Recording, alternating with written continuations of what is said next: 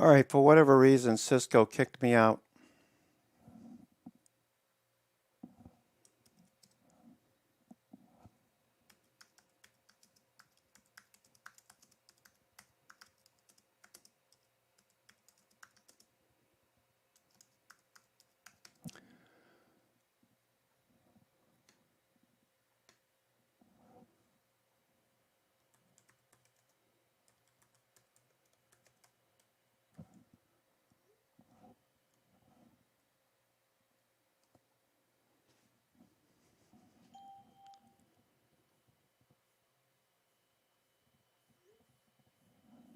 Shares of coal stocks, HCC, Warrior Met Coal popping here, BTU, Peabody Energy also popping $19.59, Bravo Tango Uniform.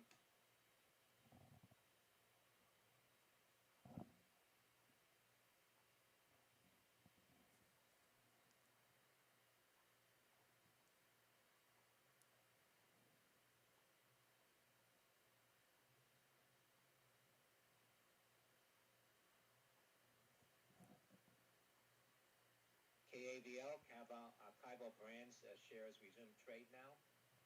Kilo Alpha Victor Lima.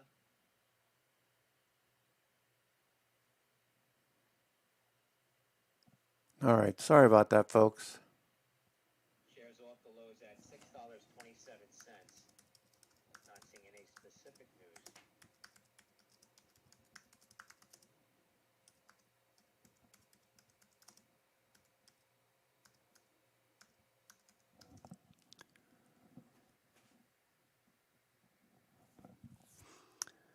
All right, AMC pulling back. All right, so I'm going to make some money on these 52s.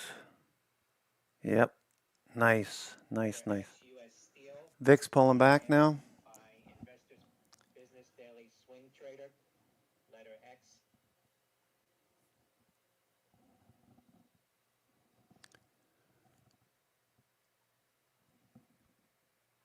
Share steel getting a pop to the high 26.87.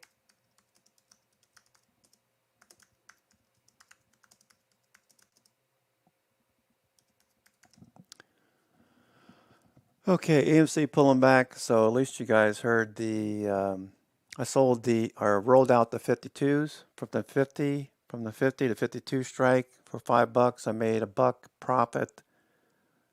Already up $1 again. These are pulling back. All right, sorry about that. I'll have to check out the specifics of Cisco WebEx to get it working the way I'd like. It was just too many manual things that I had to click. Every person that joined the meeting, I had to click to admit. That was a pain in the ass. All right, so one strike, Cisco. One strike.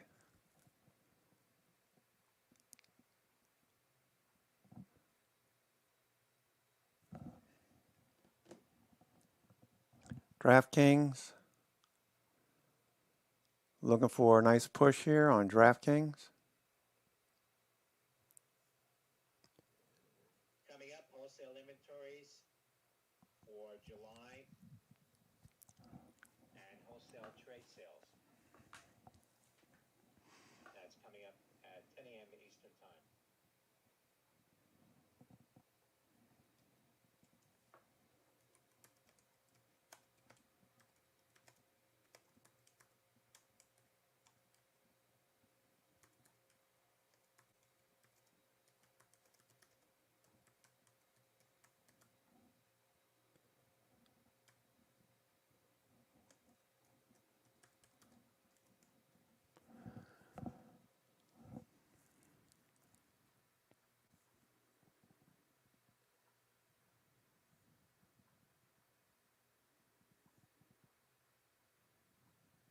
All right. All right, the Qs are trying to bounce some more. AMC's pulling back. If I make about $1, $2 on these covered calls I sent out to the 52 strike, I'll go ahead and take it today. cash it in. Okay. Nvidia flagging. Looks like Netflix wants to bounce. Facebook's at the high. Apple wants to go here. All right. FANG looks good.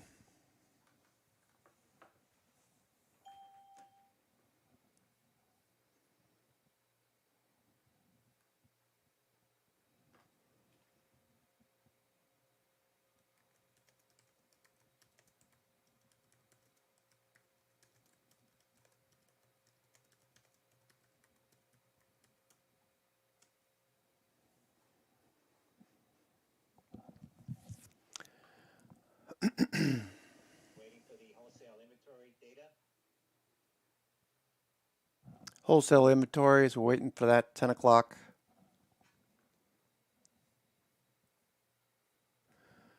All right. Let's see who is trading high volume today.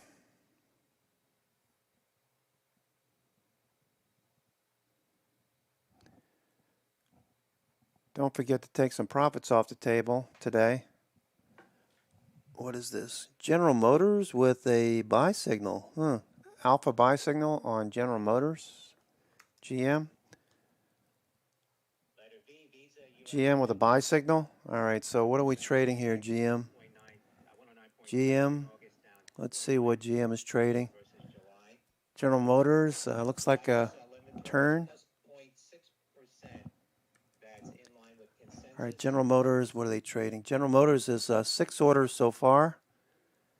The November 48 call, November 48. All right, that looks good. In the money.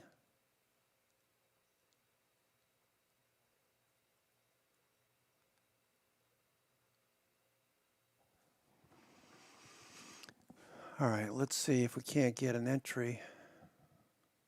General Motors, nice turn here. Got a Kirby up here to about 52.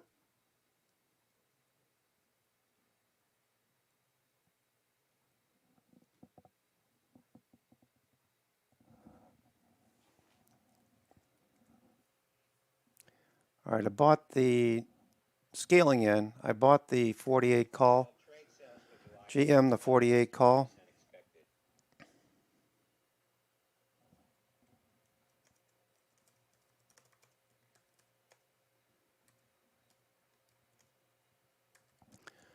$11.19.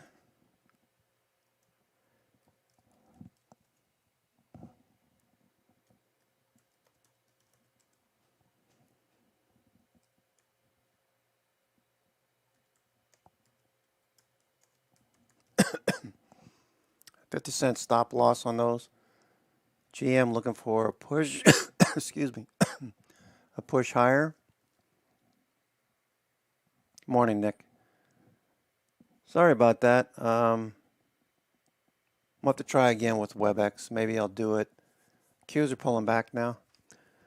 All right, let's see what's happening with the FANG stocks. AMC is holding up. Facebook is flagging.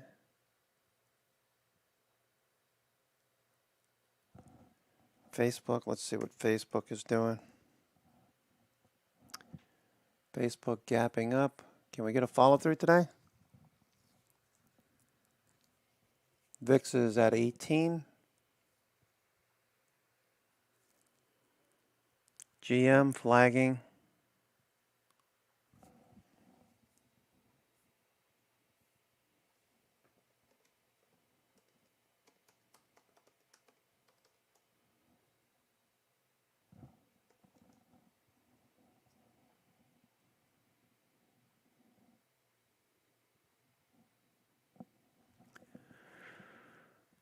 All right.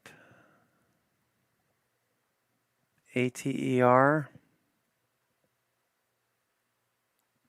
Looking for it to move higher today.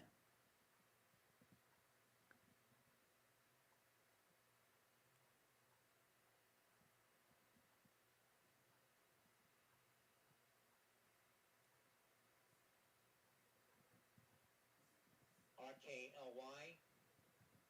Broccoli Photonics, September 12.5 call sweep, 2,000 contracts. That's Sandy Papa. That's Romeo Kilo Lima Yankee. Romeo Kilo Lima Yankee.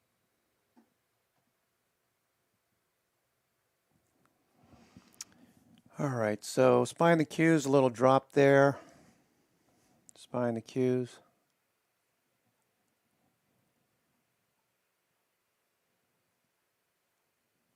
Facebook, little drop off the highs. All right, let's see what is working here. Why Rockley Photonics shares pulling back now after pop. Affirm, AFRM, affirm. September 12.5. Pulling away from VWAP, a little extended. I'm not going to chase anything on a Friday. Up FinTech for those of you who want to take the risk, is moving higher. Up FinTech is trading $15. All right, nice reversal. Could see 16, 17 today. It's got an ATR of $1.50. It's up 214. Could be an expansion day. Reversal on shorts covering. There's probably some shorts above this level, above 15. Pushing into that area right now. Shorts are covering. Could see this run back up to the 200-day. They're probably going to reset their stops overhead here. October 125 call sweep on Whiskey Delta.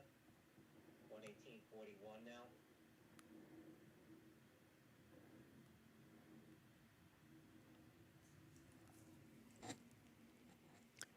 ATER looks like it wants to keep going.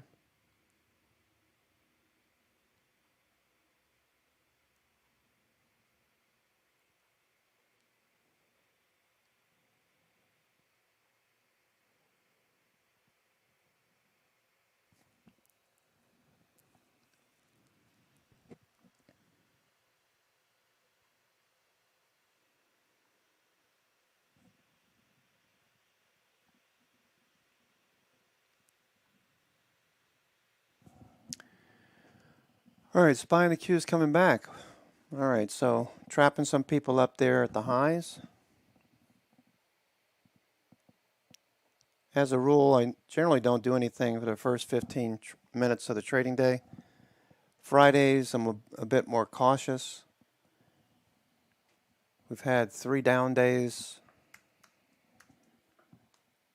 3 down days. All right, so it looks like we're going to continue lower for now. Okay, the 21-day, if the 21-day busts, the 50-day is next, most likely. This would be the 12th test of the 50-day.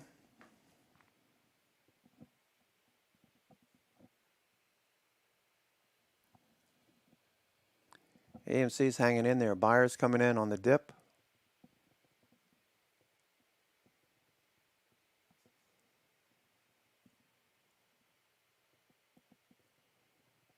GM flagging.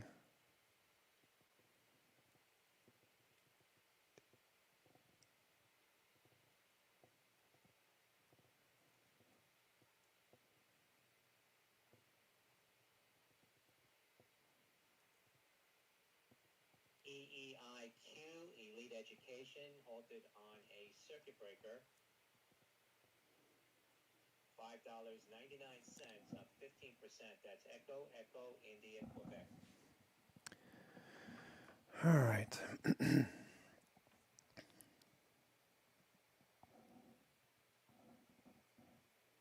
Peloton, what's Peloton? Peloton is doing 2 times relative volume, PTON.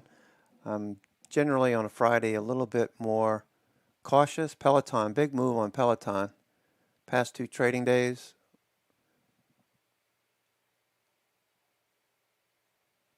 Wednesday we held this level. Thursday we followed through, and then today a big push towards the 50-day. Probably going to stop around this area. So if you if you took Peloton on the comments yesterday, I'd probably scale out a little bit here at the 50-day. Look for a little retracement maybe. This is a descending, broadening pattern or descending channel. It needs to break above the 50-day and the 200-day. It's really, you don't really have a whole lot of edge here, being that we could get rejected just overhead. And then if you do get above the 200-day, you only get about a 6 or 7 point move before you get back up to the highs. I just don't like the pattern. I'd much rather the pattern in something like Costco, which continues to move higher.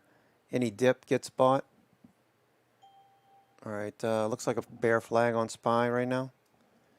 Bear flag on SPY.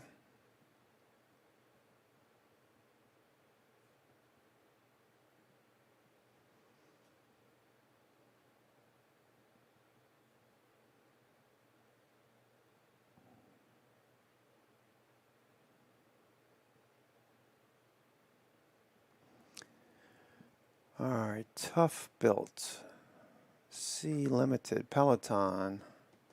All right, Root looks like it might get something going here. Root.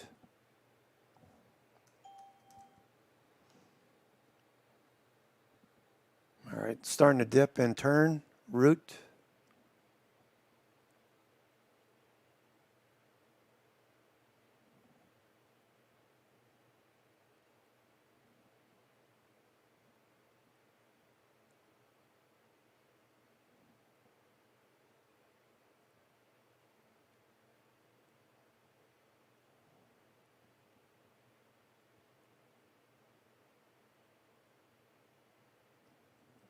Facebook looking for a follow through. GM looking for a bounce. SPY and the Q still not giving us much to go on. We got a bear flag. Let's look at VIX. All right, GM looks like it wants to go here. Let's see what the news on GM is. Is there any news on GM? They all of a sudden get another shipment of chips.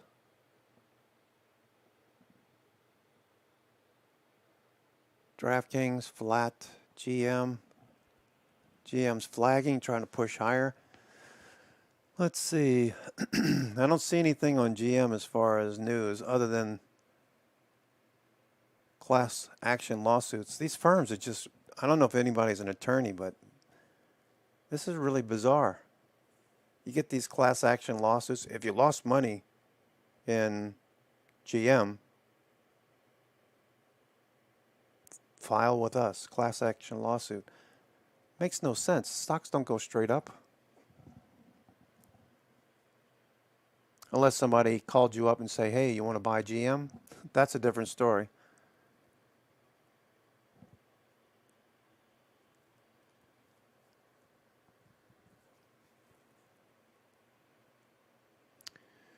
All right. Just watching the markets right now. Let's see what we have.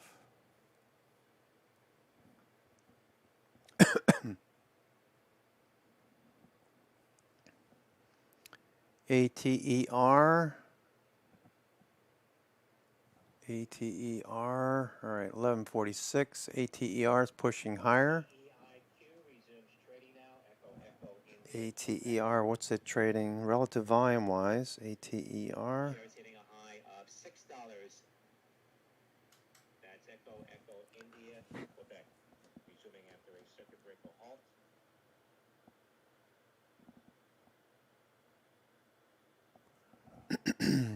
Let's see. ENDP. It's a $2 stock, $3 stock. Pays, PAYS. Pay sign. We've traded this one before, didn't we? Didn't we trade this one over here? Rob, do you remember pay sign, PAYS? Back in 2019? Pay sign, PAYS. What is this one? PAYS, pay sign.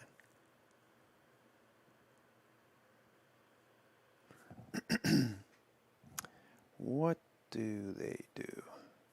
Let's go look at Market Smith. PAYS. I thought we traded this one before. Yeah. We traded over there in 2019. I remember you did really well on that run-up. Pay sign. Provider of innovative prepaid. Yeah, we traded this one before.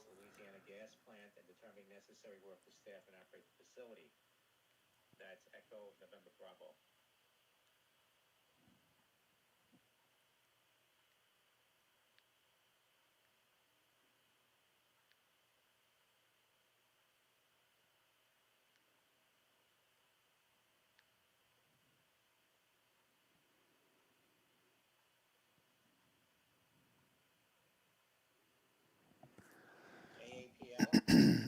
Excuse me.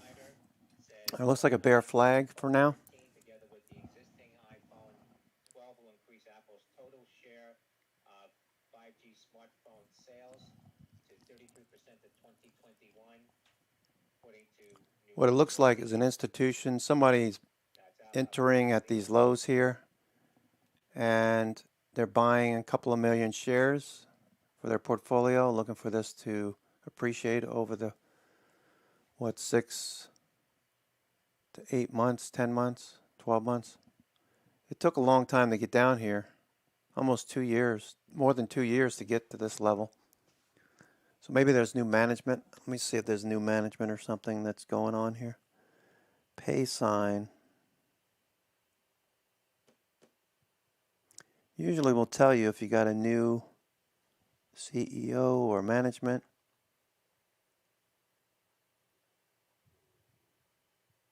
All right, it's revising its estimates back to a profit.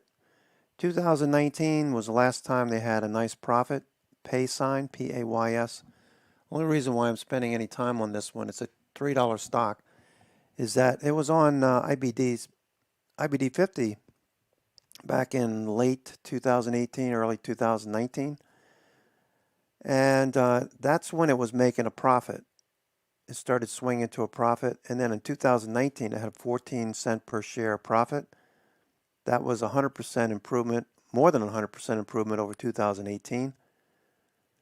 And then during the pandemic, it dropped off as people stopped going out and buying prepaid services or whatever. Now we're swinging from a small loss in 2021 to a profit in 2022. So somebody's buying down here at the lows, looking for this to rise into an opening trade, if you will. More profits. I like the idea. It's a $3 stock, so maybe a couple hundred shares for your kids and see what happens. Anyway, so that's pay sign. Let's see who's winning here on the Dow Jones and the S&P 500. Bloomberg headline, tax audit, Democrats 3.5. All right, Intel's on the move. All right, Intel's above the 50-day. Intel's above the 50-day. This one's, you had to wait 6 months for this thing to start moving. Intel.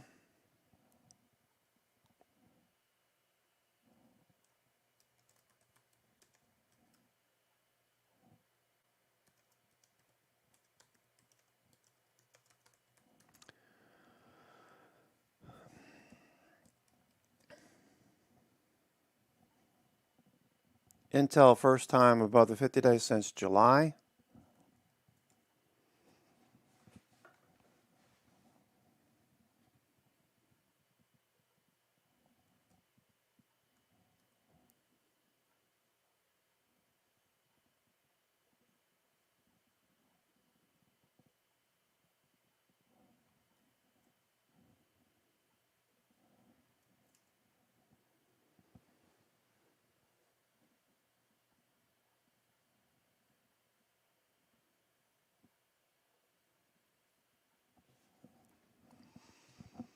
All right, sorry about the mess up with Cisco this morning.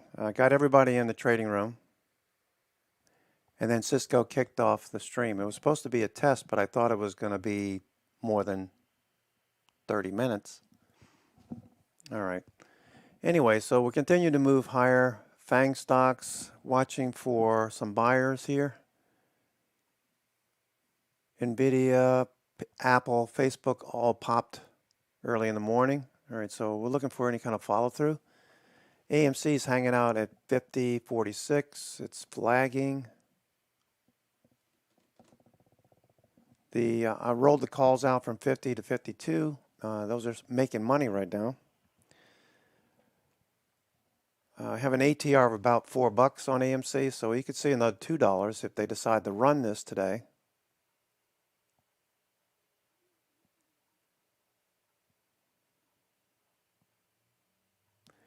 Let me see what's expiring today on AMC.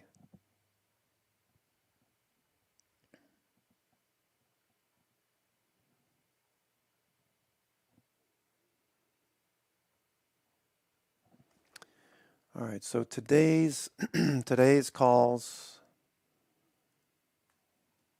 you've got out of the money, you got about 21, 30, 40, 50.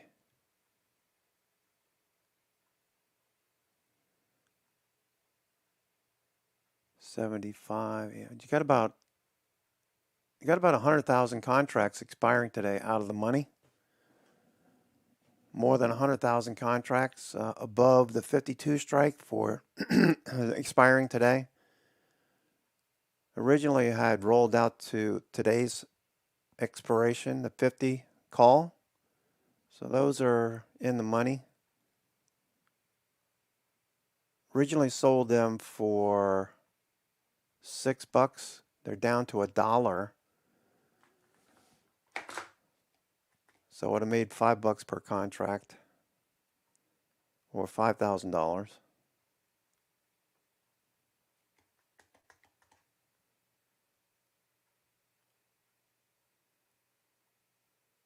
All right, so all right, watching for a bounce here. Looks like AMC wants to keep going.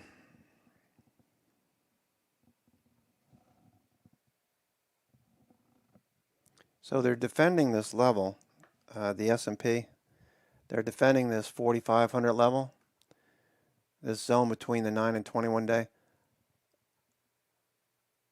I do have puts that expire on Monday. If we do drop off here, I'll probably take half of those off and keep some for Monday. If we bounce, I'll still hold on to them because never know what's going to happen over the weekend. I thought we were going to continue higher the way we were trading pre-market. SPY still looks a little weak here. AMC still pushing, showing relative strength. General Motors, yeah, General Motors.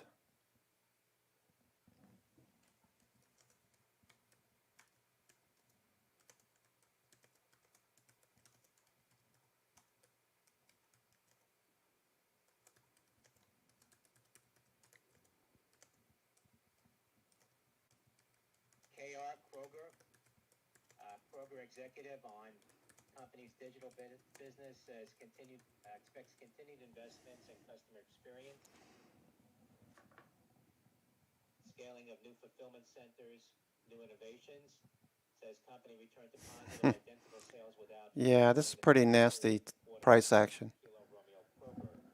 Either you're going to drop off or you're not going to drop off. All right, Qs are pulling back some more.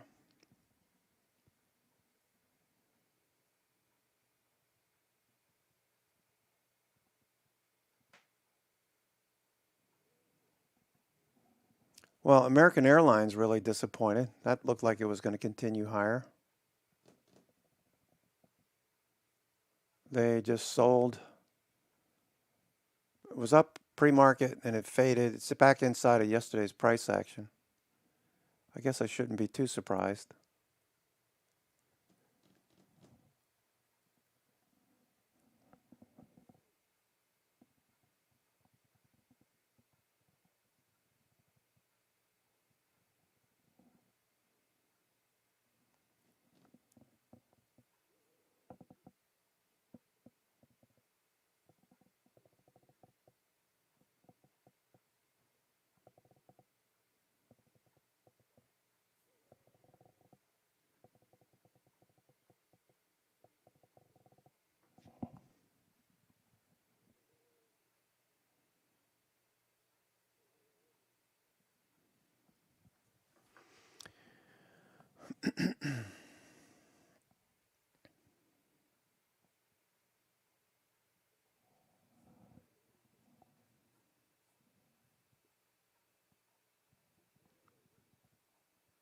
SPY.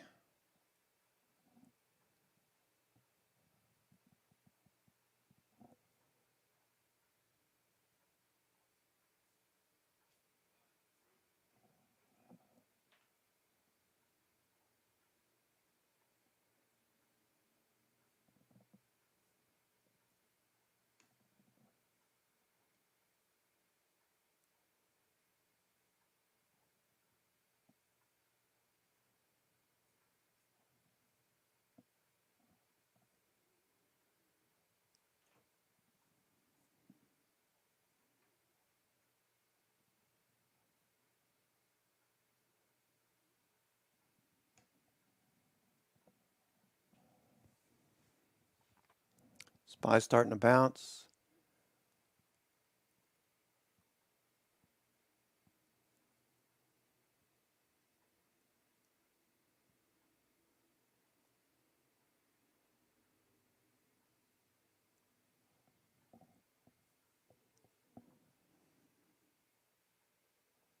DoorDash, Grubhub, Uber Eats, Sue New York City over restaurant e-caps. That from The Verge. That's DASH, GRUBER. All right, so watching shorts cover now. Shorts are covering. New core. I see B-Man talking about new core.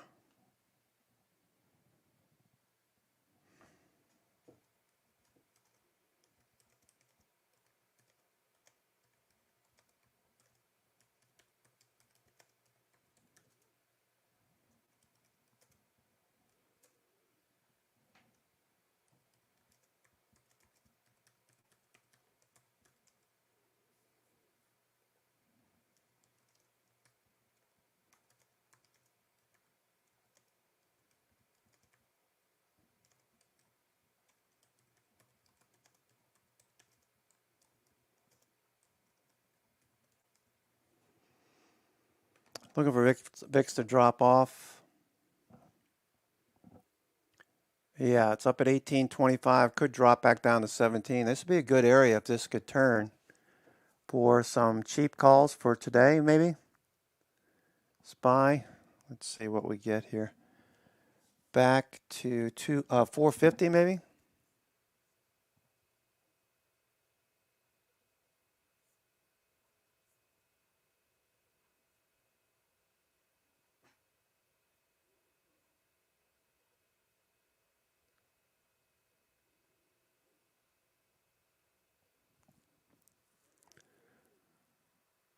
Maybe we can get back to 450 if we can get VIX to drop off now.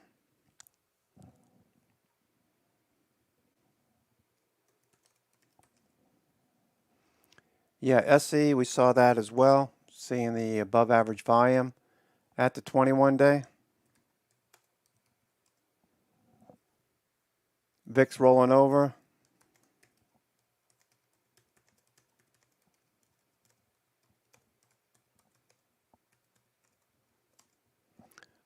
$0.50 on the 450 call.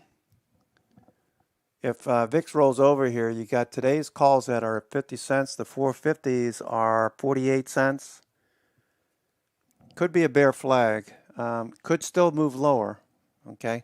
All depends on VIX. What does VIX do? So if we get a good signal with VIX, I might buy these for 55 cents or better if VIX drops off. Only if VIX drops off. So far, it looks like a bear flag. You might be able to get these cheaper, actually.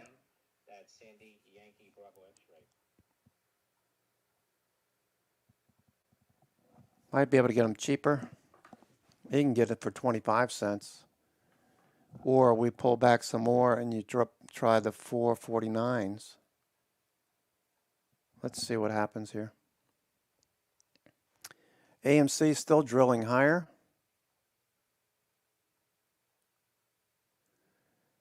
AMC doing really, really well.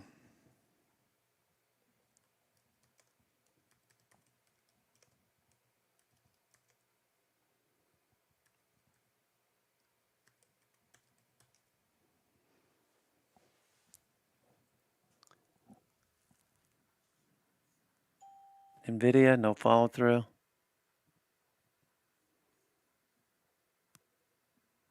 GM looks good.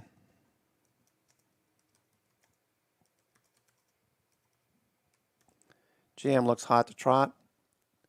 All right, SPY's dropping off now, so VIX is pushing higher. Okay, so wait on those SPY calls, probably get a better entry. And I would look at maybe the 449s. For now, though, the trend is down. Feels like they've been selling this morning from the open.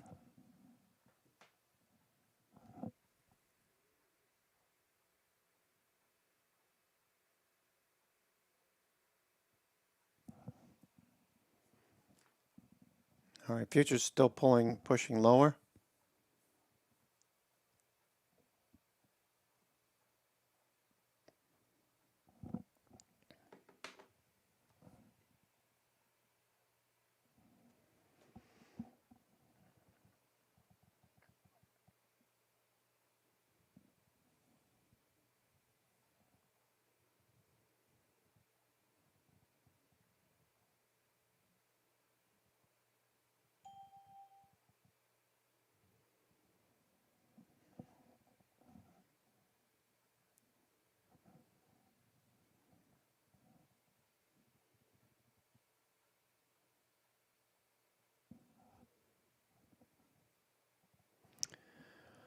All right, so SPY's still falling off here. So no good signal. VIX popped up to the highs. All right, got some interesting moves here. ATER ripping.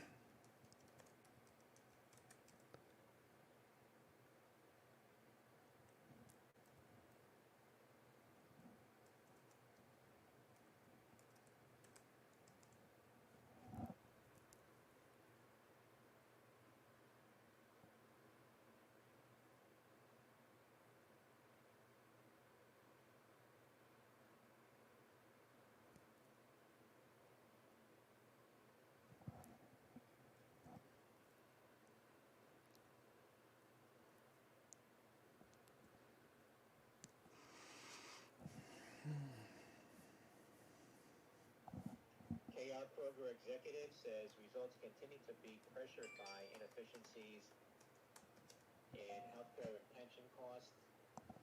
ATER, nice ripper there. Second half saw higher inflation in some categories. All right, NVIDIA falling off. Where it makes sense. Supply chain costs remain elevated. That's Kilo Romeo. VIX is still going. You got those SPY puts for a hedge. If you bought the 446s yesterday, excuse me, the 448s yesterday. HXL, XL shares spiking to the highs 55.44. Hotel X-ray Lima. All right, all the FANG stocks are getting sold right now.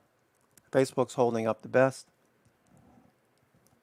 ATER is moving higher. From Gordon Haskett saying that ATER cleared the 50-day this week on shares spiking. Wednesday. And look at this Kirby over here. ATER, I think I marked this up. On Hotel X-ray Lima. ATER is up another 25% today.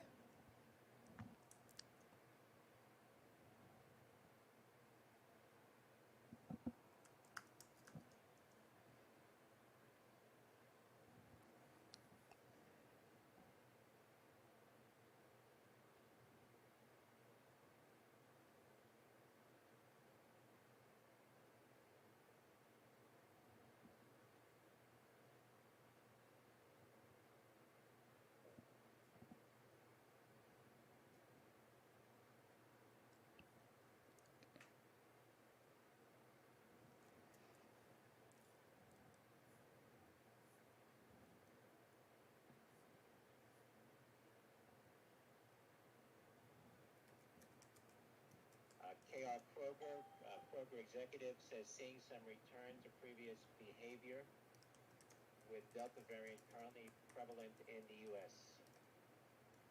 That's Kilo Romeo.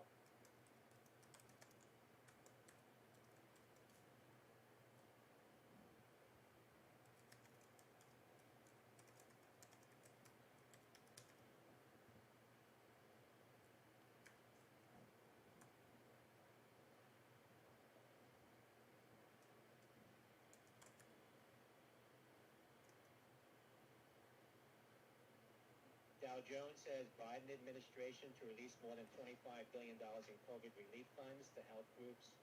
Approved funding to cover financial. Our ATR is clearing this Kirby. You can see what happens when you clear the Kirby.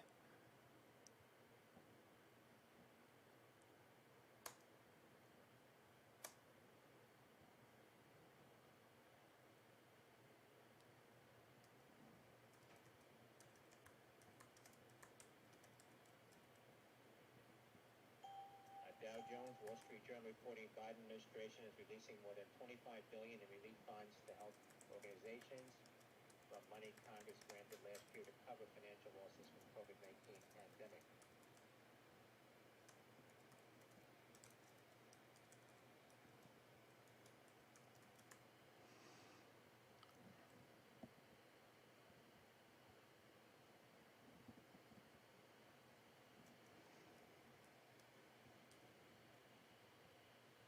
Shares of Hexcel continue to spike here. Hotel X-ray Lima 59.46.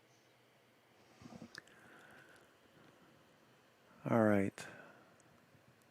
ATER looking good.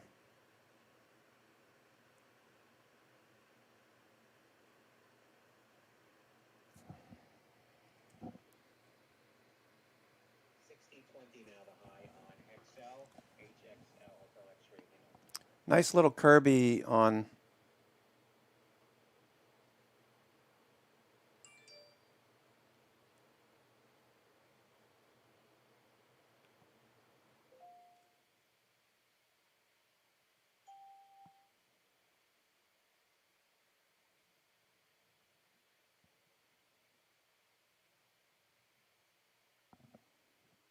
All right, SPY. ATER doing well.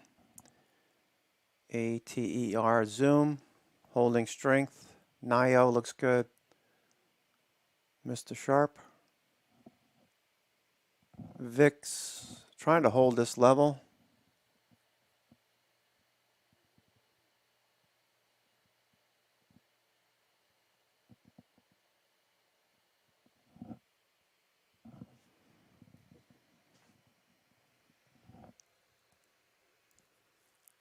All right, see if we can't reverse and move in the other direction. Now, if VIX rolls over here, I'm looking at SPY calls. 449s for today. 449s for today.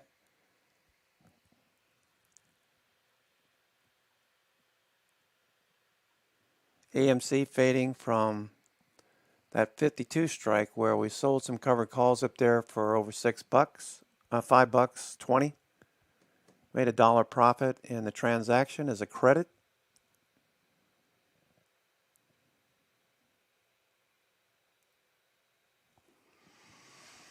Selling premium on stocks options that have implied volatility greater than, I like to use 100%, but anything over 50%, you want to start thinking about maybe spreads to make your position cheaper, or start to think about selling premium as IB continues to climb on AMC. The option writers are loving this. I can tell you they're loving it. I'm loving it because this is about the 13th trading day where we've sold covered calls and scooping up a dollar, anywhere from $1 to $2.50 per day per contract.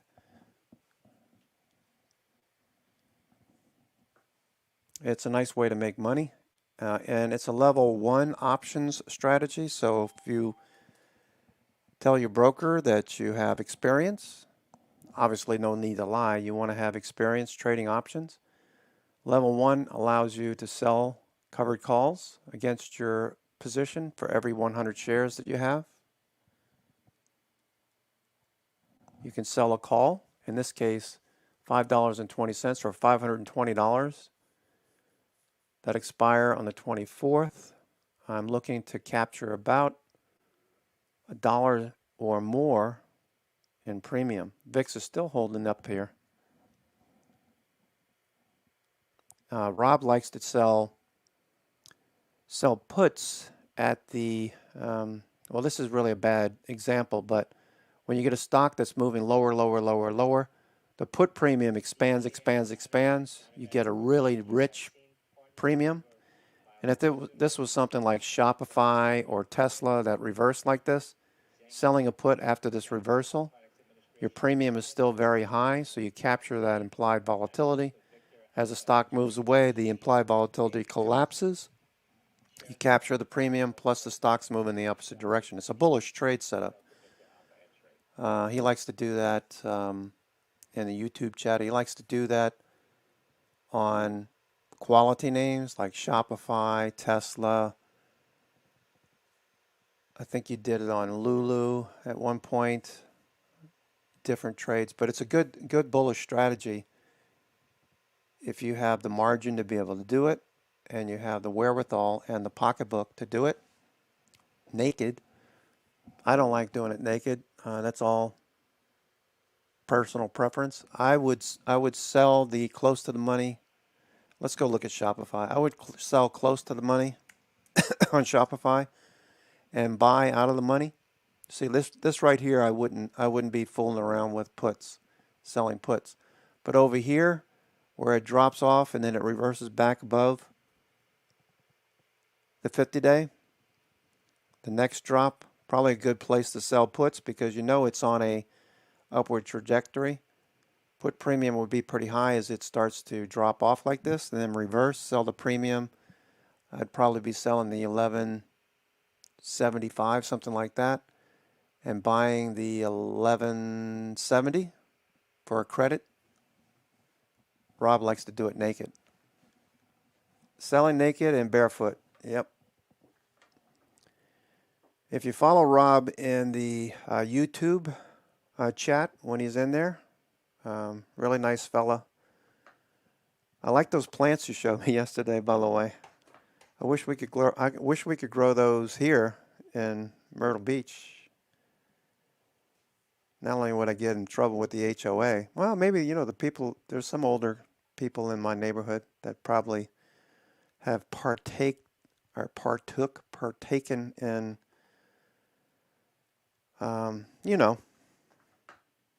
certain things, endeavors, maybe not inhaling, but like Bill Clinton,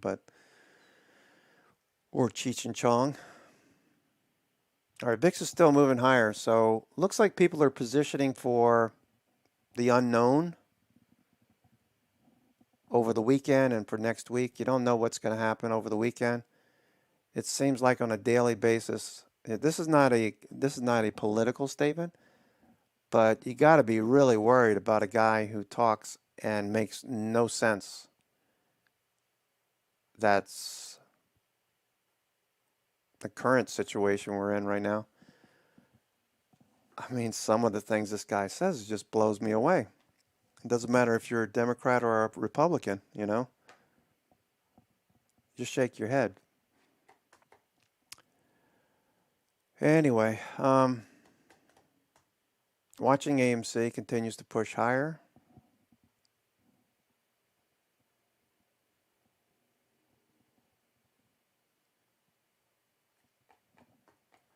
All right, so right now, think about it this way. Fridays, you've probably seen the most that you're going to see in the markets. If we just continue to sell off, I really don't see that happening. Let me see what the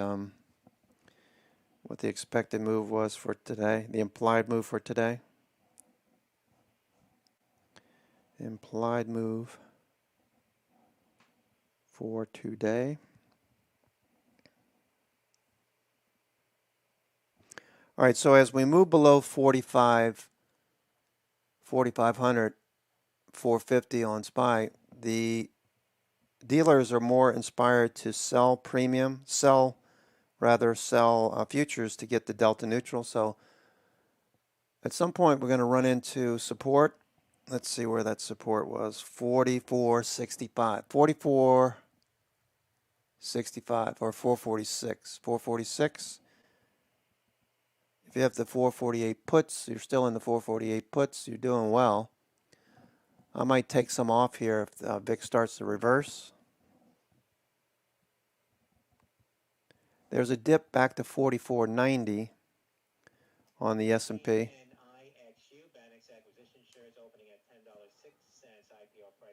All right, so 44.90. All right, we're pushing on this like a rubber band. This is going to snap eventually, probably sell some more. It'll be a 2.8% drop from the highs, just shy of 3% to the 50-day. I could see us test that first.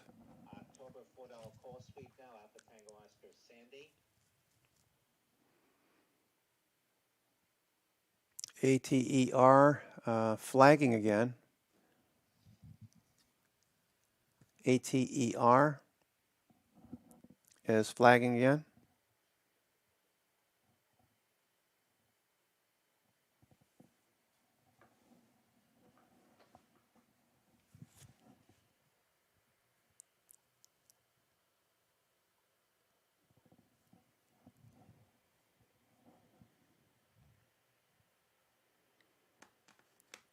ATER, look at that volume on ATER's daily chart. There's what, about 180, about 300 million shares have traded hands over the last 10 trading days since it bounced at $3 and change. ATER, look at that move. Wow, that's a pretty impressive move. This is setting up what's called a high tight flag pattern. High tight flag.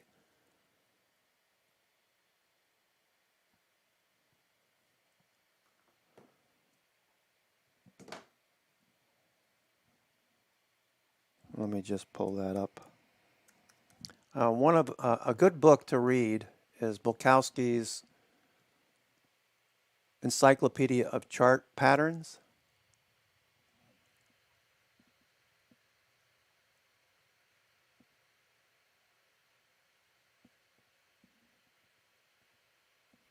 All right, watching ATER.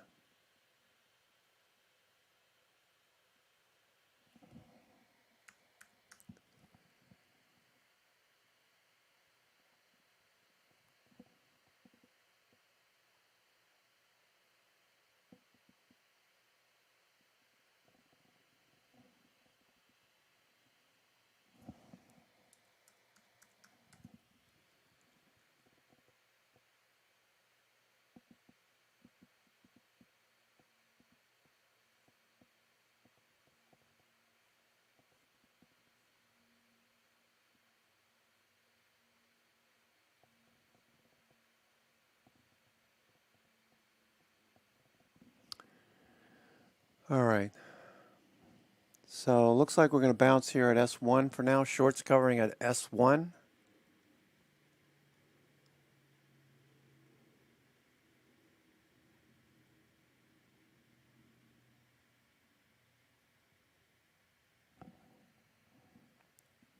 All right, let's see if we get a bounce here.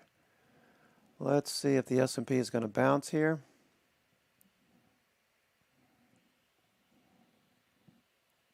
Okay.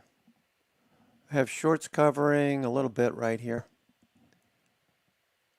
MACD is still dropping pretty hard. RSI has yet to get to oversold. So we won't have a good setup until we get there. Oh, you know what? You know what's starting to happen? I just remembered.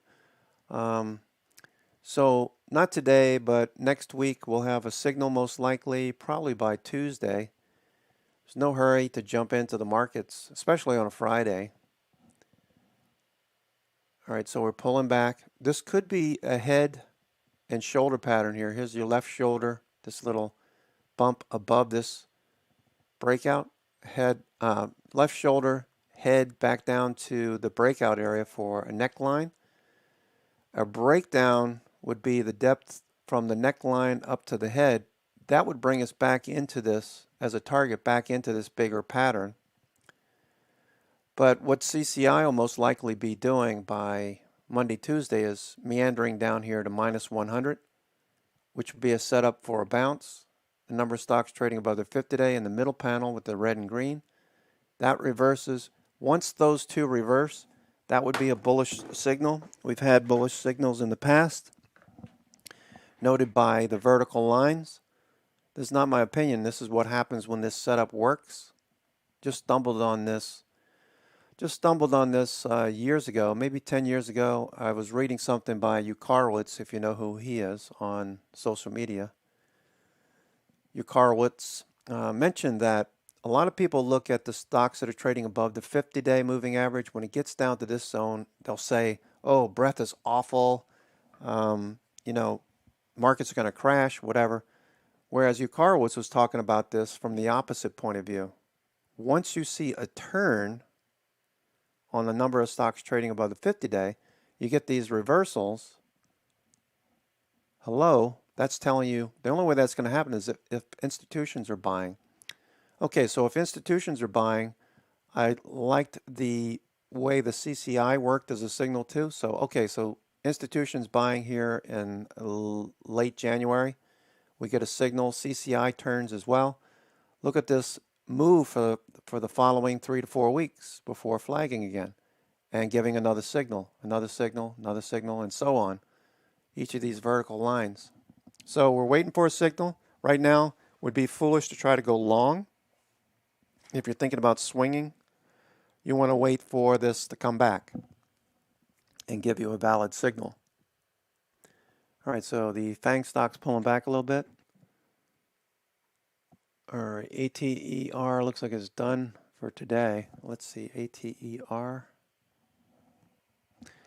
We just had that up. So you got a signal there setting up probably next week on the S&P Equal Weight Index.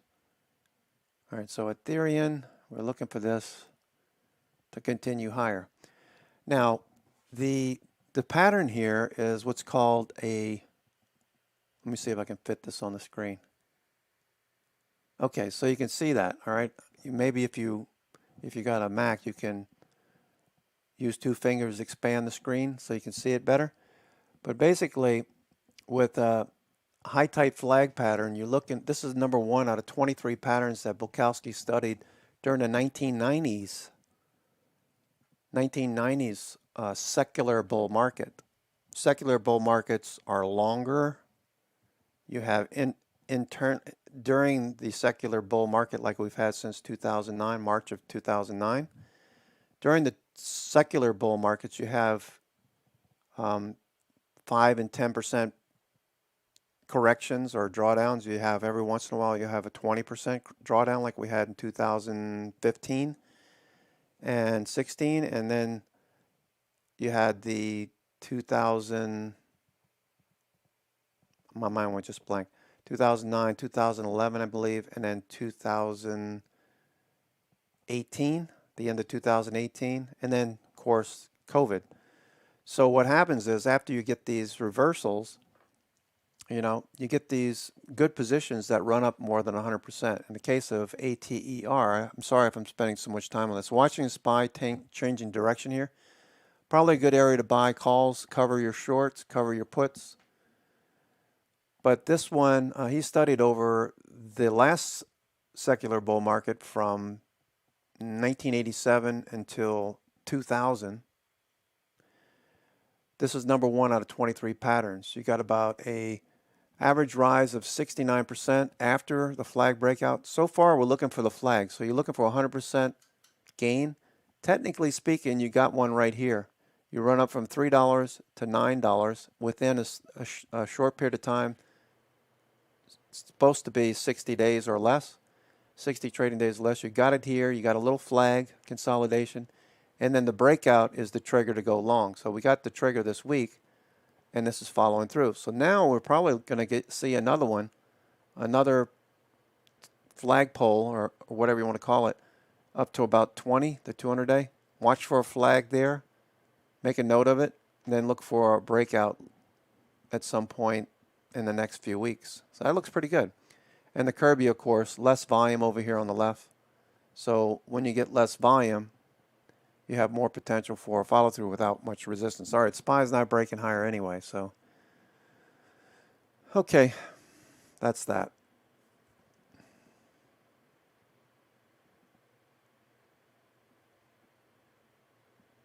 Bloomberg headline. VIX is moving higher. China trade probe in bid to pressure Beijing. ATER pulling back some more.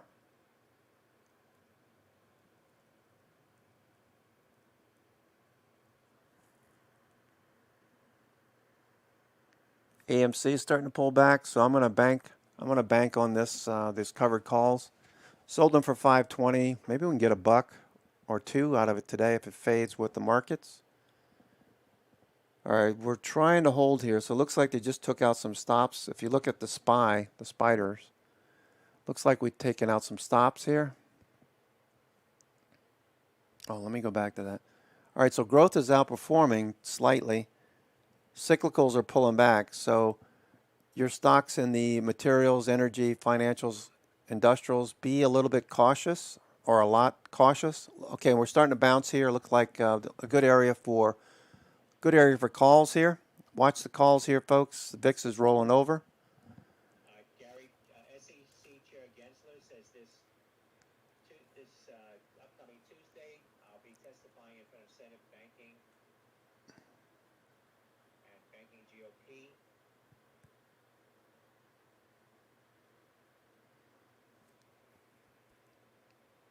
All right, GM flagging.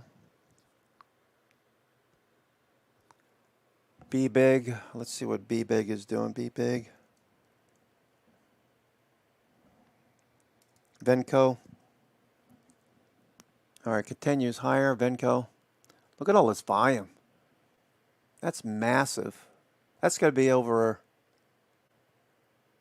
what, 1 billion shares? 1 billion with a B trading your hands? Close. That's right there. It's 369. Those three big spikes. That's 369. 900 million shares trading hands in 3 days. Wow. Wow. Somebody think something's going on here, or is it just a Reddit squeeze? Anybody know? I haven't been following that closely.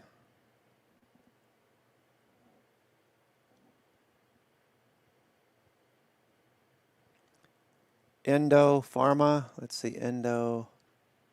The high of the day, 33. 333. That's off the high of the day.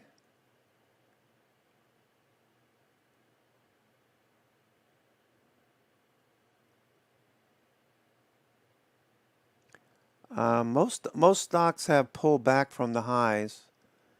You might get some opportunities here, like Peloton.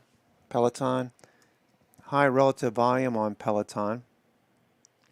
Trading 2.7 times RVOL. Peloton had a big move.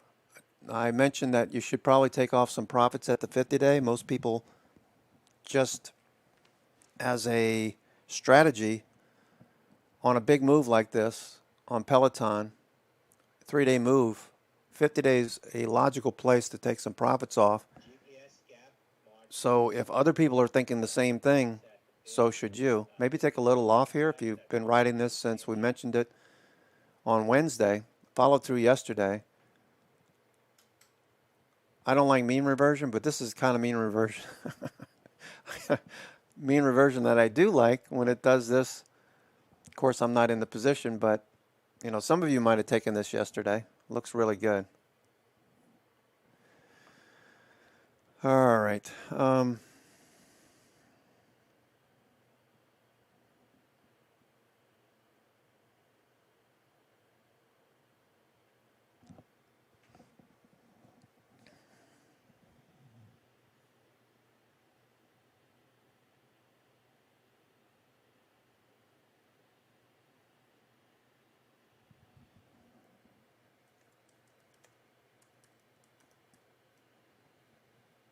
It's 11 o'clock.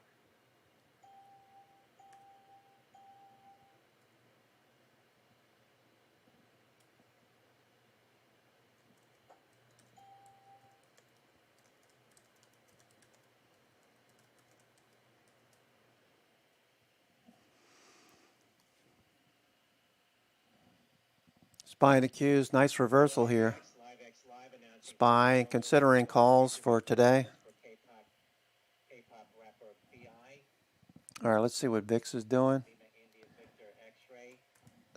What's VIX doing? All right, let's see what we got here.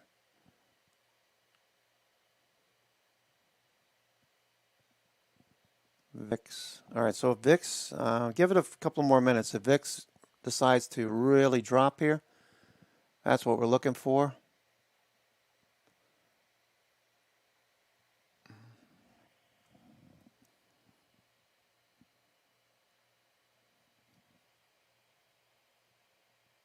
Cheap options play. You've got today's options or Monday's options.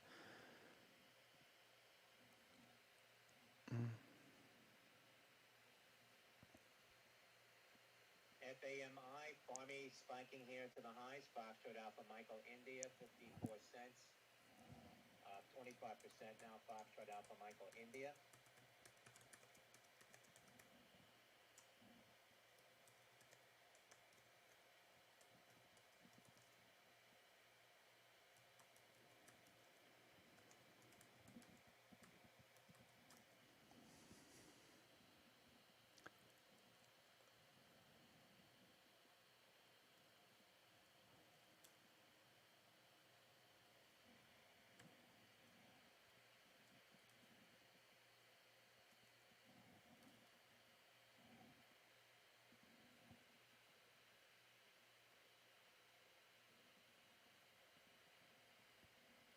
ATER, Aterian, more fall activity today. The September $10 call sweep out the Tango Echo Romeo.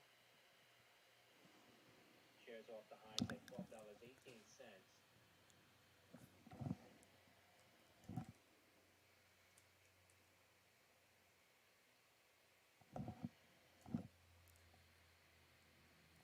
Ethereum, ATER. All right, just off the highs here. The 1250 call is trading heavy. Moment, tweeting now, Arizona marijuana tax revenue exceeds $20 million in August.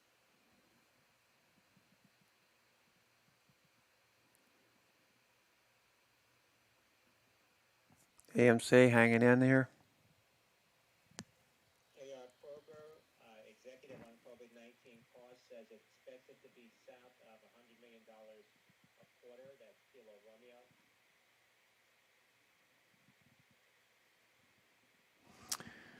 All right, so we're going to turn here or what?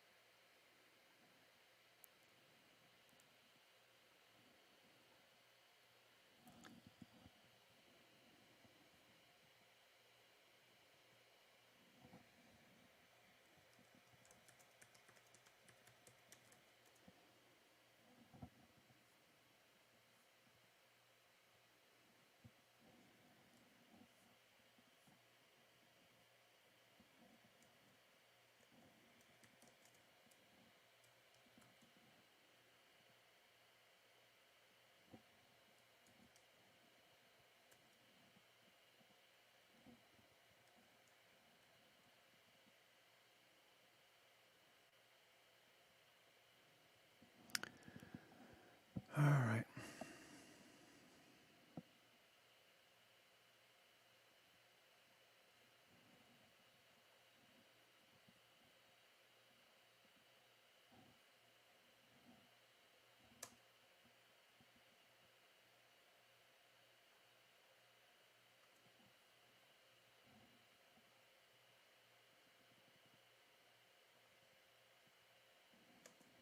FT Facebook, TechCrunch reporting WhatsApp will finally let users encrypt their chat backups in the cloud.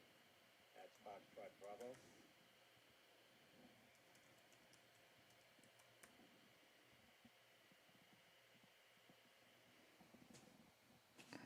All right.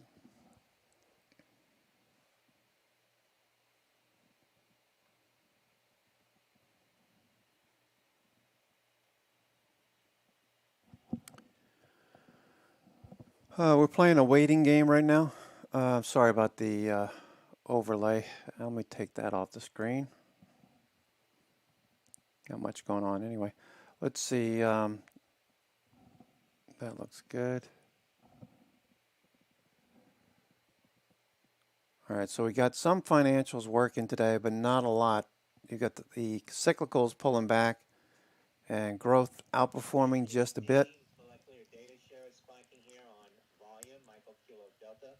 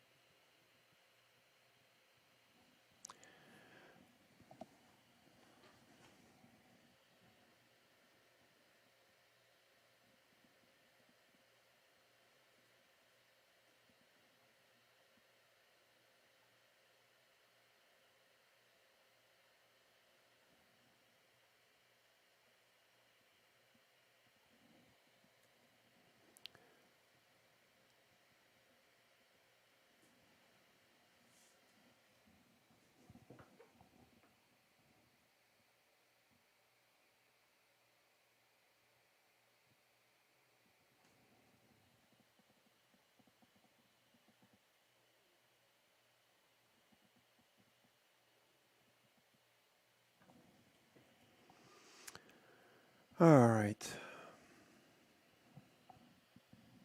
Waiting for VIX to drop off. Nothing yet. So we don't have a signal.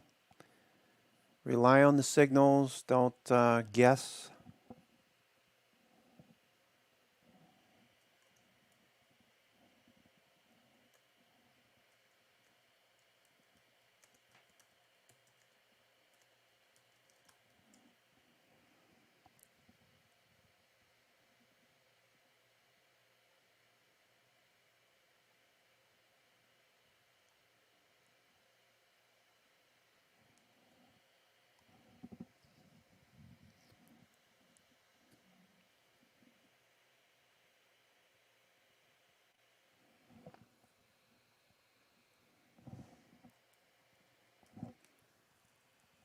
All right. AFRM is on the move.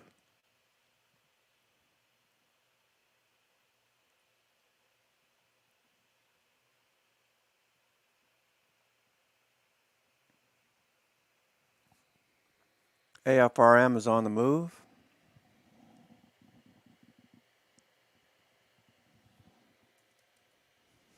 Russia summons U.S. ambassador over alleged U.S. interference in election. Russian agencies reporting, quoting a diplomatic source.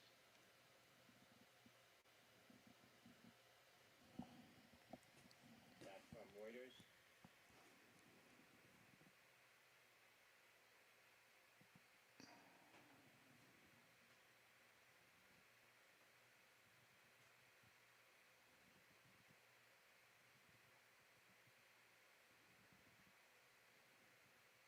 ANY, Sphere 3D, 13G filing out on Alpha November Yankee.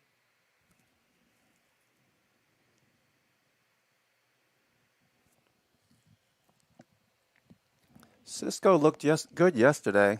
Not so much today, right? Cisco, being a Friday. All right, so this is a good example of when a stock pulls back and waiting for the second bullish day. All right, so yesterday this candle prior to today looked really good. You had it was trading in the upper half of the daily range. At the time we were looking at it, it was trading just shy of 59. So while this still looks okay, it looks less okay than it did yesterday.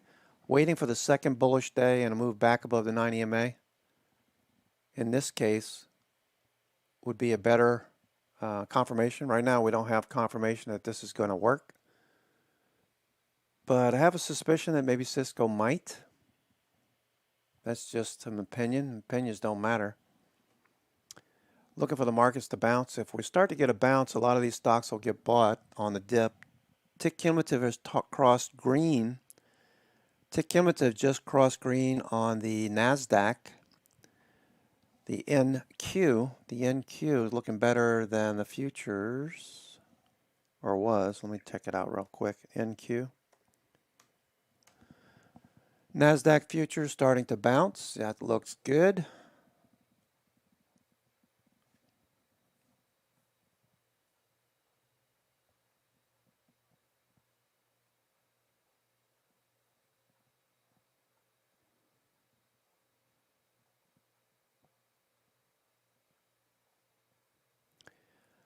Okay, we got a buy signal on the 5-minute futures. Buy signal on the 5-minute futures. Futures.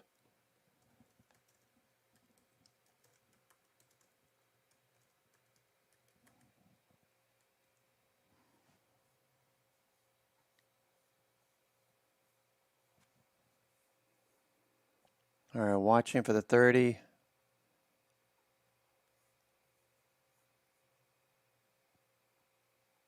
Minute to turn as well. That would be nice. All right, let's see.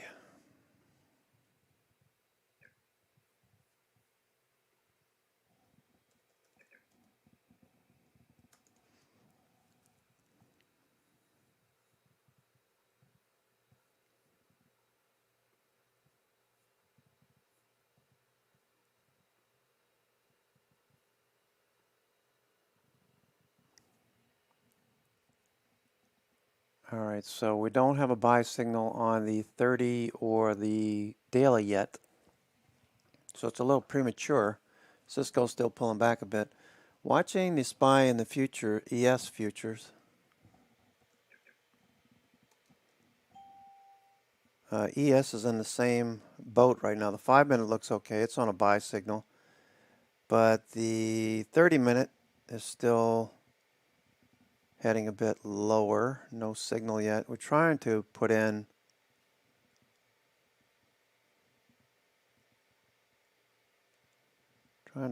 a reversal here on the 30-minute.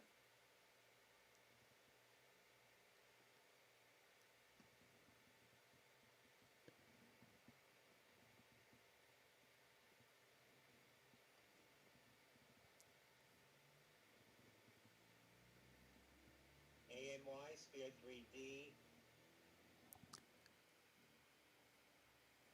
Seeing now the September $8 call sweep on Alpha November Yankee, that 13D filing out a little while ago. 13G filing, correction on that. That's Alpha November Yankee. All right, so Cisco, no follow through yet. Tick cumulative showing they are nibbling down here. Institutions nibbling. We've got 1-to-1 up-down volume. Keeps fluctuating between up and down, leading.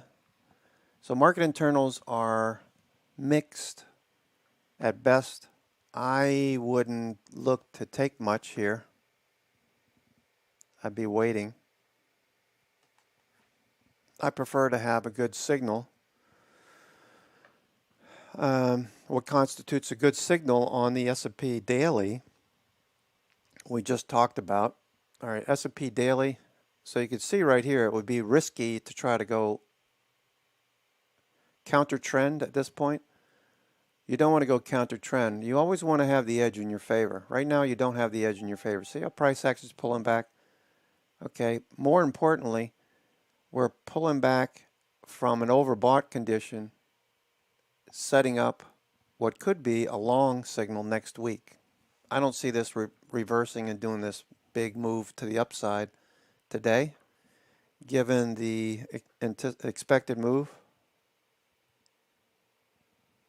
Yeah, I like AFRM too, Frano.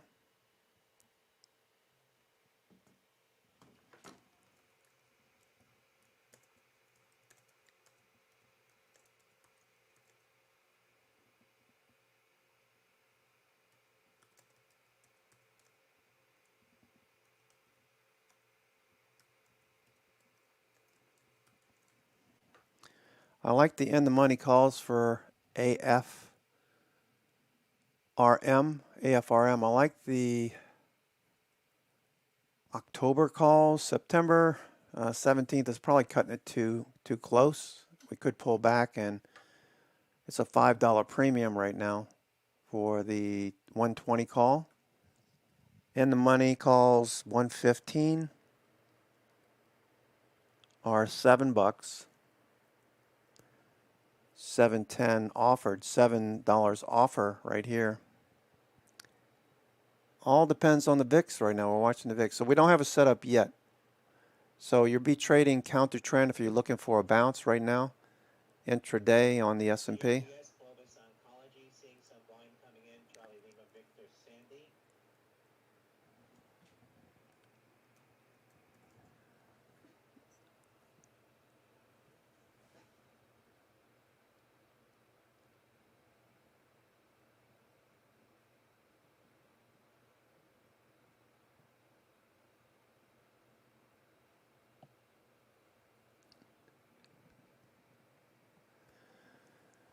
Clovis Oncology, seeing a pop here in volume. CLVS pop in volume.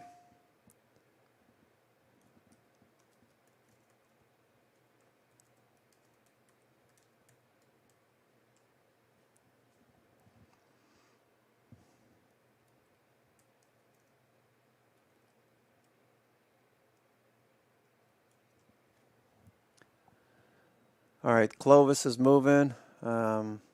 About 450,000.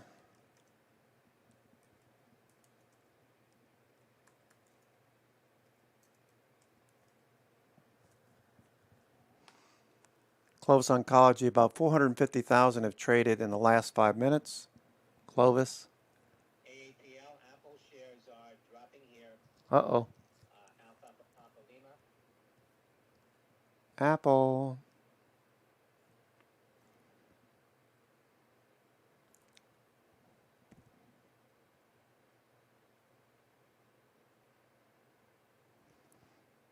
HXL, XL spokesperson on Honeywell M&A rumors says there is no basis for this recent rumor.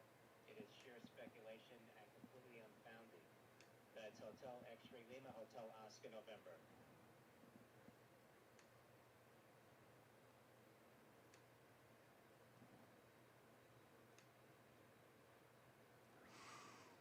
All right, so this 3-day pattern has been descending on the S&P.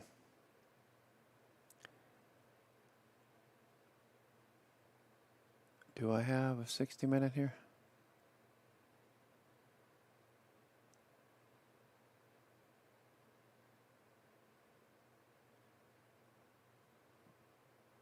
Yeah, whatever. 60-minute chart, you can see this downward sloping pattern. All right, we're below the 130. That's the 20 EMA on the daily chart. You can clearly see the downtrend. We started suspecting a downtrend once we closed below the 20 EMA. On Tuesday, going into Tuesday, we're already below the 20 EMA. On Friday, late Friday, looked like that was going to be playing out. Into Tuesday's, we had a little pop and then a fade. Wednesday, Thursday, I believe you guys were trading puts. Watch VIX still moving higher here. An Epic Games antitrust lawsuit against Apple. That's Alpha Papa Lima.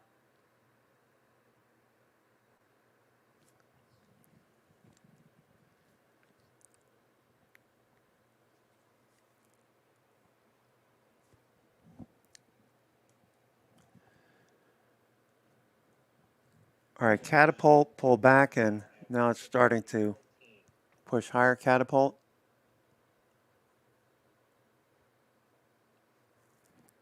It's at the 50-day catapult. Last night it was up around 7, what was it, 7:30, 7:40 after hours. Looks like buyers are coming in again. All right, Apple pulling back. AMC is right on VWAP. All right, VIX, looking for VIX to roll over. It's been pretty persistent, very pesky today. Very pesky today.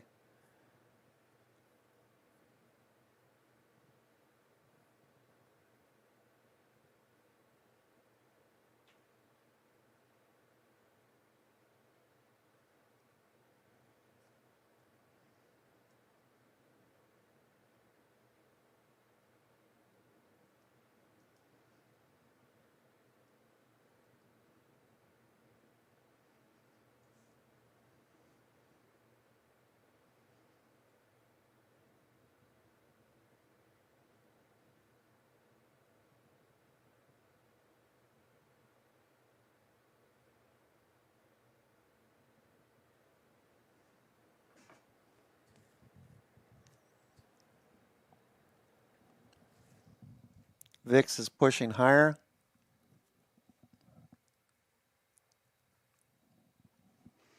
I don't know what has traders concerned. Is it more of fear or just volatility picking up? There's not a lot of options expiring today, so Gamma's not coming off. AAPL, Apple judges Apple's conduct in enforcing anti-steering restrictions as anti-competitive. Wow.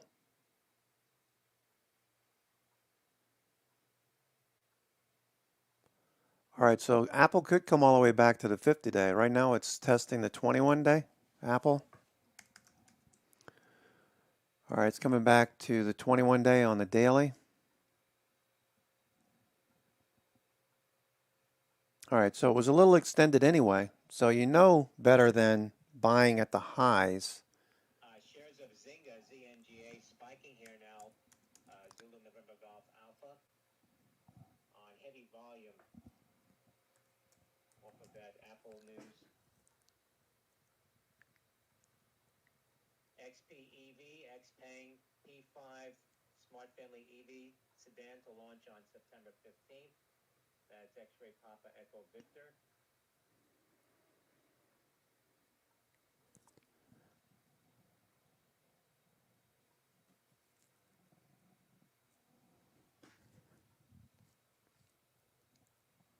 Zynga,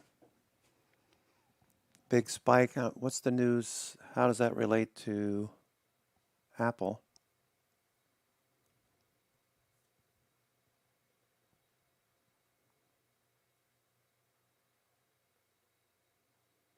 Shares of Zynga now hitting $8.74. Zulu November Golf Alpha. The judge says she finds in favor with Apple on all counts except with respect to count 10, which relates to violating California's unfair competition law.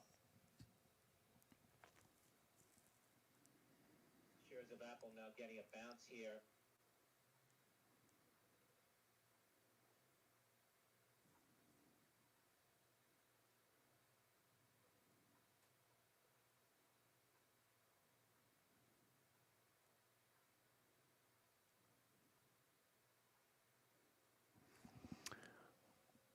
All right, VIX, looks like VIX wants to roll over.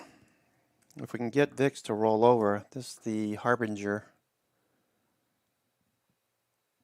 of good or bad things at this point. Good if you're bullish, you want VIX to drop off. Good if you're bearish, you want VIX to continue to spike. VIX is holding at the highs. This seems to be the area where we start to see a fade.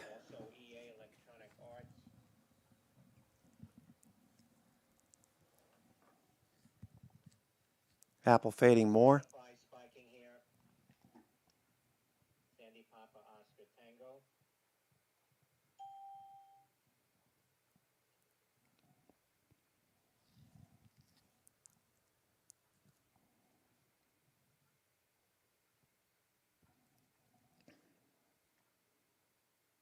judge says she does not find that Apple is an antitrust monopolist in the sub-market for mobile gaming transactions. Apple, um, American Airlines. That looked so good yesterday. What a trash move here on American Airlines. Appointment of first chief communications officer, Delta Oscar Charlie uniform. Wow. Almost doing a PayPal move. Remember PayPal the other day? PayPal did this. Doing it again. PayPal. PayPal looked like really good on Wednesday at the high of the day, and then it reversed end of day. Price action still hanging out right at the 50-day. Maybe we'll get something next week on PayPal.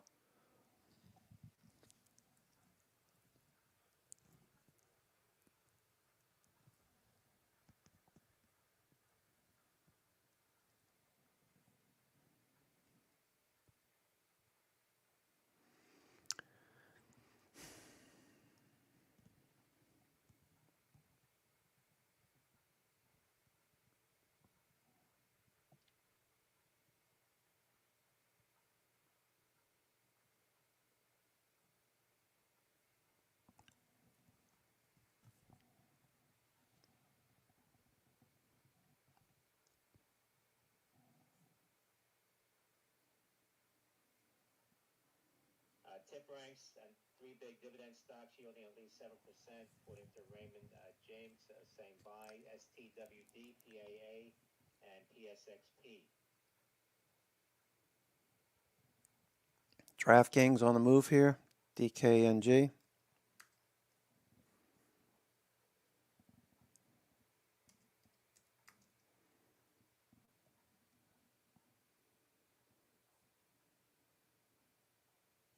DKNG. DraftKings. All right, so Doji is trying to push into this area. You can see where there is some resistance. Continuing lower, 151.49.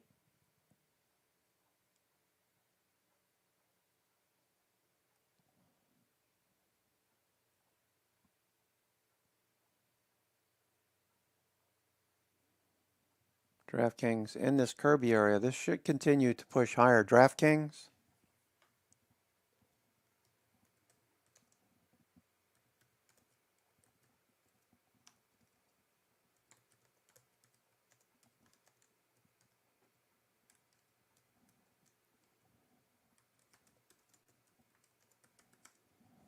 Above VWAP now, DraftKings.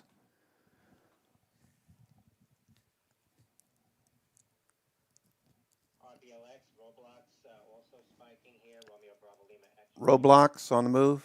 I think Nick is in this.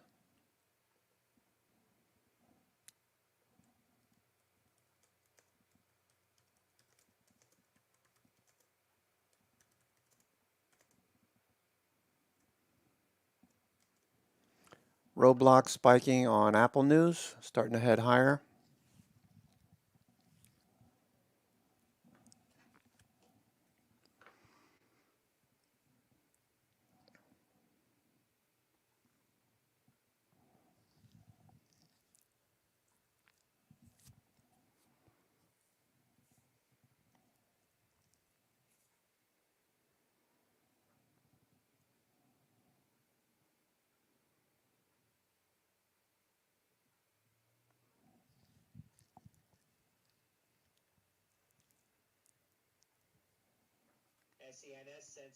Senseonics September $4 call sweeps. VIX is still pushing higher.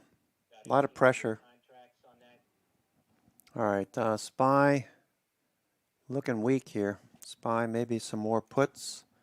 If we lose this low right here, SPY is probably going to drop pretty fast.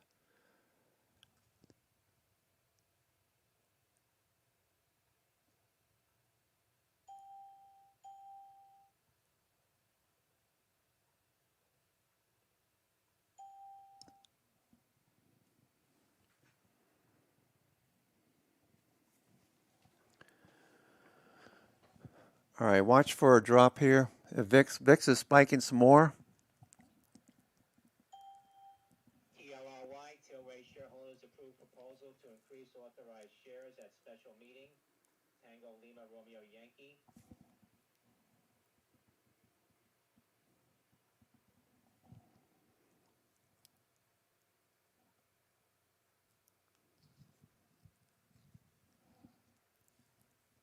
On Apple, judge issuing injunction restricting various Apple activity toward app developers.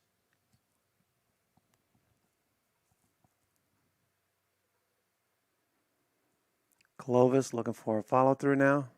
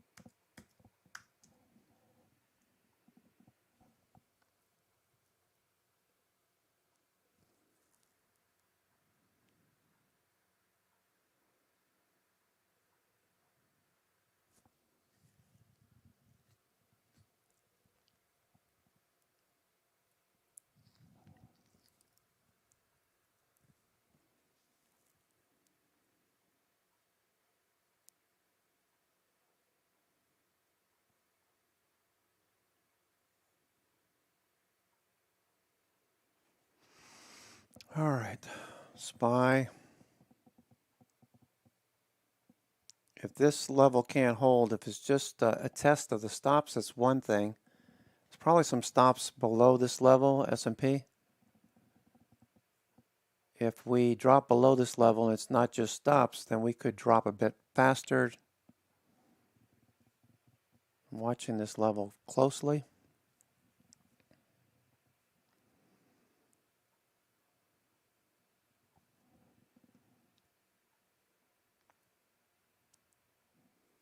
SPY, watching VIX. VIX is at the high of the day.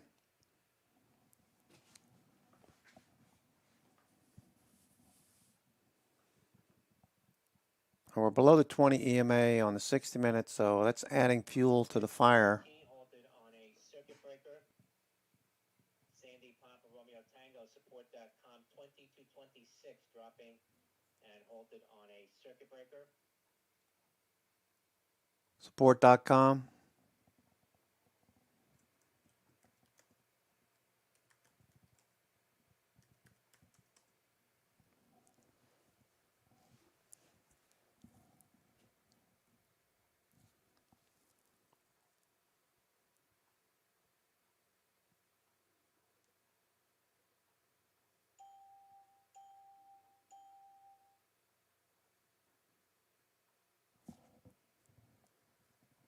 Support.com shareholders approving the merger with Greenridge Generation Holdings. That press release out now.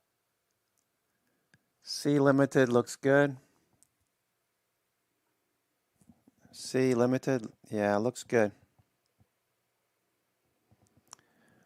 All right, SE. All right, it's up $9. SE has an ATR.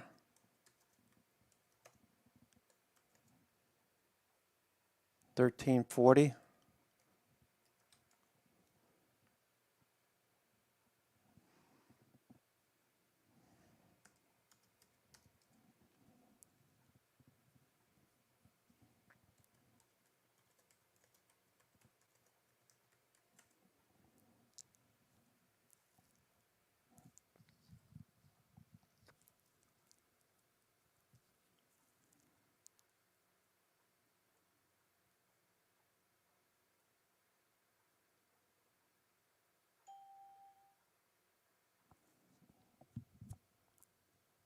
Rather slow day today, all things considered.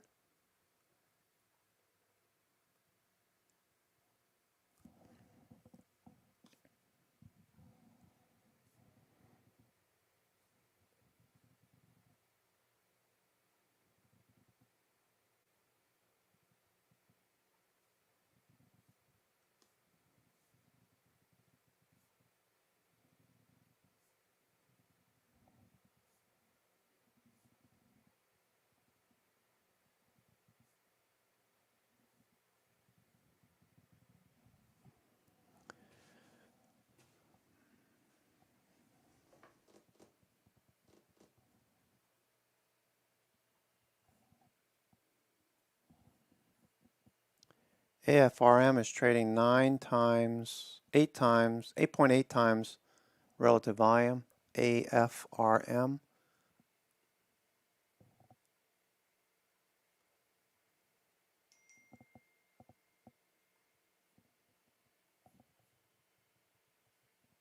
AAPL Judge awards Apple damages equal to 30% of revenue that Epic collected from users in the Fortnite app on iOS through Epic Direct Payments since August 2020. That's Alpha Alpha Papa Lima.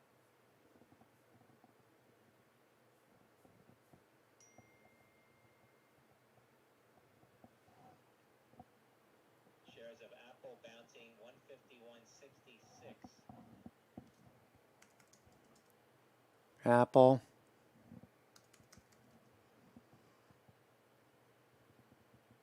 Right at the 21 day. APTV active on their conference call. CFO says in Q3 companies seeing significant constraints from COVID-related impacts in Southeast Asia on semiconductor supply, Apple. given COVID outbreaks in Just like shorts covering for now. around the Delta variant. If Apple's going to be a good trade, it'll be a good trade next week. I wouldn't chase it here thinking that you're going to get the best entry. You might get surprised. You might get a good entry. That's Alpha Papa Tango Victor. You might miss an opportunity. If this starts to go higher, maybe you do a scalp. I don't know. I'm not really interested in chasing it, though, even on the news. Looking for a bounce in Apple. I'm sure some people will try to scalp this one.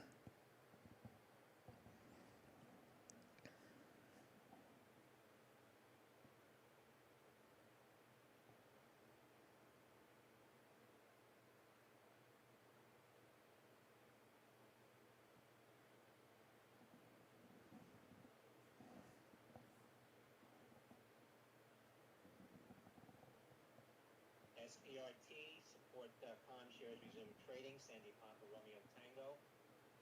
2320 now. Again, that merger approved by shareholders. Sandy Papa Romeo Tango.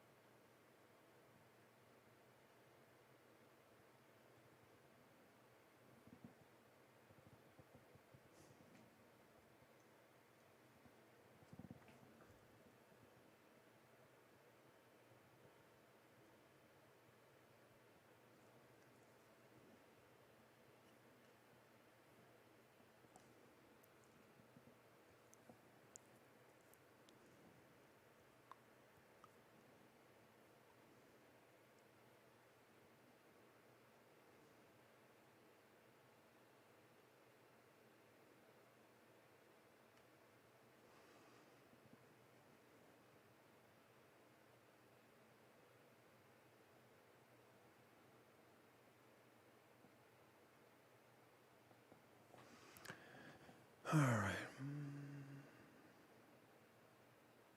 AFRM grinding higher.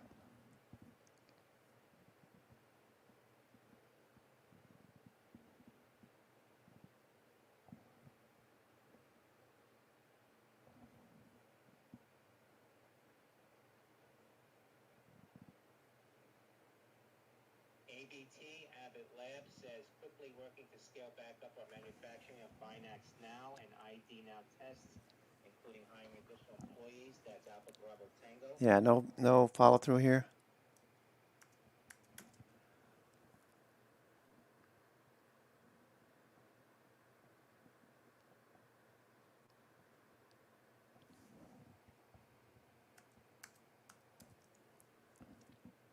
AFRM continuation.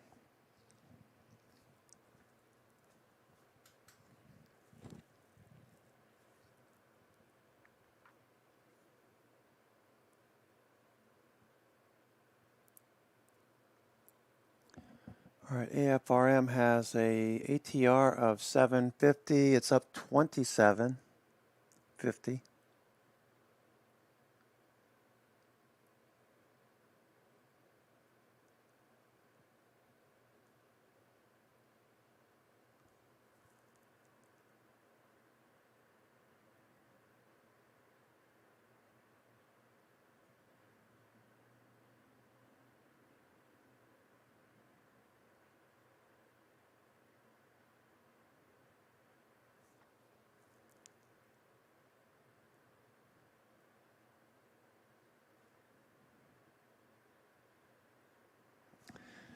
All right. SPY's just hanging in there.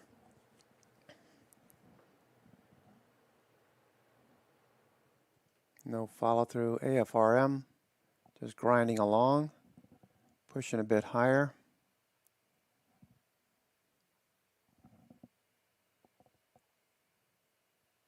Volume has been significant.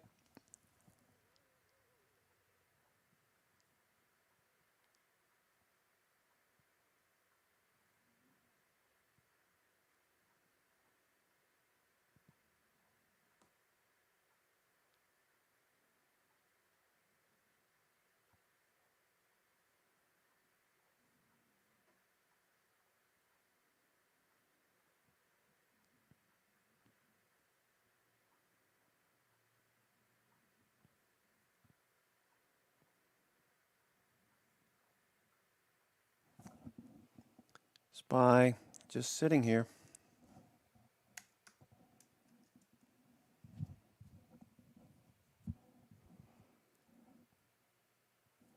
Sitting here at the lows.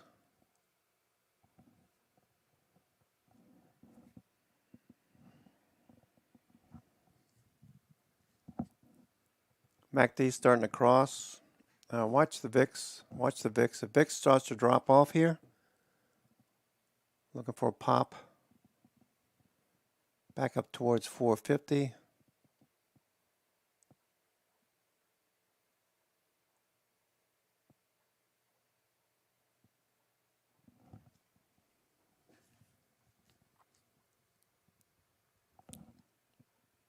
VWAP is beginning to flatten out.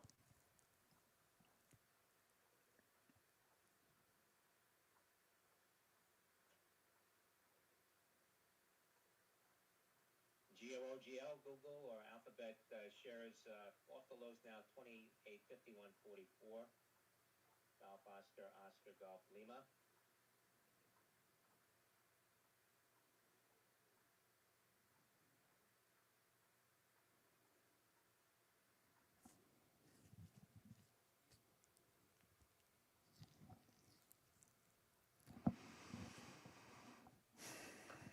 All right, MACD's crossing.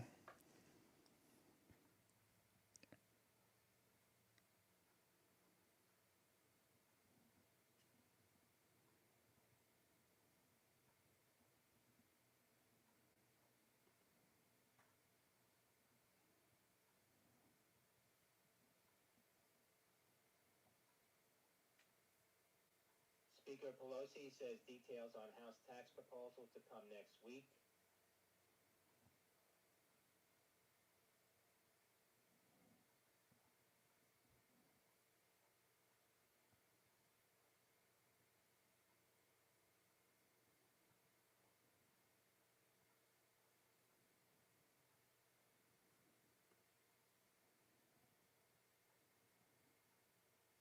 ELOX shares moving a bit higher here, getting some volume. Echo Lima Oscar X-ray.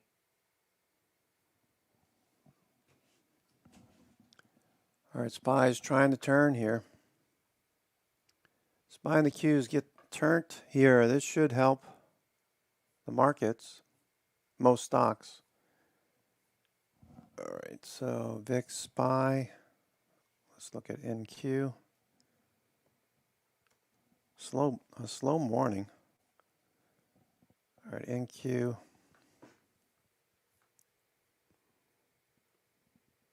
Five minutes still on a buy signal. 30-minute nada. In the daily, nope. So it all depends. What can we do here? SPY starting to turn the corner. CDC Director Walensky says U.S. has a weekly average of 136,000 COVID cases per day and more than 1,000 deaths per day.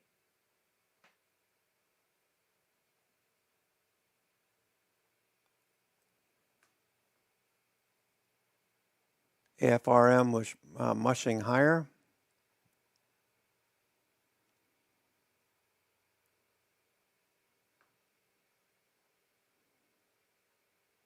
GM. Looking for Farmer Jim if he's on today to talk about GM. Let's see. General Motors news. And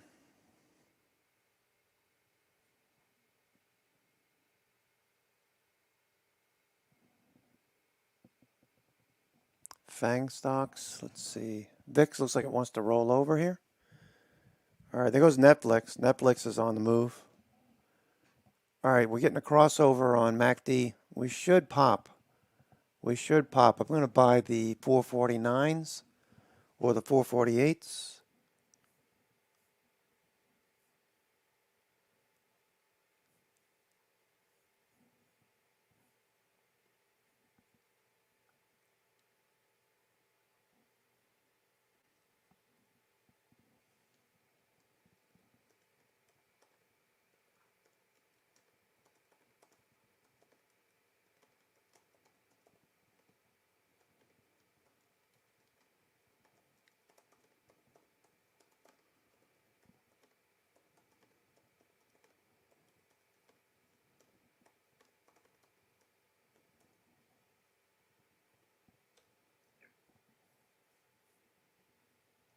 Uranium names, yeah, they look good yesterday too. UU. Looking for VIX to fall off here. There goes Netflix. Netflix. Wow, look at these guys. Look at these guys. All right, we'll get rid of Apple for now off the screen. Microsoft looks good. Microsoft. SFT. Microsoft looks good. Let's the daily. Daily up to 21 day. Microsoft. CDC says over the Looks last 2 weeks, good. people who are unvaccinated with more than 4 Same with Cisco. I'd like to see a second bullish day. I'm okay with missing a little bit today. Cisco, I'd like to see this bounce.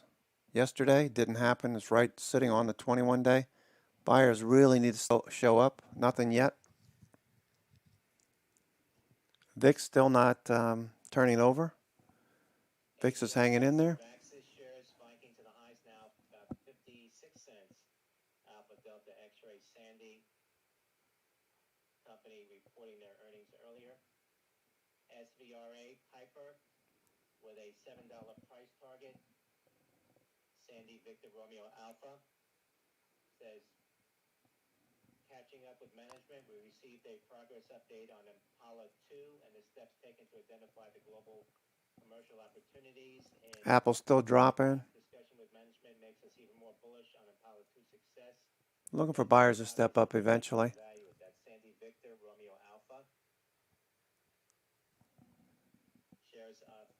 Savara getting up. Semiconductors did nothing special this week.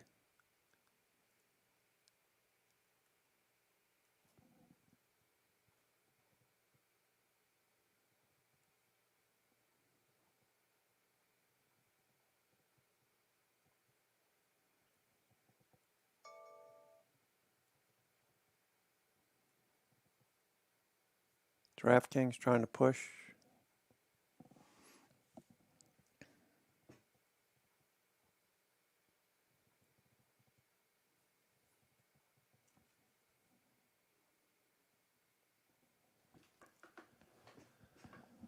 All right.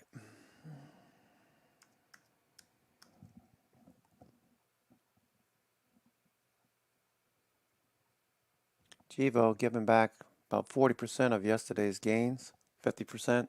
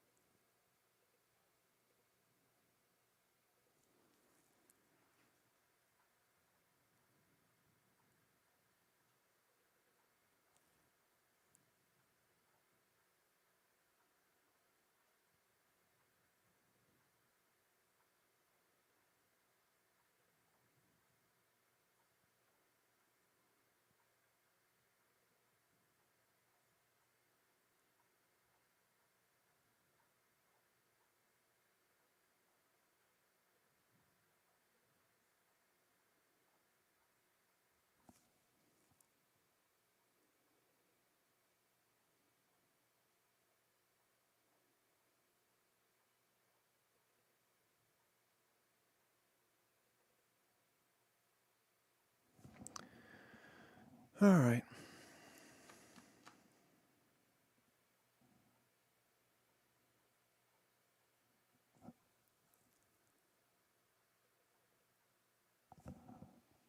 SPY, no follow through yet.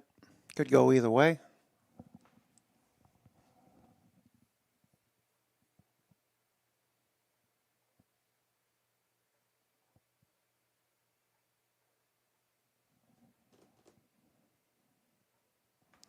Match.com from the last couple of days, Match.com was very active. Follow through on Match.com, popping higher. Zoom with a nice move. All right, it's at the 9 EMA now. So once it clears the 9 EMA, would be considering a move to the 21 day, about another 14, 15 points higher. Zoom, now that it's clearing or trying to clear the 9 EMA, you wait until Monday unless you buy the dip today. VIX is still thrusting higher. People buying protection, apparently.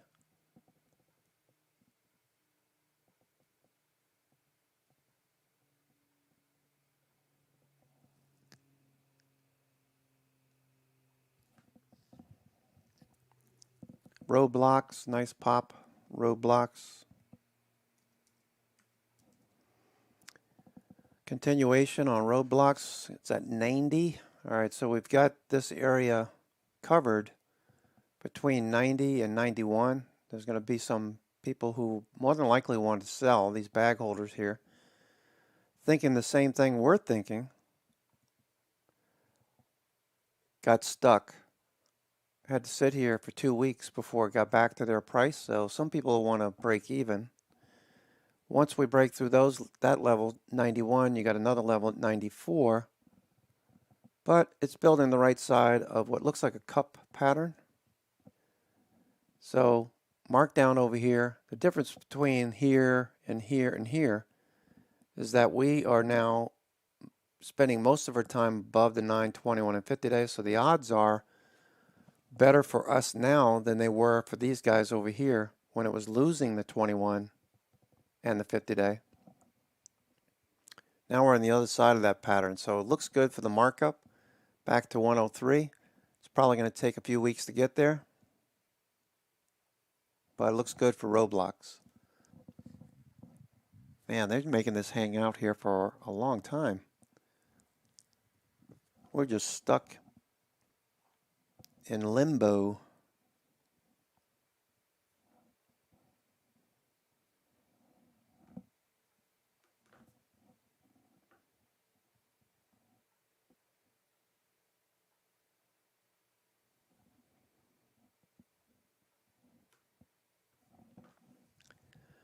Fauci says new variants still very rare in the U.S. How can anybody trust Fauci? I mean, the guy has been lying like crazy. Dominant in the U.S. makes up 99% of cases. That guy's just, I don't know how you can live with yourself. Just tell the truth.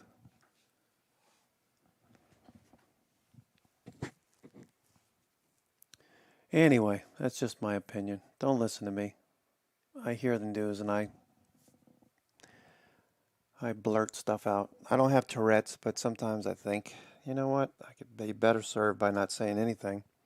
Just waiting for the markets to move higher. I think as a lot of people think, some people don't pay attention to the news, which is probably better, you know. I'm just glad the kids have a normal school life. They can meet with their friends. They don't have to wear masks. We don't need vaccines here. You know, they have a normal life. Adults, we all have our opinions.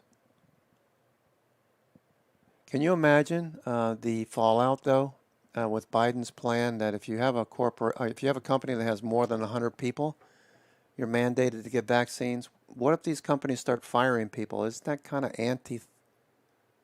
theacal, an antithesis to the whole idea of getting more people to work? If you have more than 100 people in your company, you got to get vaccinated. That's interesting.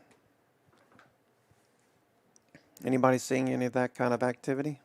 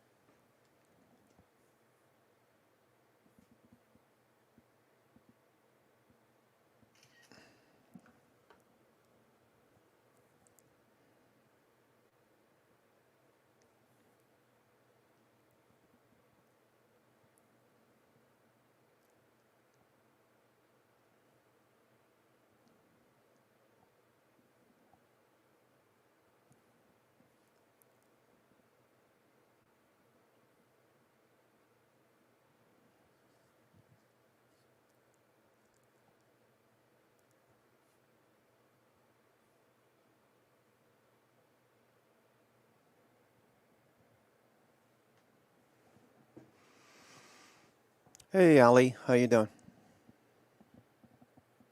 All right, VIX looks like it wants to roll over here. VIX looks like it wants to roll over.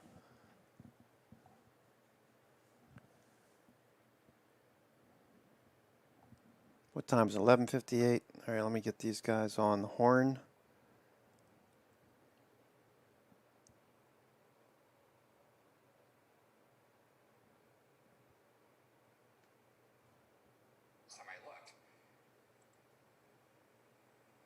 Just a quick question, Steve, looking at the rest of the ecosystem here and the potential implications of this. I mean, we're seeing the stocks of Match and Roblox, other game companies, Spotify, up pretty significantly on this news. How do you see this playing out for all the companies that distribute through Apple? I am shocked my inbox is not full of cheers from Spotify and Match. Usually, as soon as one of these rulings come out over the last few weeks, they are just so happy. And until now, the thing was, hey, they haven't gone far enough. This is getting really close to what the Spotifys and the Matches of the world want. Steve, appreciate that very much. As our piece on CNBC.com points out, Tim Cook, in part of his testimony, was said to the Judge Rogers said, it doesn't seem to me that you feel any pressure or competition to actually change the manner in which you act to address the concerns of developers. You could argue that that took a pivot a bit today. We're going to continue to monitor that. Have a great weekend. Let's get to the half. All right, Carl, appreciate it very much. Thank you. Welcome to the Halftime Report. I'm Scott Walker. Like all of you, we're remembering the horrific events of the 9/11 attacks 20 years ago tomorrow. Our friends on the investment committee will reflect on that tragedy during our show today, where they were, what they remember about that terrible day and those that followed. We'll also, of course, cover the markets, and that's where we're going to start today. We will definitely get to the Apple news, but we want to start with these incredible numbers we saw showing just how much money is fleeing from the financial space and where some of it appears to be going.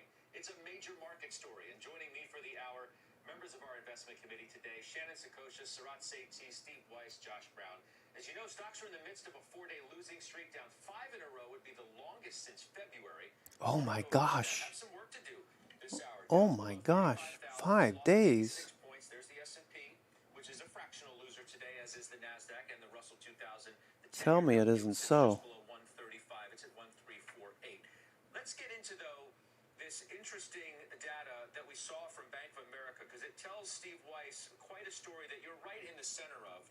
You've got the largest redemptions from the financials in 11 weeks, the second largest since the pandemic began, and the 11th week of inflows into tech. So you got a couple of different stories to chew on there, but the financial side of it I find very interesting.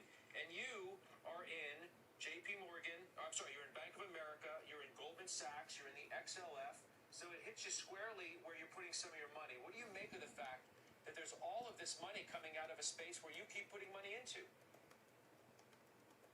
You know, Scott, it is a great point to bring up. And frankly, what I make of it is, I don't know. Add it to the confusing data, the confusing information that we're getting. Add it to the JOLTS number, which was inexplicable in my view. So I think it's a reversal of momentum trade that went into the bank stocks. Or it looks like SPY is trying to turn the corner here. This is actually time to find any Zynga also with a move. Now, they've had great runs. They've not been underperformers. Zynga with a nice move here.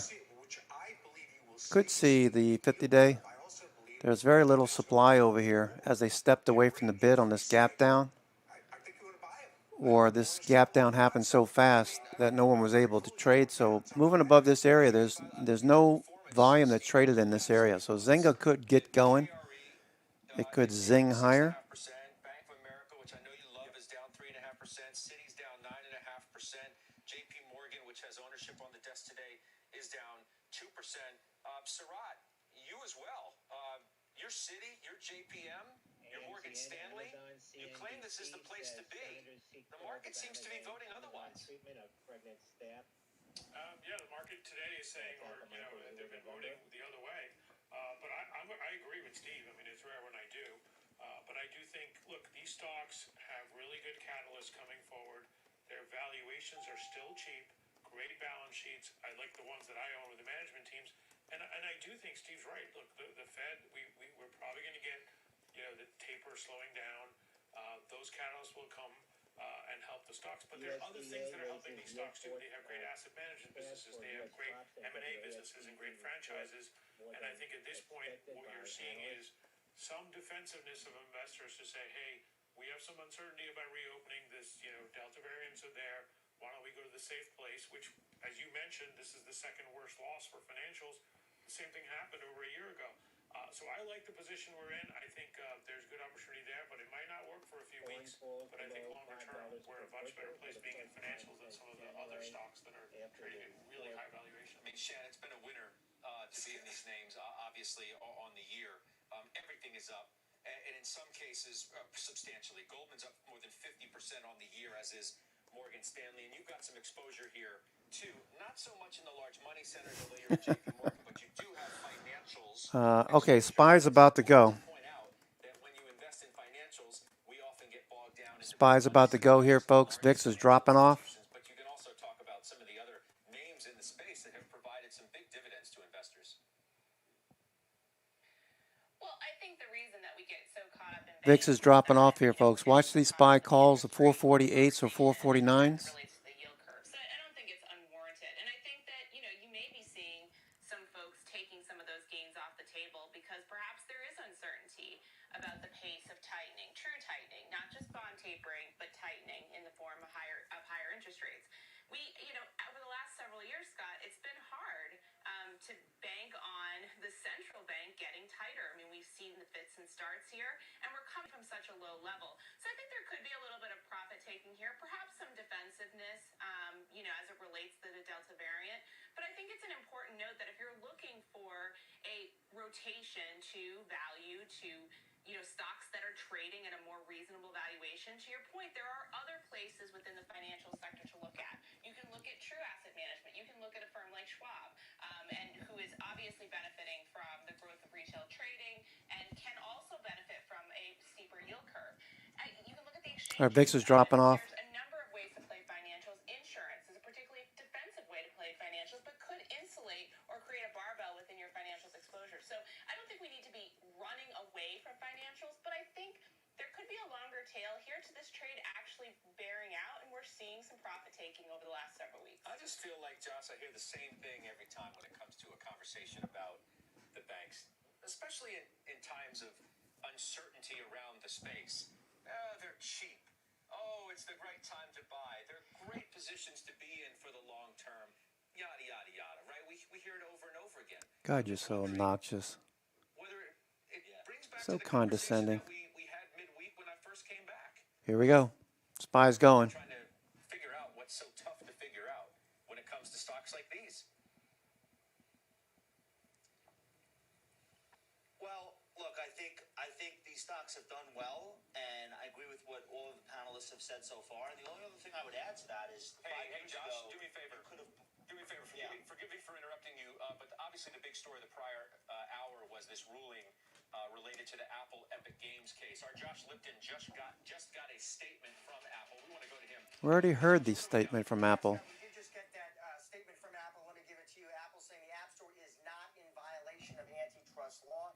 Company saying it remains committed to ensuring the App Store is a safe and trusted marketplace that supports a thriving developer community. So obviously, Scott, this is a historic high-profile antitrust fight between Apple and Epic. The judge here saying that Apple is issuing a decision where Apple won 9 of 10 counts. She said Apple was not a monopolist. Success is not illegal. She says the court cannot ultimately conclude that Apple is a monopolist under either federal or state antitrust laws. But she did say that Apple does engage in anti-competitive conduct. It's going to be forced to change its App Store policies. Really? Scott, she says she's ordering. They're very competitive. Big surprise. They spend how many millions of dollars on R&D developing their own chips, and they're competitive? Oh my gosh. Given the opportunity to use an alternative payment system, how many consumers, Scott, will ultimately take advantage of that? Back to you. I thought, as we think about, Josh, the way that investors, and we're going to talk to four of them in a moment, and I want you to stay with me for that, because everybody in the committee does own this stock.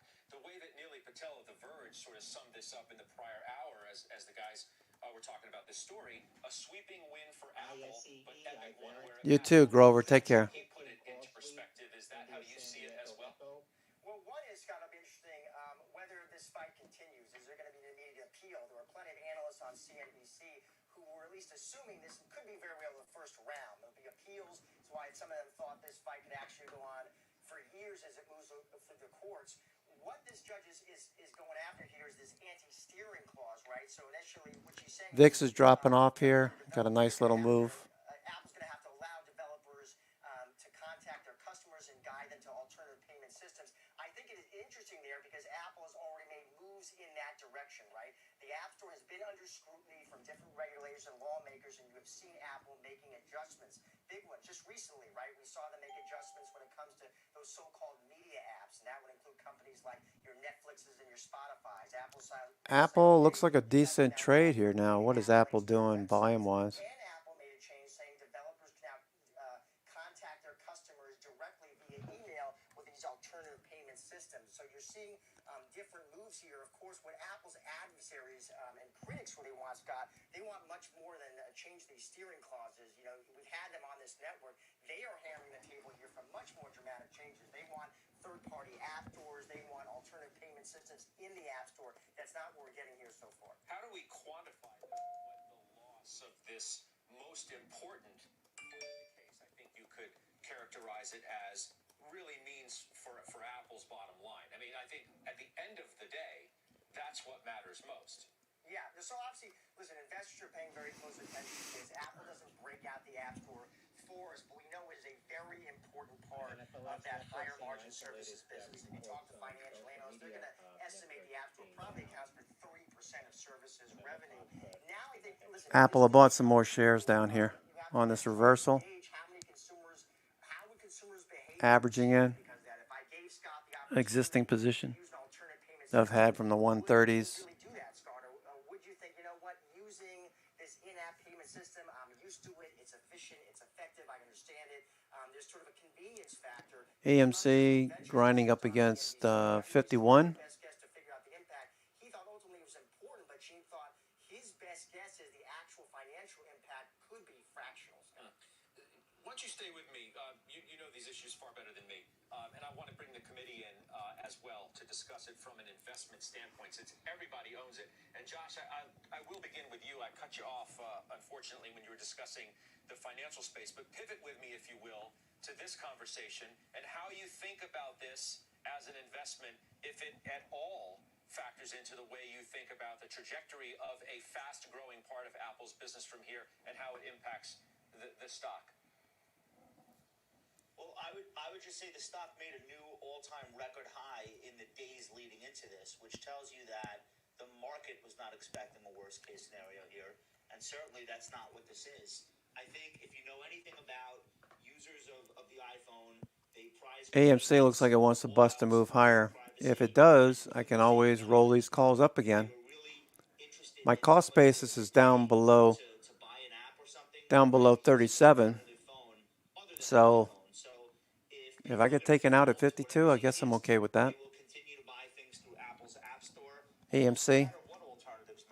This whole time for the past 12, 13 trading days, I've been selling premium at the highs of the day, buying it back for $1, $1.50, $2. Right now a massive land grab, and it's the reason why companies like $100 to $200 per that are reinventing themselves contract. for the new direct-to-consumer. And right now looks like we're going to break out into a new range. Prices, while many of the financial stocks that aren't able to do that don't, because You can see we're just grinding along, at the end of the day, and volatility is staying elevated at 160, 160%. if you think people will default to continue to buy things from Apple the way they always have, then it doesn't matter what alternatives exist.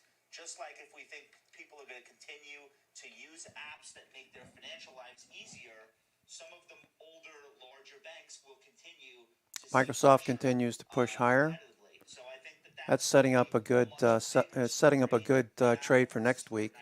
You could buy some some Microsoft today. I'm just In terms of how material it ends up being for Apple. gonna wait for another day. The street is, taking on that issue, if you will. They did this week. Katie Huberty at Morgan Stanley, who, Carl referenced in the prior hour, doesn't think it's all that material, right? I mean, it's not like the street is taking down any sorts of numbers, at least in anticipation of something like this. I'm looking at a stock that's down $4 off of 150. All right, you see what ADX is doing right here? I think what Katie Huberty was talking about was You got the crossover at the third week of August. Let me turn this down a little bit. ADX is pretty good at some things, and one of the things is confirming a crossover here. When we started to move above the 9 and 21 day a couple of weeks ago, third week of August, we got this crossover, green above red, and the strength line, the ADX line, started moving higher. Now this is not directional, it's just telling you the strength of the trend is improving and giving you a stock in a new uptrend signal. So the indicator is telling us a lot, as well as RSI when it moved above 50 in the same area. The strength was, RSI basically telling you the same thing. Strength of the trend was improving. MACD was above the signal line, volume starting to pick up a bit, but it's not running away. It's not running away. So what I've been doing for the last 12, 13 trading days is selling premium at the high of the day, wait for it to come back a little bit, buy it back the next day, make about anywhere from $100 to $250 per contract, while holding on to the shares, which each time I do that, it brings my cost basis down.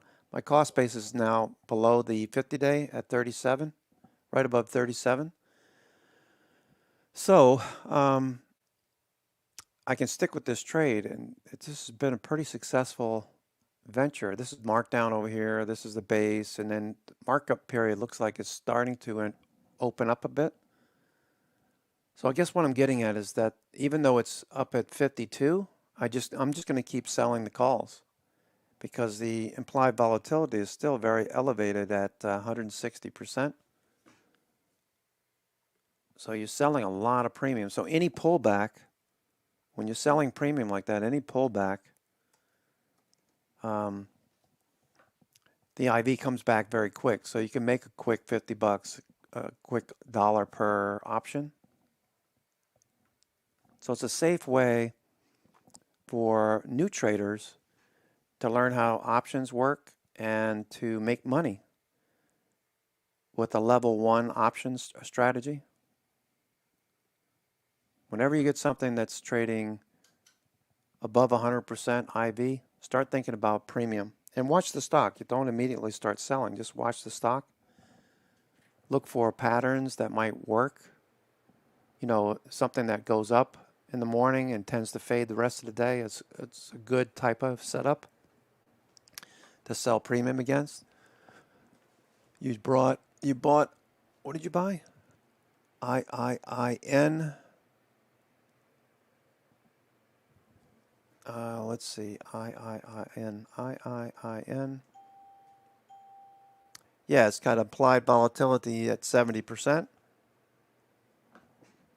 You're on a buy signal, 5-minute, 30-minute, not yet on the daily, but it looks like in the next couple of days, Bruce, looks like you might get a change in direction. TTM has already started to produce yellow bars, so the next sequence is a turn to the upside, so your daily might work.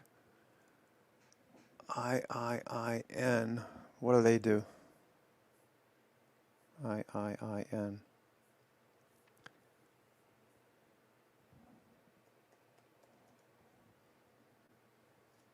All right, weekly looks okay. You're in a downtrend on the weekly. In Steel Industries, manufactures steel wire reinforcement. That's very much used in concrete foundations, rebar, and wire mesh used in concrete foundations. So as the economy starts to improve, or has been improving, companies expand. Maybe they buy a piece of land and they develop it. They build office buildings, whatever. In Steel Industries makes products that is used in concrete foundations and the construction industry, so that's good. So I'd be watching copper too. That's a forward-looking indicator, copper. All right, so that's been moving sideways. It's off of the highs.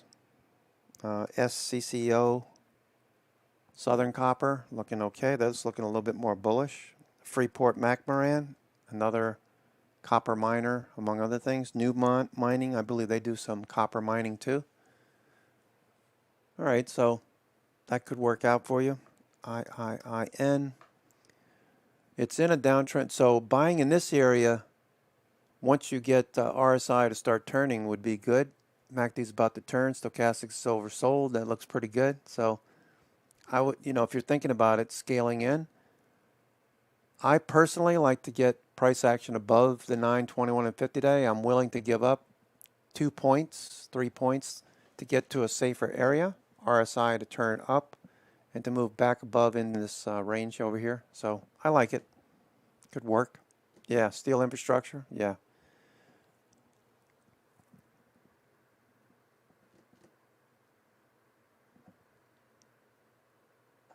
All right, so the FANG stocks look pretty good. Microsoft's still going. Microsoft, I generally, all right, what is she talking about? Tesla. Microsoft looks good for a bounce back to 310. I just like a second bullish day, so that would come on Monday. If this closes bullish today, look, it's still above, RSI is still above 50. Look for a push above 300. On Monday, remind me if I don't mention it on Monday. Remind me. I would like to take a position in Microsoft. AMC is testing 52 again. AMC. AMC has an ATR of $4. So we could see this double from here, or at least another third or another quarter. Get up to $4 potentially. I sold the 52 call for $5 and change. My cost basis is down below the 50-day now, 37. Selling covered calls all along in here. Watching AMC. Netflix looks good. Netflix is flagging. Could still break out. Facebook. Doji looking for Facebook to close above this pivot right over here at around 385. I think you have to make that determination based on a lot of factors and not just how you feel about the underlying company. So in the case of Kathy Wood, she's got a portfolio where she's not trying to deliver people the return of only Tesla. So she's got to make room for other positions. And while her fund is off about 2% over the last 30 days, give or take, her assets under management are off 6%. So she's got net redemptions with a flat performance in the portfolio. So sometimes when new cash isn't coming in at the rate that it was, you have to make hard decisions. And maybe the easiest hard decision, if you love all those stocks, is to say, well, what do I have the most of? If I want to buy something new, what source of funds can I use? So fund managers do that professionally. Yeah, we do that too. That's a good explanation by Josh. All right, watching SPY for a push higher. I like SPY calls, the 448s, the 449s. 448s are already in the money. 449s look good. Even the 450s could deliver. Today's expiration on Monday. VIX continues to roll over. That's a good signal. Based on this one holding, then maybe I want to be. And so I think that would really be. So it's not I love Tesla, I hate Tesla. It's I still like Tesla. I just don't want to have that much exposure. So professional investors do this all the time. Of course. I think amateur investors have to do this too, but they're making these decisions based on different factors. And frankly, that's what they should be doing. I hear you. AMC is running. I guess you're speaking to the idea of rebalancing a portfolio if you're a large portfolio or money manager like a Kathy Wood. Apple is like a quarter of Berkshire Hathaway's stock portfolio and climbing. I don't think a lot of people understand that. They've had to manage that position as it's grown, unless they want Berkshire to essentially be an Apple fund plus insurance and trains. Like that's where things are headed. So when you see them adjust the Apple position, that's not them expressing a view on whether or not Apple is good or bad. Like if Berkshire Hathaway has to do that with a huge winner, then everybody does to a certain extent. Sure. But I'm trying to get at, Steve Weiss, whether this trickles or filters down to the individual investor level, as many of our viewers are. When you look at a 3-month performance in an Apple, for example, of 23%, or Netflix of 22%, or Alphabet of 19%, of Microsoft of 16%, or Facebook of 15%, whether you should... Facebook's still moving higher. Microsoft is ripping. Would be thinking about, albeit for some different reasons. You're not necessarily rebalancing a portfolio, so to speak, but you are looking at some sizable gains, maybe rebalancing risk, just taking advantage of a market move to maybe cash in some profits. Yeah, so look, I'm one of the people that believes that that diversifying a portfolio is the enemy of performance, and there have been lots of research papers on that. And our friend Dave Tepper, he lives by concentration of positions. However, it's prudent to lower your risk. Something can go wrong with every stock you own. You could have had a terrible decision on Epic that did away with Apple's entire service business. Now I'm exaggerating, but I think it is a good idea to take profits sometimes. However, what's more is to know why you went into the stock, price target when you went into the stock, and if the company is continuing to miss those milestones that you have as the reason for your investing, that's when you start to get out. I don't think you necessarily get out because it's doing well. However, if it pops one day 20%, and that's way ahead of where you expect it to be, And sure, you want to take some profits because it's imprudent to have so much risk, particularly for an individual investor, to have so much risk tied to one name.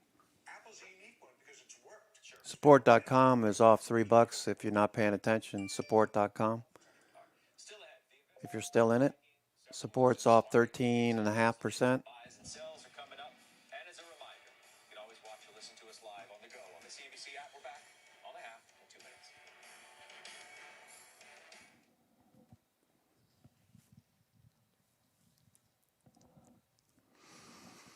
Support.com, SPRT.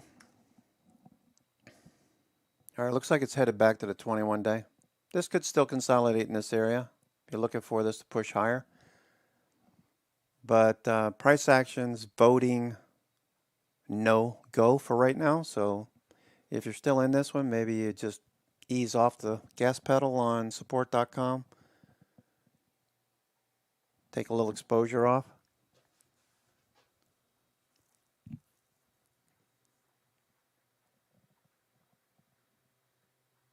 If you still like it on Monday and it starts moving higher, you can always get back in.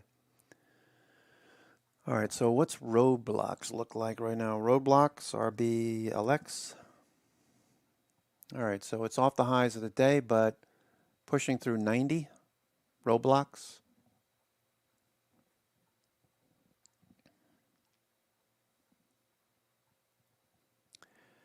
If I'm not mistaken, the kids have, I don't know if it's the same thing, but Roblox, the game, Roblox.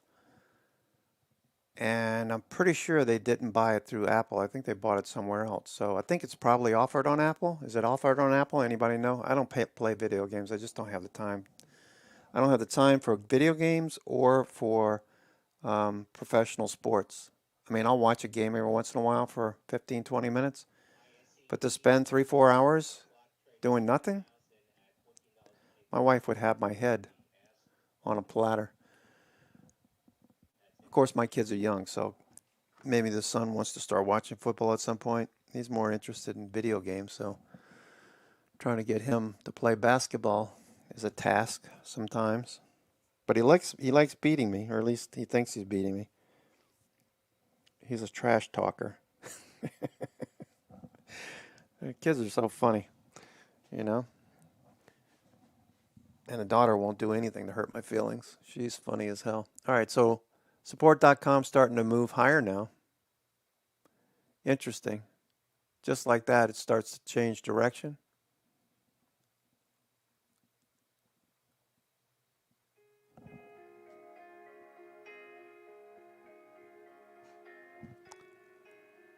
Now support's starting to change direction. Thank you, Brandon.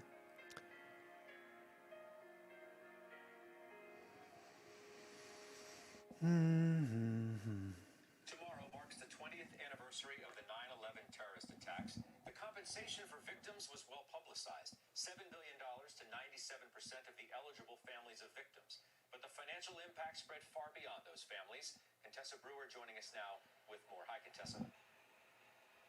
Scott, here I am at the 9/11 memorial, and the All right. No disrespect. I just want to say something so you can hear what I have to say. AFRM, huge revenue guidance was given by the company. Huge revenue guidance, raise, and the stock is up. Where is it at right now? It's pulling back now. So any dips on AFRM, I would be interested in buying the dip on AFRM. All right, AFRM. So any dip that gets bought that doesn't pull all the way back to VWAP, I'd be watching this for potential trade. I'm not going to trade every single thing that I mentioned. It's just I'm bringing it up in case you're interested. You know the strategy. Price has to be above VWAP. We have to see relative volume, which we do. Price is moving away from VWAP. The only thing that's going on today that would keep me from taking a whole bunch of new positions, well, there's two things. Number one, it's a Friday. And number two, we're in a 4-day downtrend, 5-day downtrend. All right, so I would be reluctant to go 2 balls to the wall on the long side right now because you're trading your counter trend trade, right? So you might get some kind of move back up towards the 20 EMA, but I think it's going to get rejected at the 20 EMA. So that's why I've got puts that expire on Monday. I'll probably roll those out to Wednesday if we have any kind of weakness today. Right now we're bouncing, so we could bounce up to, where's the 20 EMA? Right at the 50, 450, right there. So that's the maximum I would expect out of any retracement today, is the 20 EMA. Maybe a little bit above that. All right, let's look at the 5-minute. All right, so look at VWAP. What is VWAP telling you? All right, so it was descending, descending, descending. All right, so while it's descending since about 10 o'clock or the opening bell, it's been descending. You can't trade against the trend. We're below VWAP. It's the exact opposite of what we want to see from a bullish trade. If you put a minus sign in front of this, you'll flip the chart, and you can see what we'd want for a bullish trade. You want RSI rising, or excuse me, VWAP rising, price being in support of that VWAP. Instead, what we have is price below. So until we get above VWAP, VWAP is flat. The most I'm thinking that we could see is 450 right now. That's the 20 EMA. Right there, that dashed line, that's the 20 EMA on the 60-minute chart. So that's my target right there. That's the maximum I would expect to see. So if I'm an options trader, I'm buying the dip with VIX rolling over. VIX rolling over is my signal. Okay, so as this drops off, the maximum I would see is maybe this low. Okay, before seeing a bounce. Now with SPY, the reverse is the case. We're looking for a move back up to the 240E or the 20 EMA on the 60-minute. So if I'm trading options, I don't want to go too much out of the money. Matter of fact, I was talking the 448 and the 449. That's as far as I'd want to go. 450 may be the highest. Those are the cheapest, but probably the least likely to be making a profit. Closer to the money, you're going to make money faster. So I don't want to be in this trade for too long unless this really starts to pick up a lot. Hope that makes sense. First we got this large bang, and we're looking, and debris, fire debris, is raining down and attaching to people on the ground. So we're watching those people burn. It was so sad. And then I get a call from an account, Dreyfus, and they say, "Wait, that was a plane. You guys okay?" And then they said, "You know what? There appears to be another plane." So I left. I was one of the senior guys. I was the only one on our floor. Out of 800 people, we only had 125 because we just opened a new trading floor upstairs. And so I was in Times Square on 9/11. Bring everybody back with me that I could fit in. Working on a Toys R Us store downtown, 40th and Times Square, Broadway. White cloud is just chasing us across the ferry, across the river, and it was a tough time. I led the training program at Lehman, and we were supposed to have 200 college graduates and MBAs at the top of the World Trade Center, windows of the world, and we canceled it 2 weeks before because of budgetary concerns. So 200 young people had lost their lives. And after we canceled it, I was to go out for a meeting to San Francisco, and I was on flight. That's Steve Weiss talking about 9/11. Decided not to show up. But the next day, September 12th, I and 19 other senior people from each division were in Jersey City trying to figure out how we're going to stay in business while we watched our building burn across the street. And then the next day, we went back to Ground Zero, myself and one of my partners, to look for real estate. One firm graciously, Capgemini, offered us space, and went down there and came back and told Dick Fold, "We can't bring our people down here." The debris was still floating through the air. So it's been a tough time. The searing images of people jumping, of people in distress, of our triage center in our lobby, you never forget those. And, my family wants to go to 9/11 Museum. I can't make that trip. And I don't need any more memories. I've got the fresh memories. Yeah. It's just a very, very tough time. Yeah, no, I hear you. I think Yeah, similar thoughts. you were relatively new in the business, and I think you were in Boston at the time. I was, I was a naive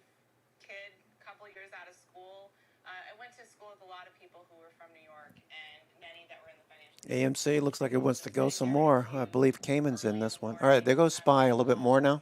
From our partners at asset managers, people that worked with us, traders, people we serviced, calling them, trying to make sure that they were okay.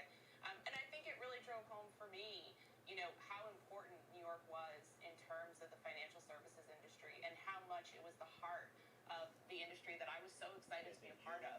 And just looking back and thinking about, what happened over that next week, but also over the next several years as things really changed. And to hear the stories from folks like Steve who were there, I can't imagine the pain for them, but I certainly remember it. And I hope that we never have to be in that position again, whether in New York or anywhere else here, to be threatened for our sovereignty in such a way. Josh Brown, had you started your career yet? Yeah, I was working at a broker-dealer in the Helmsley building on 45th Street. My wife was working at Newmart Knight Frank Commercial Real Estate on 42nd Street. So in between us was the MetLife building at Grand Central.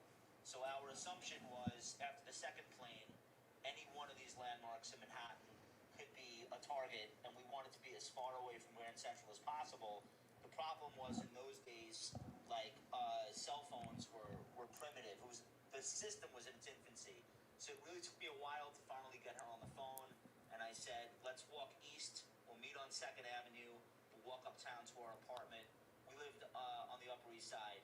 And my most searing memory from that time, living and working in Manhattan, we had southern exposure on the 33rd floor of our building facing south. Every day, that black and gray cloud that Steve described as white, to us it was black a couple of days later, would inch a little bit closer uptown. It seemed to be like almost heading toward us. And while we're looking out the window at that, Spy's still going. TV coming through the radio is that another attack on New York is imminent, like it's destined to happen, all the false scares, etc. So that's really what I remember from that Vic's time. dropping off. A lot of people down there. Not everybody made it out, of course, but I just feel as though seeing New York come back and going down there these days and visiting with my children and showing them the new Freedom Tower and walking them around the neighborhood, the new subway station, like that I'm not saying it makes up for anything, of course, but just seeing the city bounce back has been really meaningful to me. Well said. Sarat, lastly, you were on the West Coast. I was at an analyst conference in San Francisco. I woke up in the morning and then put the TV on and, watching what was going on. And it was surreal because, as Josh said, the phones weren't really working. So I had a couple of my colleagues on the West Coast. We finally got together within about 24 hours. We rented a car, one of the last cars that we could rent, and then just drove east. And we stopped off in Vegas for one night. We kept on going east until we got to Denver, when we finally got on an airplane and came back home. And when we landed, I still remember this. I mean, people were just clapping, that we could actually be back. And our office was in Midtown. It took a while for everybody to kind of recover and to think about that. But it's a real grounding experience back then. And I was, 52 now. I was 32 at that point. Just started working at my farm. And I just realized, wow, these things happen, and it puts everything into perspective really quickly about how important life is and friends and family. Yeah. No, I appreciate you sharing these thoughts with our viewers, however painful they are. I know they appreciate it as well. Make sure to watch a special edition of the news with Shepard Smith tonight as well. America Remembers 20 years later. That's tonight, 7 p.m. Eastern Time, here on CNBC. And in honor of the victims, CNBC is telling the stories of those who were there that day. Here's Peter Tuchman, trader at Quattro Securities.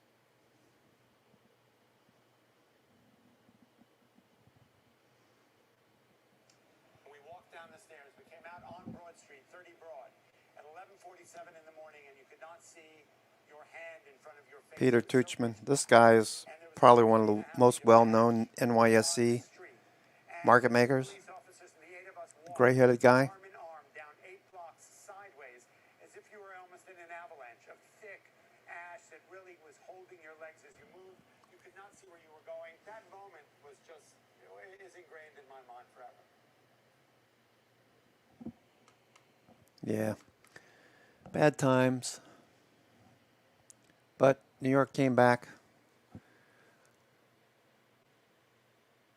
only to go through that COVID crap. Just about everybody I know that worked in the city, not a lot of them, senior people, not down there anymore. They moved to Florida, Miami. A lot of people moved to Miami and Tennessee and Texas. A lot of my friends from Jersey, so I got some friends left from Jersey, but not architects. Most of the architects I knew left the city.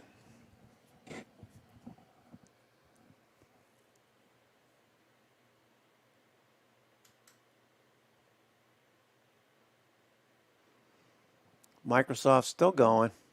Microsoft, man, where you going, Microsoft?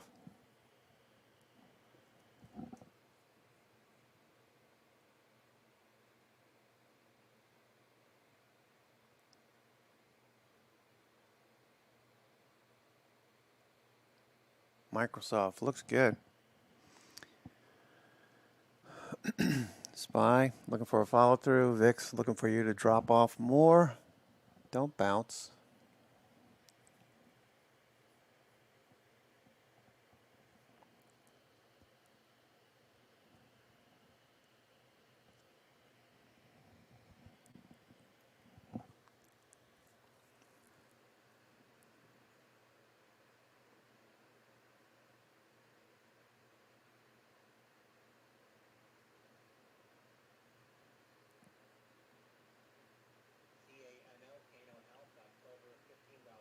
Zynga pushing a bit higher now. Facebook, taking a little breather. Facebook.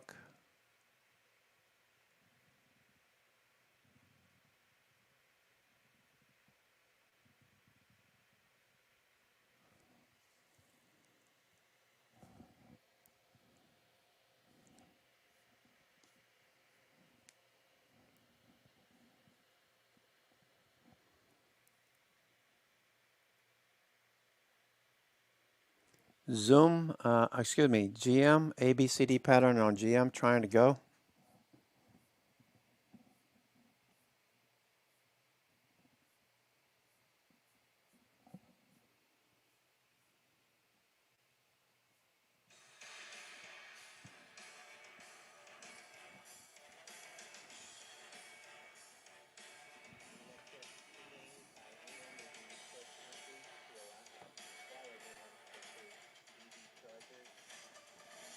Welcome back. I'm Rahel Solomon, and here's your CNBC News update at this hour. Attorney General Merrick Garland and the Justice Department honoring those lost on September 11th. He spoke in front of GM, watching GM here, folks. It's an ABCD pattern. ABCD pattern. Okay, if you don't know what I'm talking about, you're a new member. This is an ABCD pattern. We look for this during the day. A sometimes will happen afternoon. In this case, it's early, the opening range. So you got the opening range. A break above the opening range would be fresh money. That would be an important confirmation if we can push above this A, this high pivot, this leg, line segment A to here. B, C above. VWAP now, flat VWAP. Looking for a follow through. If it starts to trend higher, that could be an end of day trade.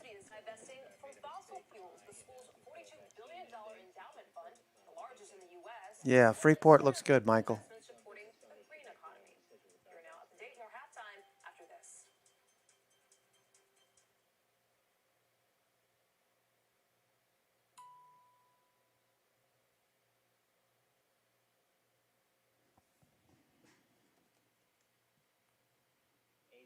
AZRX announcing a 1-for-10 reverse stock split Alpha Zulu Romeo X-ray.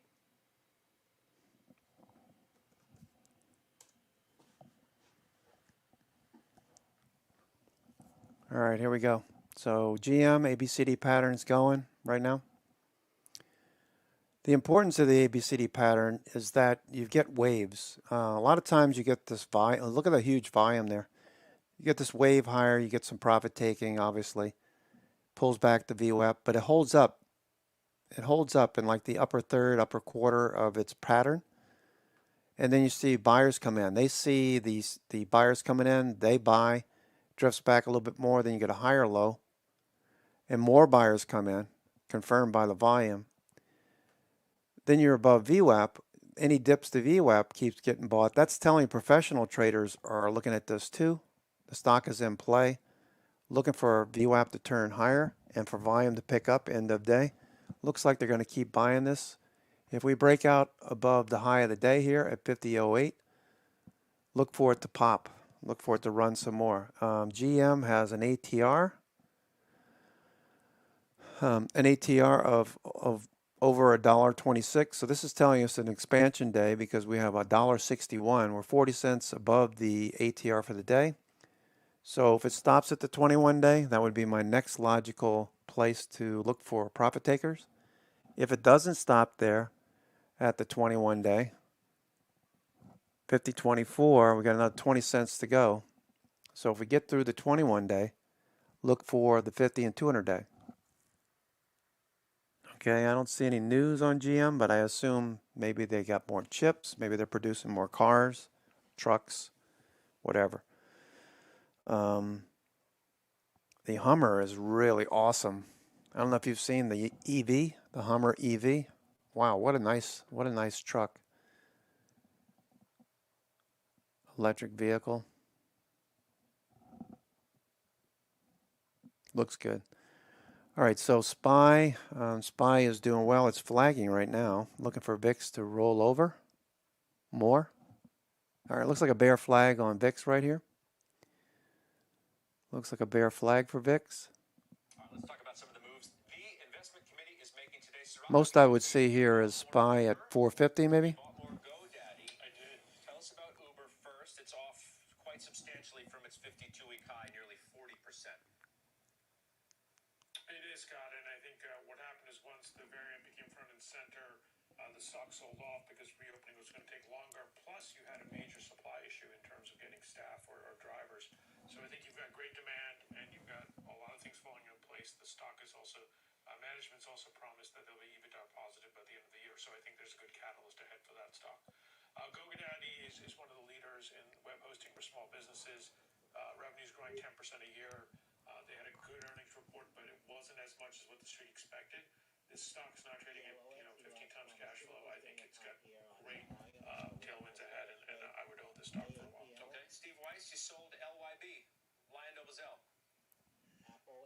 Yes, I did. Look, it's consistent with what I've been doing the last week or so with Ballet. You have to sell these cyclical stocks when they're cheap, when the PE is like here, about 7. Microsoft's still going. Buy when the PE is high because they're at the bottom of the cycle. So I've got enough cyclical exposure. I've got Cleveland Cliffs. I've got Freeport. That's pretty much it. Microsoft's still going. You know, we saw PPG prices being pressured. VIX is about to drop out of a bear flag. Oracle shares up almost 40% this year, very quietly. It reports earnings next week. We'll give you the trade ahead of those numbers. We'll do it next.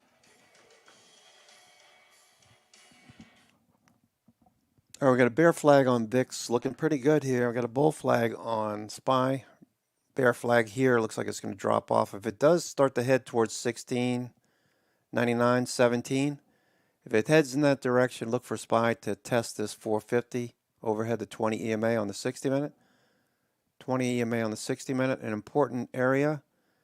We're above the 20 EMA, we're thinking bullish. We're below the 20 EMA, we're thinking bearish as far as a swing trade is concerned. We get back above the 20 EMA, that would be a huge change of character or sentiment. Okay, so we've been moving lower since Tuesday. This would be day 4. We kind of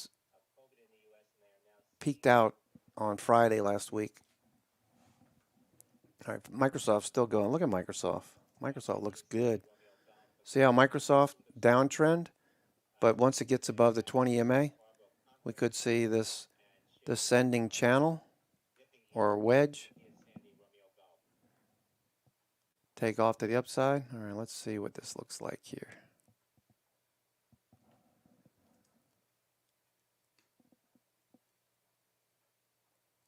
I'm going to take this gap over here. See that gap?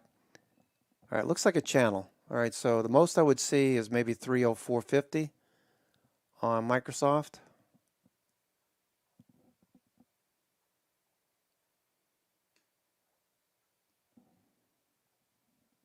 ISRG share is now continuing to drop here. Again, cautious comments at the Wells Fargo conference. India Sandy Romeo Golf 1068.01. Share is just about flat now for the day on India Sandy Romeo Golf.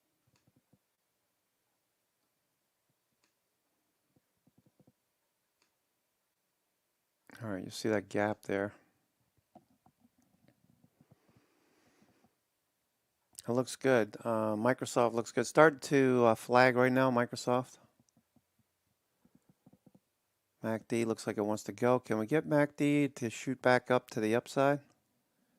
That would require All right, Oracle, mentioned it before. more volume. Report earnings next week. The stock is up almost 40% this year. And Surratt, I got to tell you, I said quietly up 40% because no one talks about it. Yeah, we talked about it in the past, and it was one of these value tech stocks that really what we were focused on was when can they cross that chasm to recurring revenue and when can they grow top line. That's what we're going to look for next week. The stock has done everything we've asked for it. If there is more upside to it, then I think it'll be something I want to hold and add to. If not, it's done everything we've asked for, and it might be time to revisit the story. But you're going to wait until Now you we're see briefly above the I'm wondering why not. VWAP there. Why not just take some chips before the number if you're thinking about it now rather than risk losing some on the other side? So it's a good question. Really, the reason is because if you look at this stock and you look at what Microsoft did many years ago, if they can continue to produce and perform, this stock has a long way to go. The question is, was this just easy revenue that they had, or is there more to go? And that's why it's a 2% position for me, so it's not something huge that I need to diversify it from, but that's what I'm going to be looking to. All right, you give us a shout after the report. Let us know what you do, if anything. We'll catch up with you next time for sure. We'll do final trades next. Absolutely.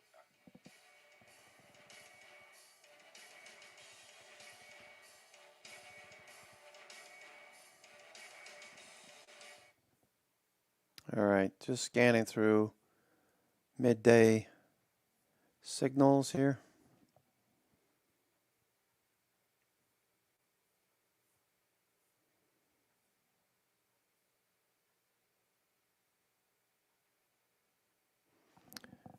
All right.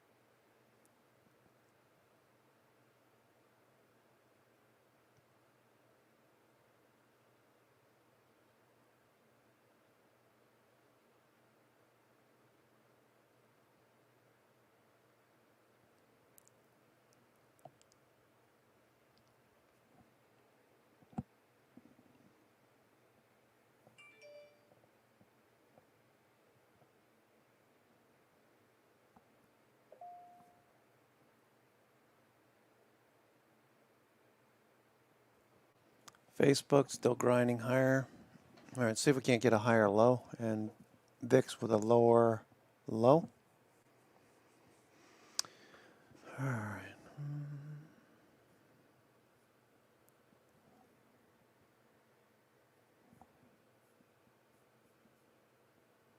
I'm going to run a midday scan for setups. Let's see what we got here.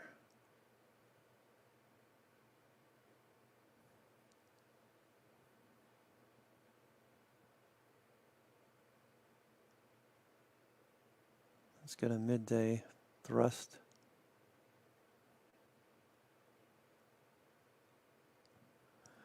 All right.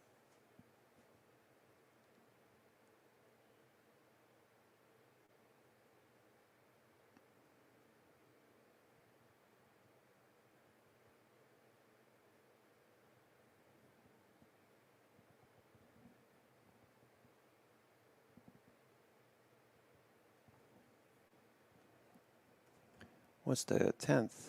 All right, tomorrow's the 11th.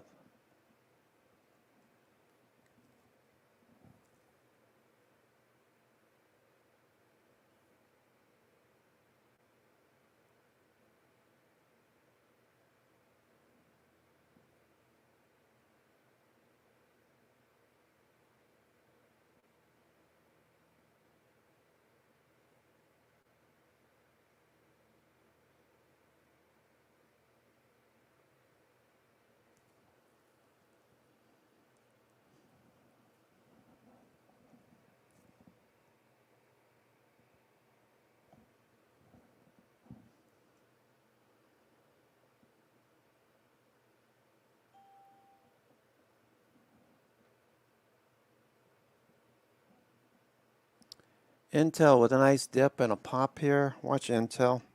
Intel with a nice dip. Intel looking pretty decent here.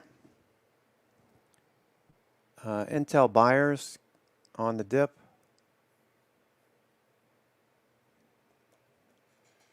Missed the show? Don't sweat it. The Halftime Report now has a podcast. Market-moving interviews, call of the day, unusual activity, and of course, Ask Halftime. Look for us on Apple Podcast. Intel starting to go. Follow the Halftime Podcast.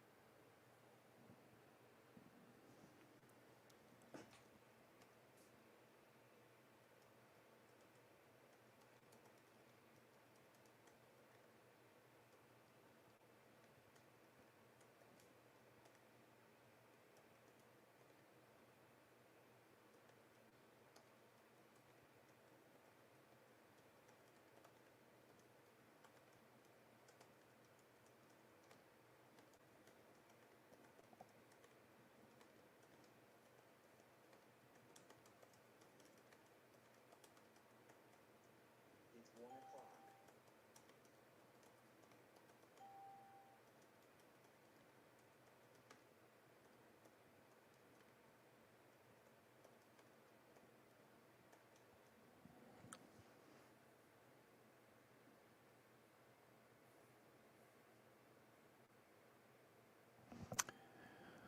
All right, I'm looking for SPY to continue higher. Microsoft, a little flag here. Some people taking some profits. This was a nice run from 297 up $3. So I wouldn't be surprised. I'm looking for it to follow through though into next week. Microsoft.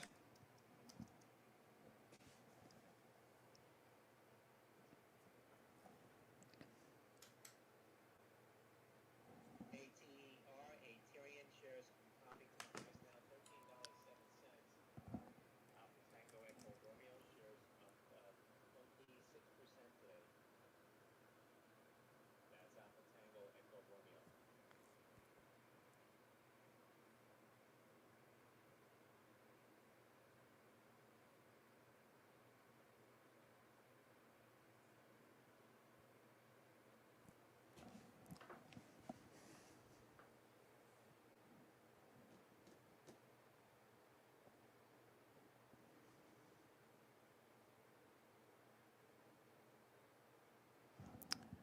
Just watching for stocks to follow SPY's lead and the Qs.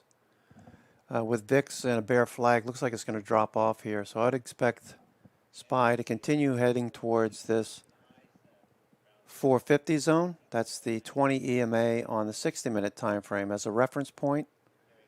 Having the 20 EMA for the 60-minute time frame on the same chart is a good reference point.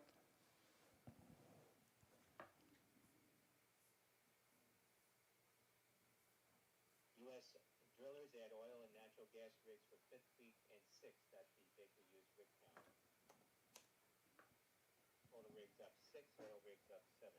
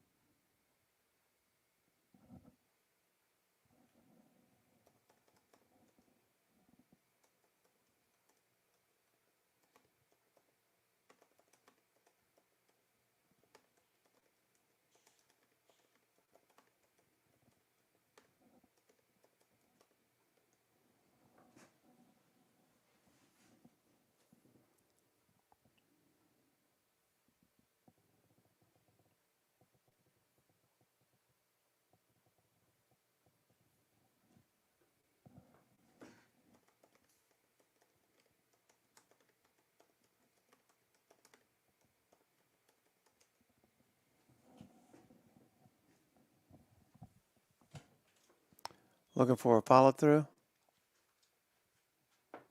What? Pizza. Meat with rice. Any interest?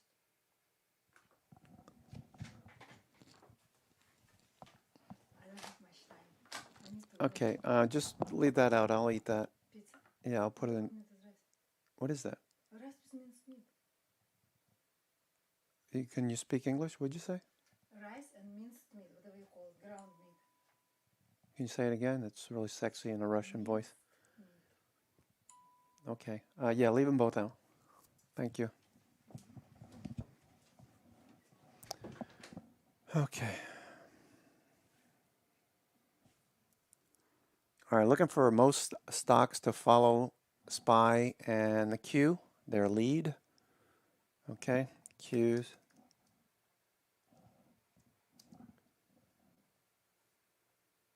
All right, looking for that to follow through. Looking for most stocks to find the same path. If they're not, consider trimming some of those. GM is still going. GM is still going here.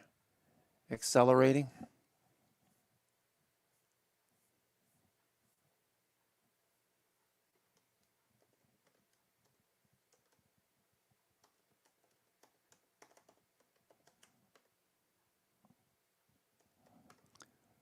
What is relative volume on GM? GM, where are you, GM?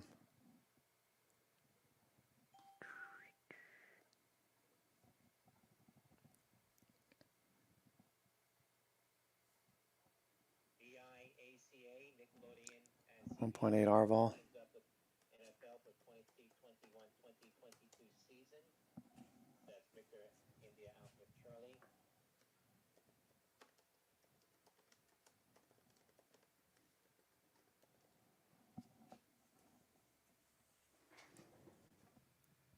GM is on the move.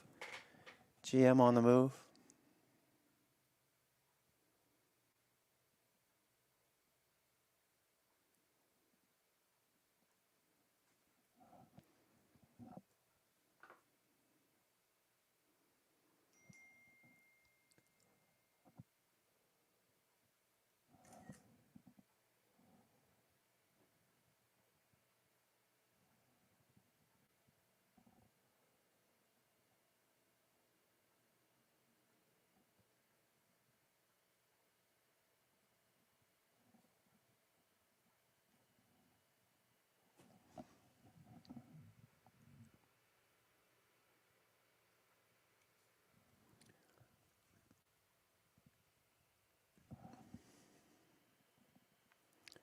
GM.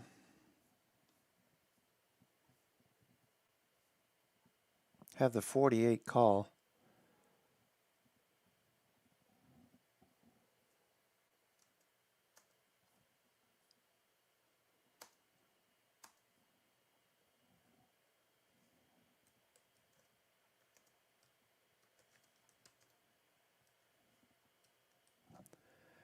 Those expire in November.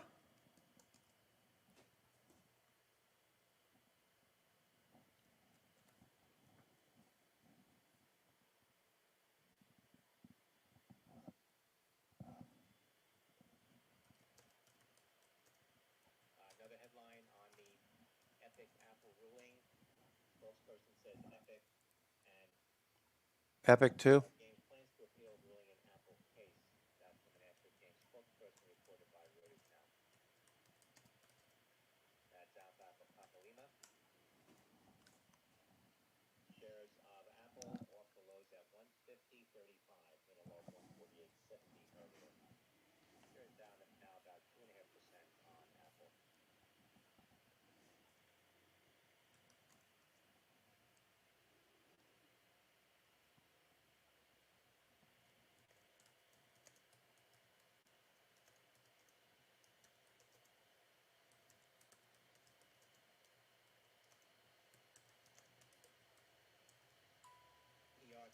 Pro QR Therapeutics moving to the intraday high, $8.30. Papa Romeo, Quebec Romeo. Company had a 13G filing out earlier. Actually had a 13G filing out just a few minutes ago.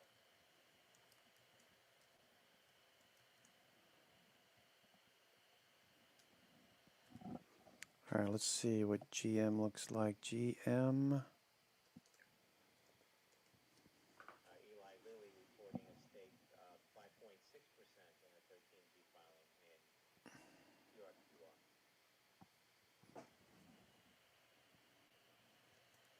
TSLA Tesla Roddy says Tesla Model Y body castings begin to stack up at Giga, Texas. That's Tango Sandy Lima Alpha.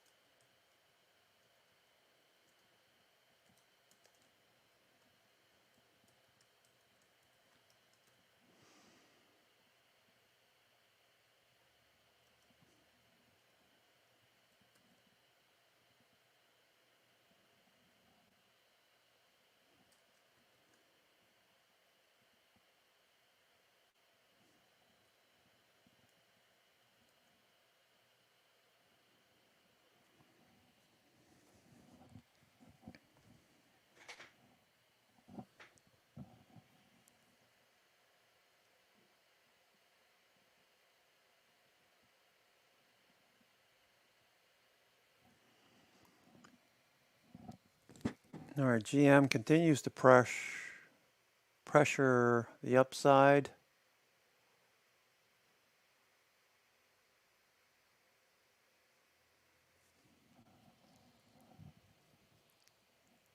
GM has a 33% IV. Implied volatility is 33%.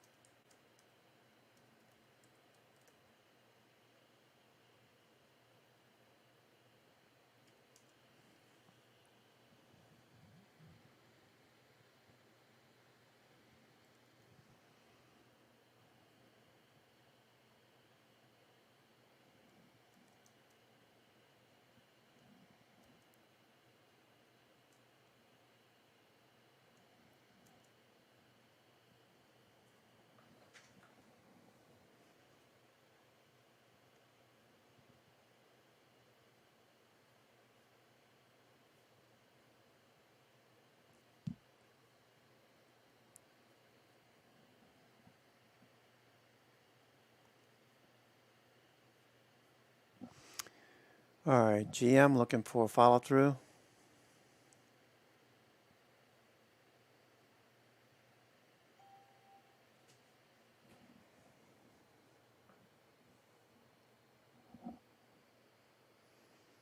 All right, GM hit tagged 5034. The 20 EMA is 5025. Histogram is turning.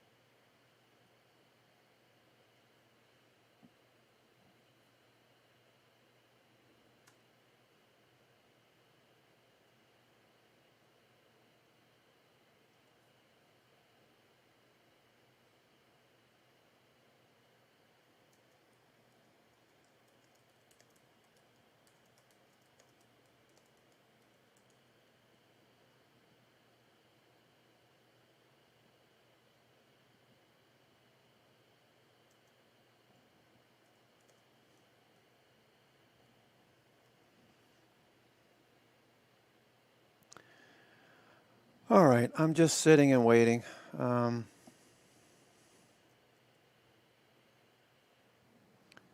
Looking for a follow through. GM looks good. Looking for the follow through in GM. Look at the daily. Not big on mean reversion. I do like what I'm seeing over here though. Kirby, looking for a follow through.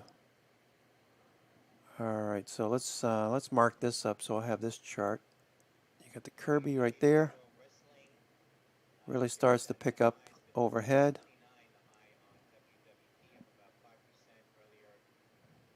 All right, so looking for this to push higher.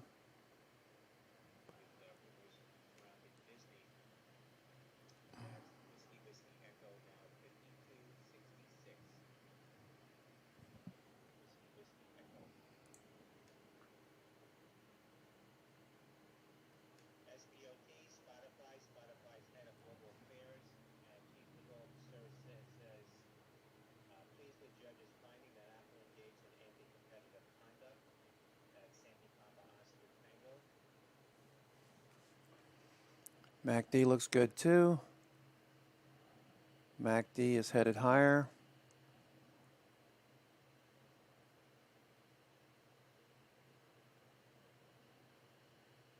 Stochastic is headed higher. All right, we got this is turning too. Oh, that's nice.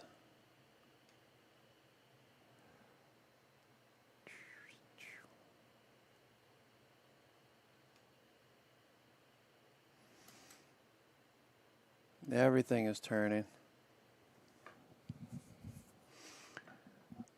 All right, this is looking good.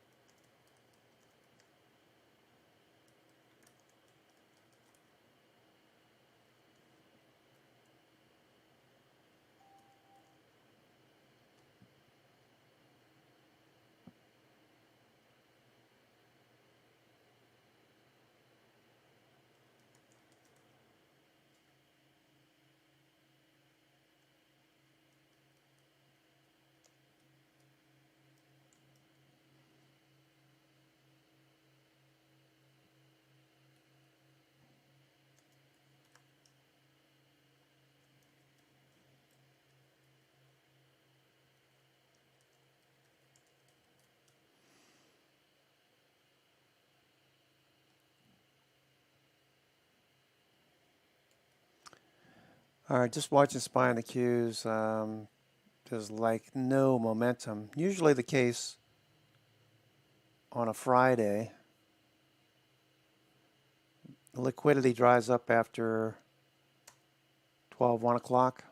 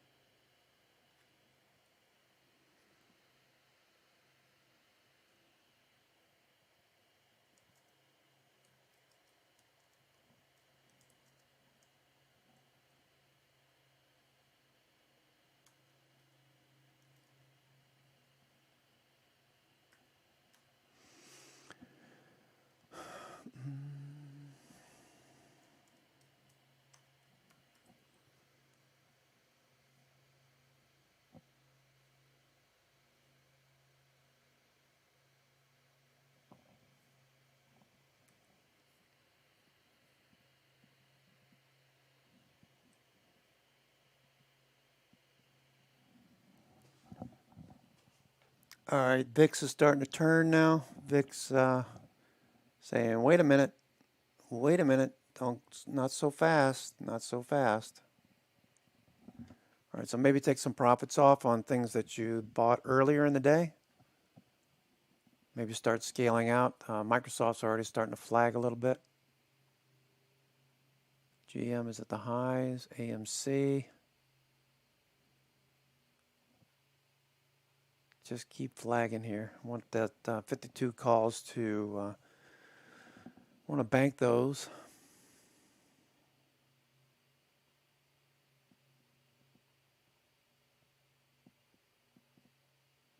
All right, here's another thing to think about. Okay. Let's say you've been trading AMC over the last few weeks and you've been listening to the conversations that we've been sharing with you, that we've been selling covered calls at the high of the day and buying them back.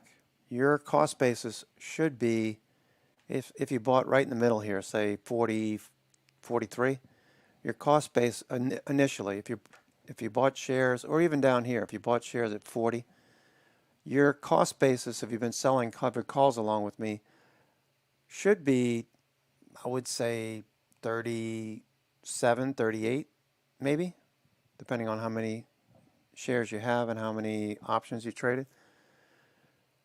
So, it hasn't done anything stupid, as GTO used to say. So until it does something stupid, I'm just going to keep trading this trade over and over and over until it doesn't work anymore.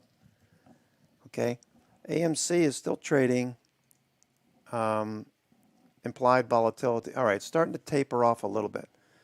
Implied volatility has been flat since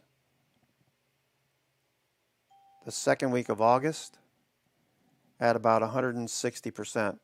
On occasion, it's popped up to 200%. But 158%, 160% average over the last few weeks. So, unless the implied volatility starts dropping off like markedly, and it's noticeable, like down to 125%, 100%, then I'll stop that process and I'll take profits in the shares. But until then, this trade is making money. It's not only making money with the stock moving higher, it's also making money with the premium I'm selling. So it's a double-edged sword. All right? So it's important don't take profits just because the stock is higher, as, who was it? It was Steve Weiss was saying? I don't know. Maybe it was Josh. You know, just because the stock's moving higher doesn't mean, it was Josh, doesn't mean take profits. You know, it depends on the size of your position and a few other factors. But for me, I'm going to trade around $500 or $600 5 or 600 shares, and I'll sell 5 or 6 calls every time, and you know, I'll net a nice profit. And I'm just going to keep doing this until the trade stops working. The highs were 64, 65, 72 was the high over here, but I don't know that we're going to get up there like really quickly. It has an ATR of $4, so if we were to take, you know, every day was a $4 move, you know, we could be above 60 by midweek next week. I don't see us trading because none of these candles here show a $4 move on average, even though ATR is saying $4. So I'm thinking more like $2 per day. So it would take us 5 days to get up to 60, in which case I can be selling covered calls at the high of the day if IB stays above 160 or right around this level here. Okay. What else is working here? The Bitcoin hasn't done much lately. Bitcoin.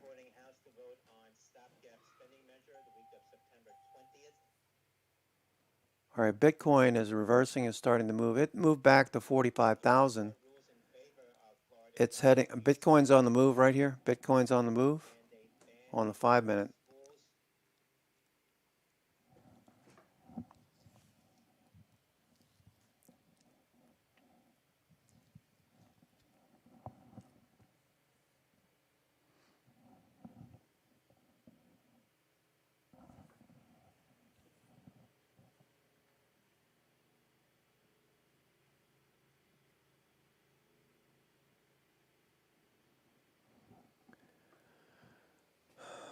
All right, VIX is pushing a bit higher. Givo's off 90 cents.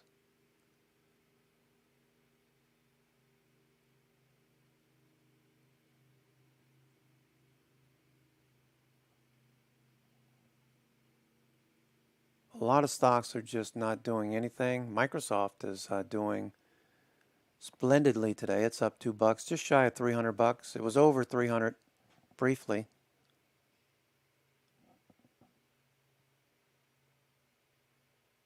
GM flagging at the high of the day, 50.29. All right, let me go make some lunch. I'm just going to pop a slice of pizza in the oven. I'll be right back.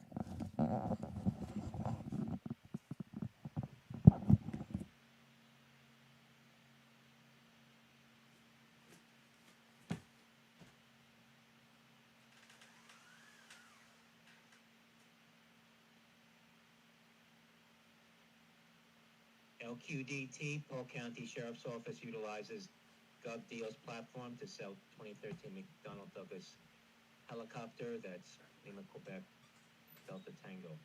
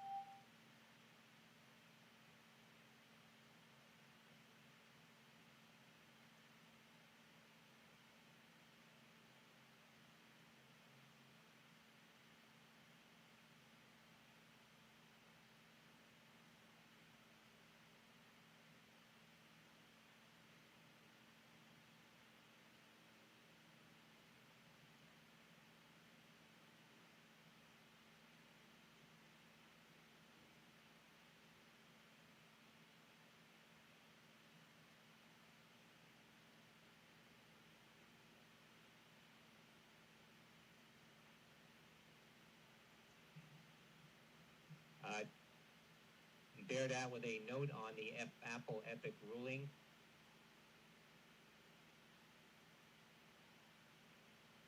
Says they discussed in prior research that the ruling against Apple could have positive consequences for mobile game publishers, including Zynga and Playtika.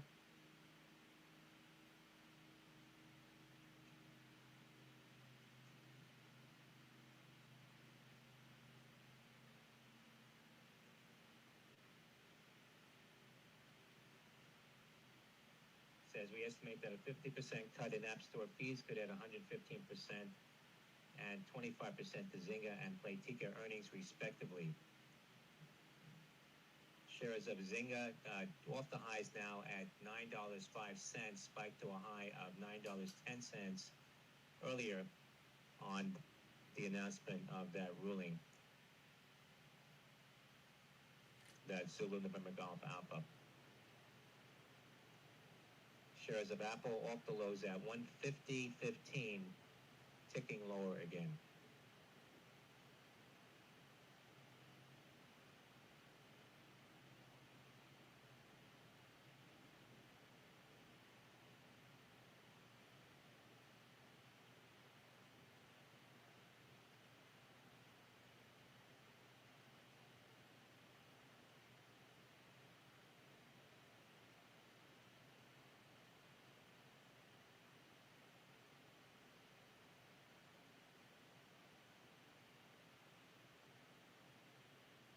LCID, Lucid Motors. Lucid Motors tweeting, Lucid Motors goes global with its upcoming Lucid Studio in Munich, Germany. That's Lima Charlie India Delta.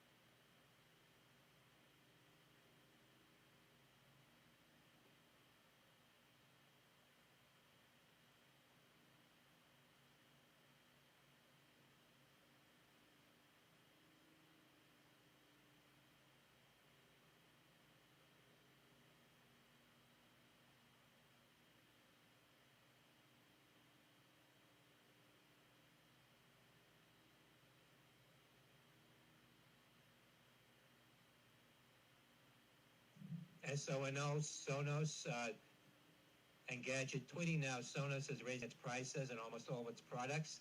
That's Sandy Oscar, November Oscar. Share is getting a pop here.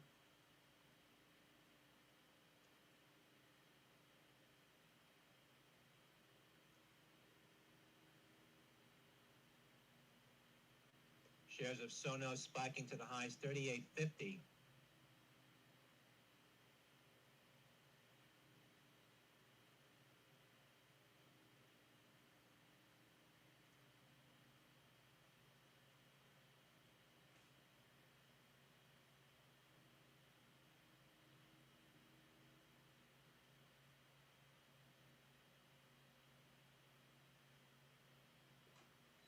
Sonos share is now spiking to 38.77 again.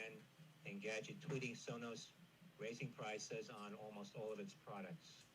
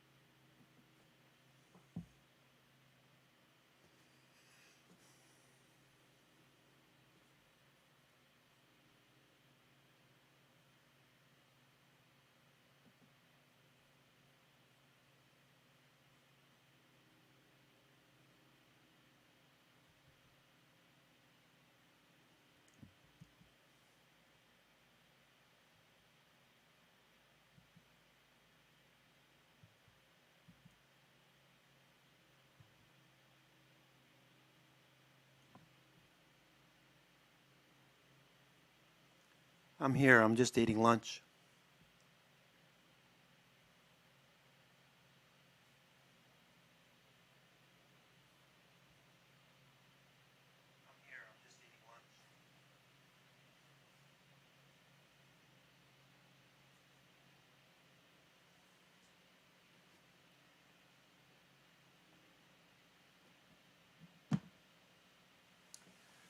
Watch SPY. We're fading right back to VWAP. We could pull back again, retest the lows, possibly.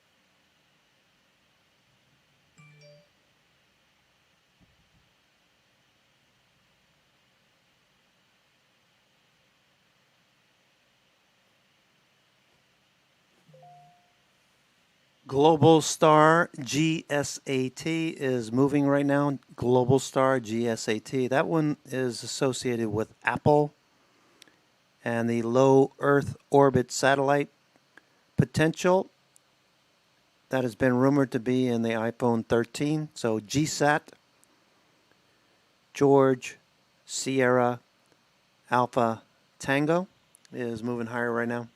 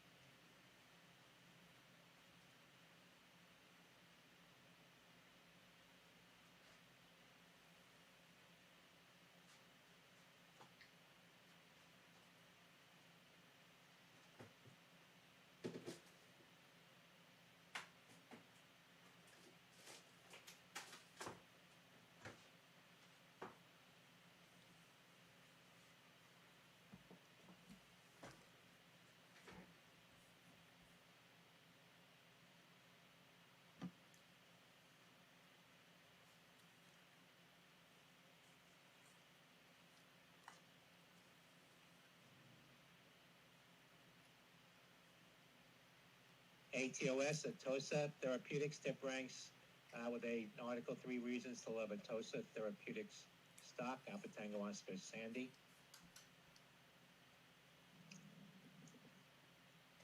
Shares of Atosa off the at the highs now $4.09. Saw some call activity in Atosa.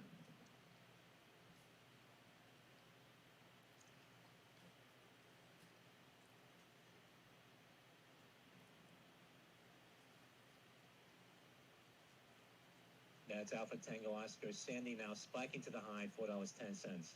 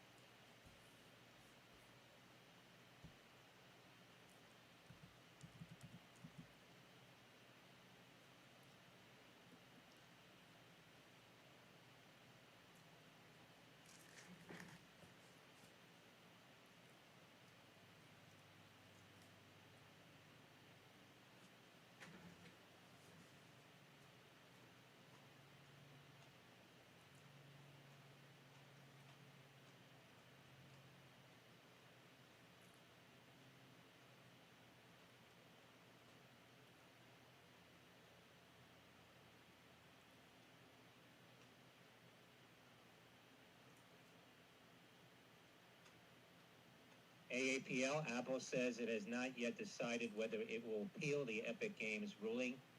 That's Alpha Papa Lima.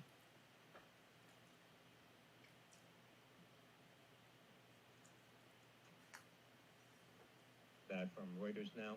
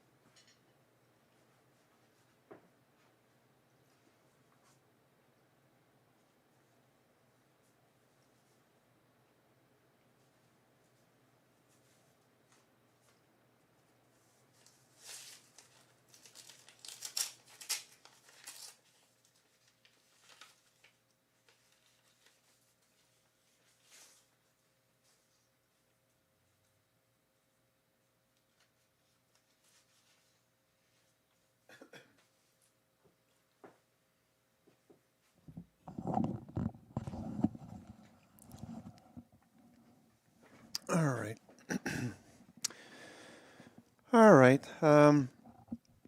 So the markets are just chopping around right now. VIX is putting in a higher low, or lower high rather.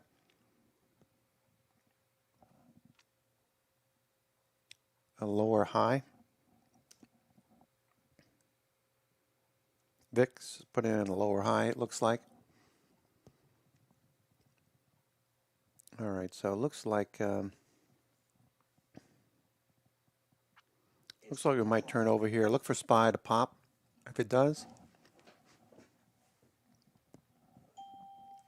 I really don't expect much to happen between now and around 3:30. It's a Friday. Momentum tends to be very low. It's still, we're just now going into the month of September. It still feels like summer outside in my neck of the woods in South Carolina. Myrtle Beach. I don't miss New Jersey per se. I only miss friends that are from the area. Many people moved out of the state.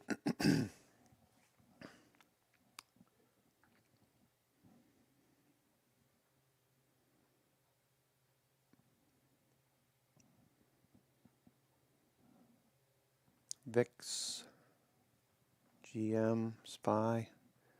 All right, so if VIX rolls over here, we'd look for SPY to pop. Or if we roll over now.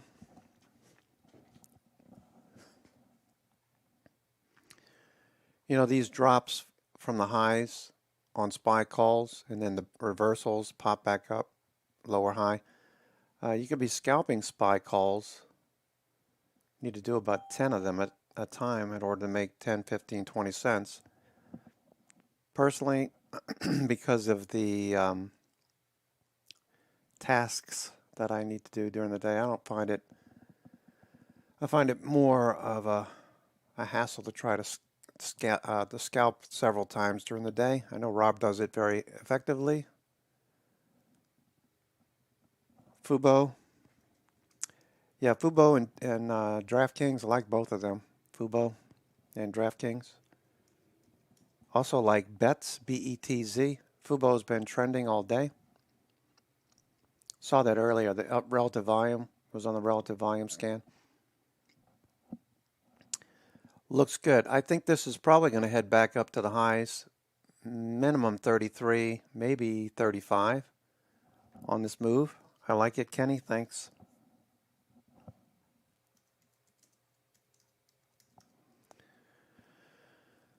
You also have BETZ that you could trade. BETZ.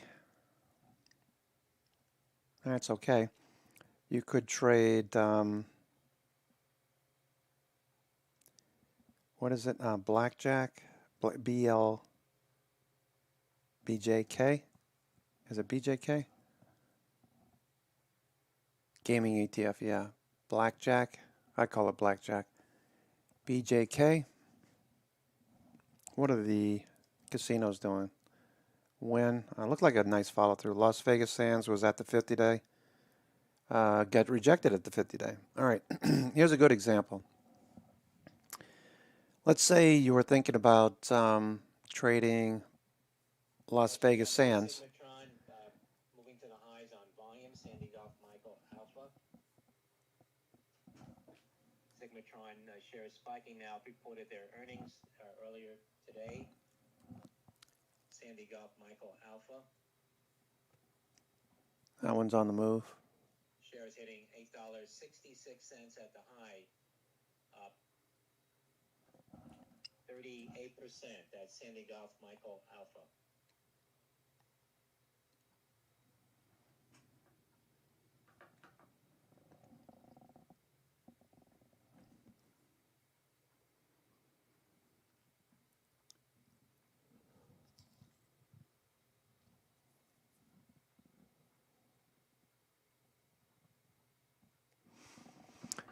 All right, so let's say you were thinking about taking this for a spin, this chart. This is all you saw. and you're thinking about this entry right over here at 38.74, maybe somewhere in here, so maybe between 38.74 and 41.50. First things I would see is this large volume by price resistance zone and the fact that price is below the 921 and 50 day. So in my case, I wouldn't even look at this chart. I would consider this a short on any move back to the 50 day or the 21 day, because that's what's been rejection thus far as it goes through this markdown phase. So on this move above the 21 day, looked pretty good. I was looking at it yesterday. If it got above the 50 day is what I said, I'd be interested. Until then, I'm looking for rejection, and that's exactly what happened today. This week, ran into the 50 day and rolled right over. Additionally, other stocks in the group, some look better than others, like Caesars, is trending. So I'd like to see all of these moving together. Penn Gaming, we looked at this yesterday. All right, looked really good yesterday. It was at the 9 EMA, but I like to look for 2 trading days where we have bullish action. Didn't happen. So there's a possibility we could come down to the 21 day first. Until I see 2 days rally, like here, I'm not really interested, because one day doesn't really make a trend, right? We're above this volume by price. So that's Penn. Boyd Gaming, BYD. Yeah, mixed. Scientific Games, SGMS. It's okay. Win. Oh, we looked at Win. MGM. All right. So these are mixed. I would probably walk away. Sector-wise, we have strength. The leaders are in metals and mining. All right, metals and mining. So if metals and mining are leading, I would be looking at stocks like Freeport-McMoRan. Bullish. Is it above the 50 day yet? No. This is still no hurry to buy this. The object is you want to swing this, right? Most people want to swing. Not everybody's into day trading. So 2 days up, that's good. Check mark there. Bounced the 200-day RSI is moving back above 50. It's got this volume by price band as support. So as soon as this moves above this level, it's going to become a lot more interesting. Take a look at something that we've been trading. ATER. All right, so look at the Kirby over here. Obvious where the base is. This is where all the volume took place. Look at all this volume. That's telling you institutions. All right, so think about this for a second. You've got, what, 200 million shares have traded in the last 3 trading days? 200 million shares. 200. Wrap your head around that. And the stocks moved from 7 to 12.5. You think they only won 5 points? Look at this Kirby over here. Once it gets above this level, gets above the 200-day, this is going to be a monster, it looks like. All right, it's already overbought, so maybe we wait for it to settle down a little bit. This is probably going to be a good trade in the next couple of days, if not, if it doesn't keep going today. Looks good, right? 5 minute. All right, it's bouncing here at VWAP. This is probably going to go.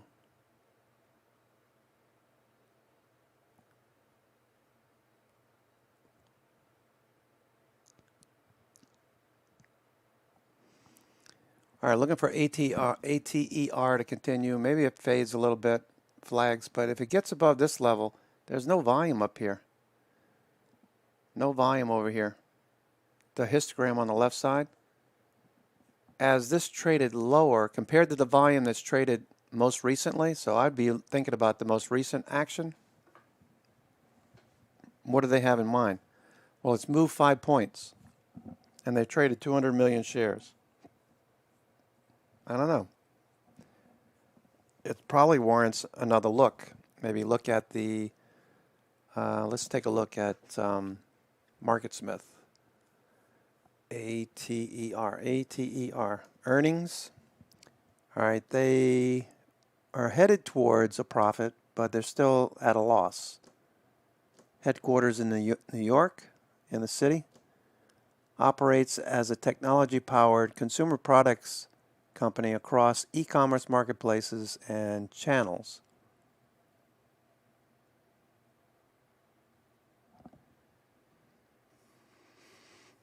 Let's see how many funds and management. Management owns 5%. That's a pretty high number. Management usually owns maybe 2%. Whenever you see a company management that owns more than 5, 10, 20% of the stock, do a little bit more research. Its competitors, Traeger, Lifetime Brands, Betterware, Well Built. All right, so the number of funds is growing. It's only up at 91. 2020, we were down to 10, so it's ninefold increase in the number of institutions buying shares of ATER. Is that reason enough to buy it? I think we need to do a little bit more research, but looks good.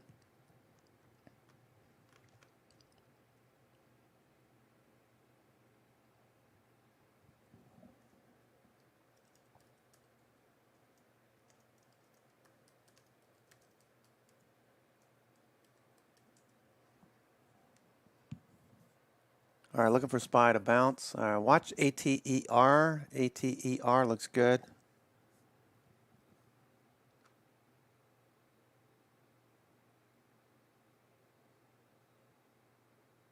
All right, looks like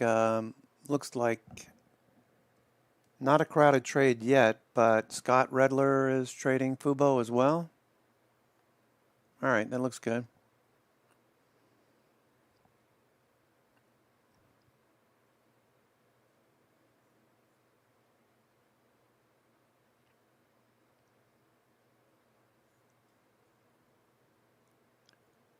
All right, looks like it could keep going.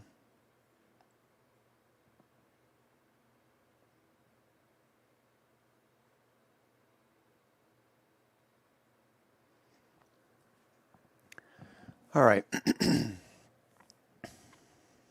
Looks good. Thank you, David. Appreciate it.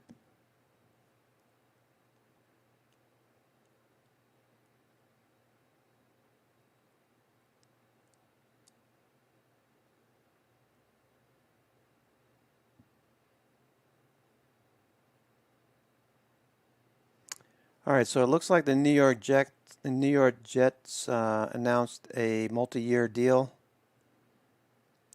with Fubo.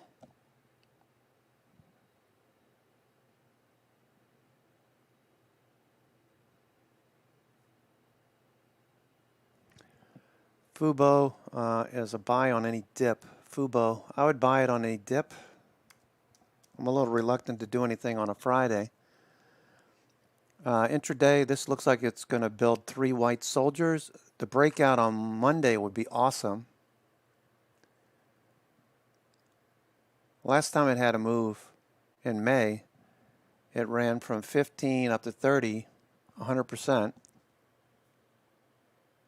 Came back. You know what? Let's take a look at this from a Fibonacci. This looks pretty good. Just popped in my head just as I was looking at this pivot down here and this high. All right, where can I put this where I can see it? You know what? I'll put it over here and I'll expand my space. All right, let me add 12 extra bars. Let's see. That'll do it. 12 extra bars usually does it.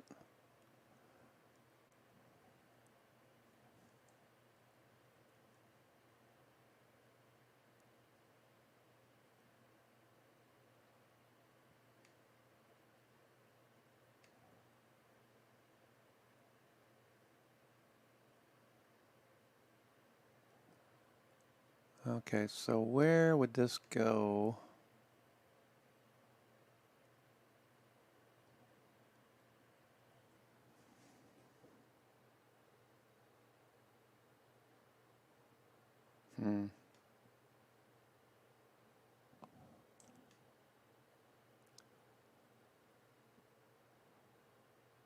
You know what? That's not going to work. All right, so let me go to Fubo. All right, so you know what? It looks like a descending pattern. Lower highs, so we'll just put that on here for now. That's our first target, or our first area where we might see some resistance going into this pivot. RUN, Sunrun, seeing some volume coming in, CNBC mentioned. That's Romeo Uniform November. Sunrun, seeing some action on Sunrun. All right, SPY pulling back.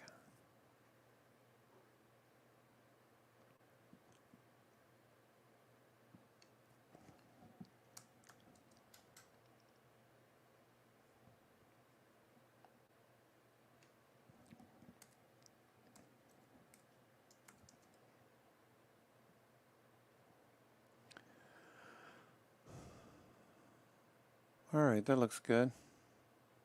RSI is rising.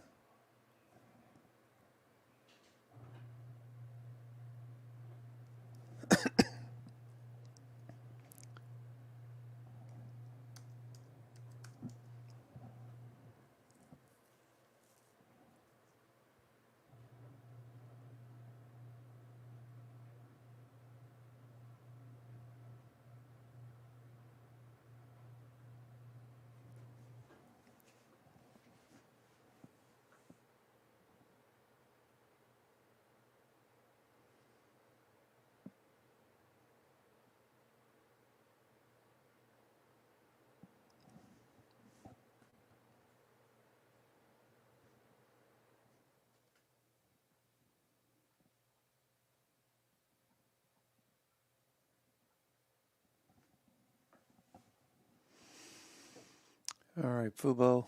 All right, SPY pulling back a bit more. All right, looking for this dip on Fubo back towards VWAP.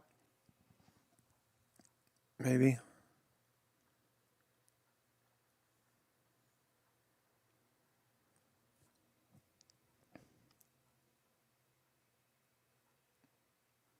GSAT at the highs.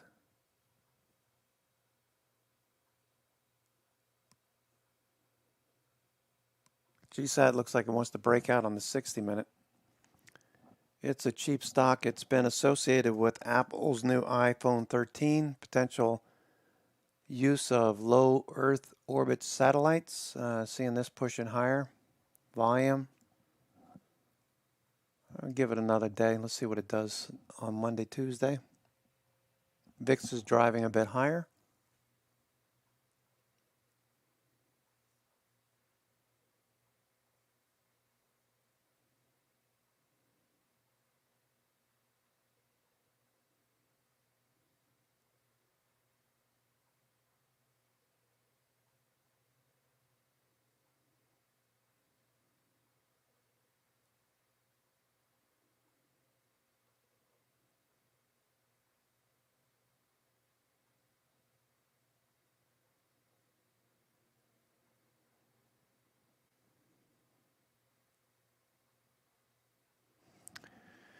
All right, so markets are really sleepy right now.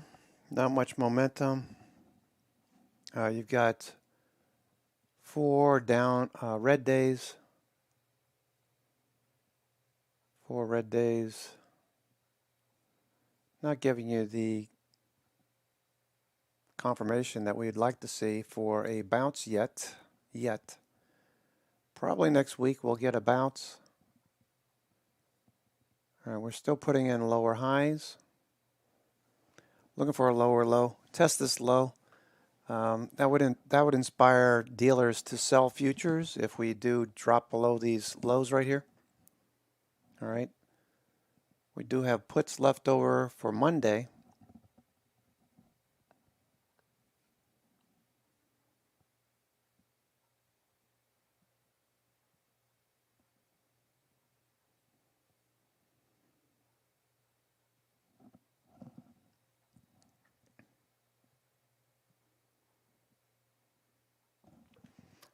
All right, let me grab a Dr. Pepper. I'll be right back.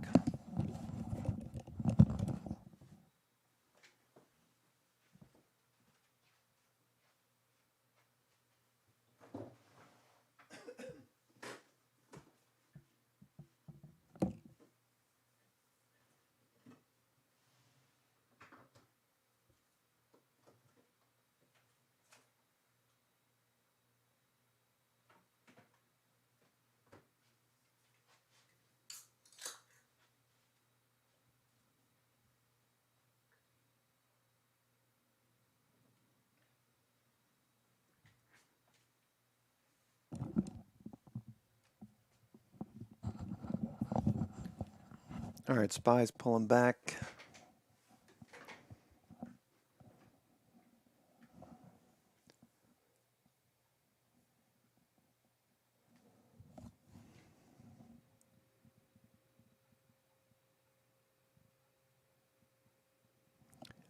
All right, moving lower. NKLA. Watch NKLA. Nikola. No follow through yet. Smile Direct.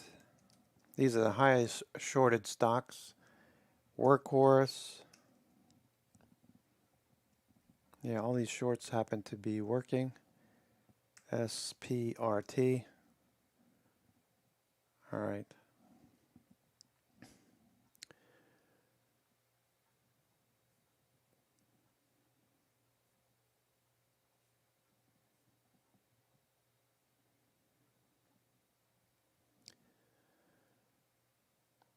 All right, the daily chart, we're sitting on the 21 day. I suspect that they're going to test the 21 day again. I think we're going to lose it. Think being the operative word. I'm just watching right now as the markets can't rally back up. Stay very long above VWAP. We're on a sell signal on the NQ. 5 minute. And the ES. Let's see if we get a buy. Let's see if they get a bounce here. We get the bears to bite again. Maybe that'd be enough energy to push things higher. We need energy. There's no energy in the markets. You can feel it. It's like really blasé. The largest blocks we've got today were around 500,000. Afternoon, before noon, right around 10 o'clock or so, we got an 800,000 block. 800,000 share block at 448.30. We moved above that. That was that big move right after the open, after the dip. Actually, that was right around 11 o'clock. 11:30, 12 o'clock, we got a big block that came in.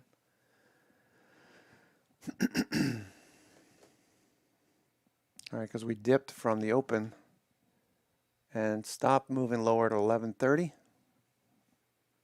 Now we're just looking for VIX to give us a lower high or give us another direction. Right now it's 222. I like to look for direction this time of day, get an idea what professional traders are thinking, given the direction of price action. Are they going to bounce the rally? Are they going to buy the dip? Tick Cumulative says they've been buying the dip, so kind of conflicting information. Even if they are buying it, they're only buying it on 1-to-1 up-down volume, so the bulls aren't really showing up for the party just yet.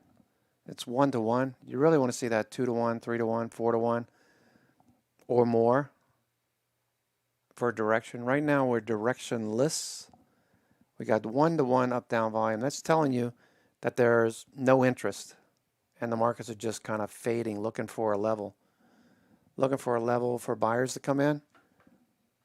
And if we find them, maybe we bounce. Right now, don't see much going on. So if the institutions, market makers, and dealers aren't doing much, why should you? The answer is you shouldn't. You should do exactly what they're doing. Take a break.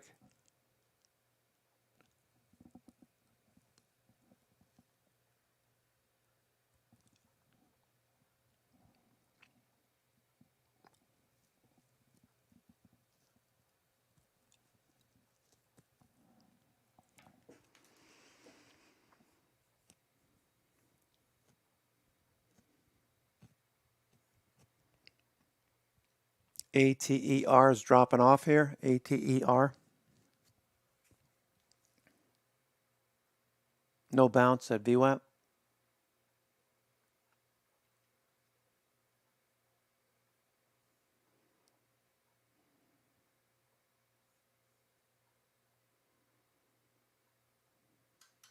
ATER, no bounce.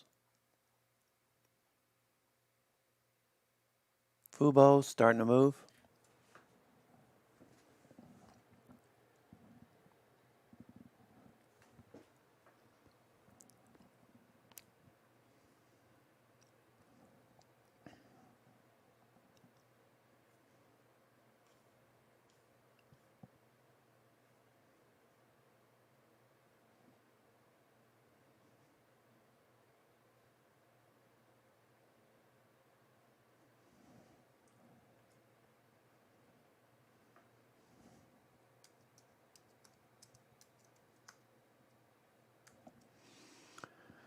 All right, Fubo looks good. Let's keep an eye on this one for a few minutes. CBX Chevron. Chevron says in the Gulf of Mexico there's been no significant damage to Chevron operated platforms as a result of Hurricane Ida. That's Charlie Victor X-ray.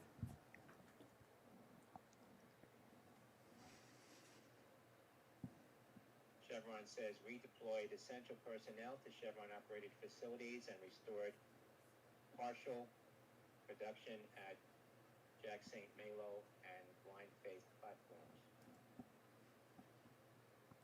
That's Charlie Victor X-ray.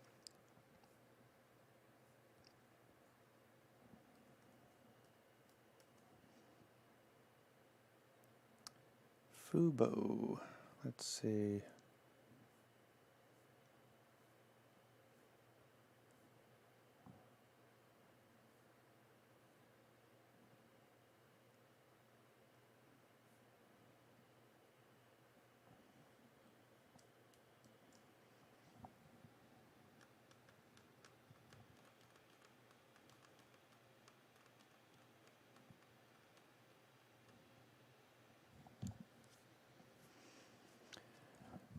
All right.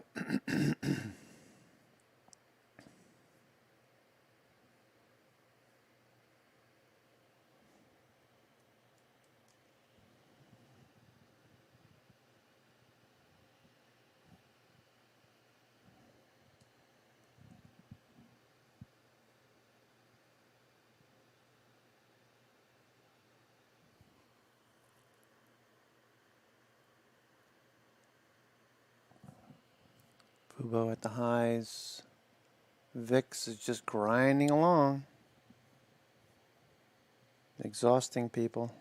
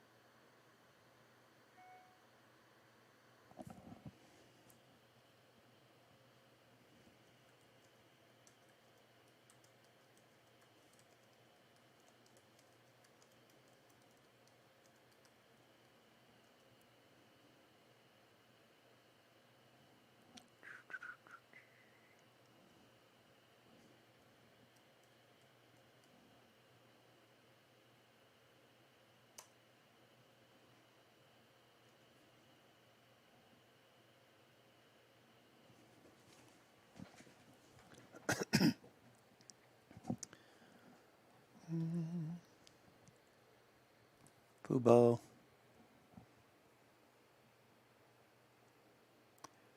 DraftKings.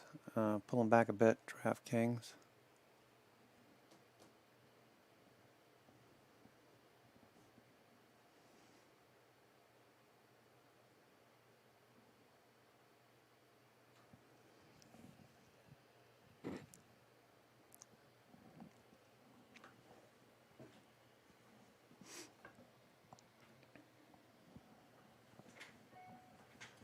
VIX still grinding higher. So SPY's pulling back.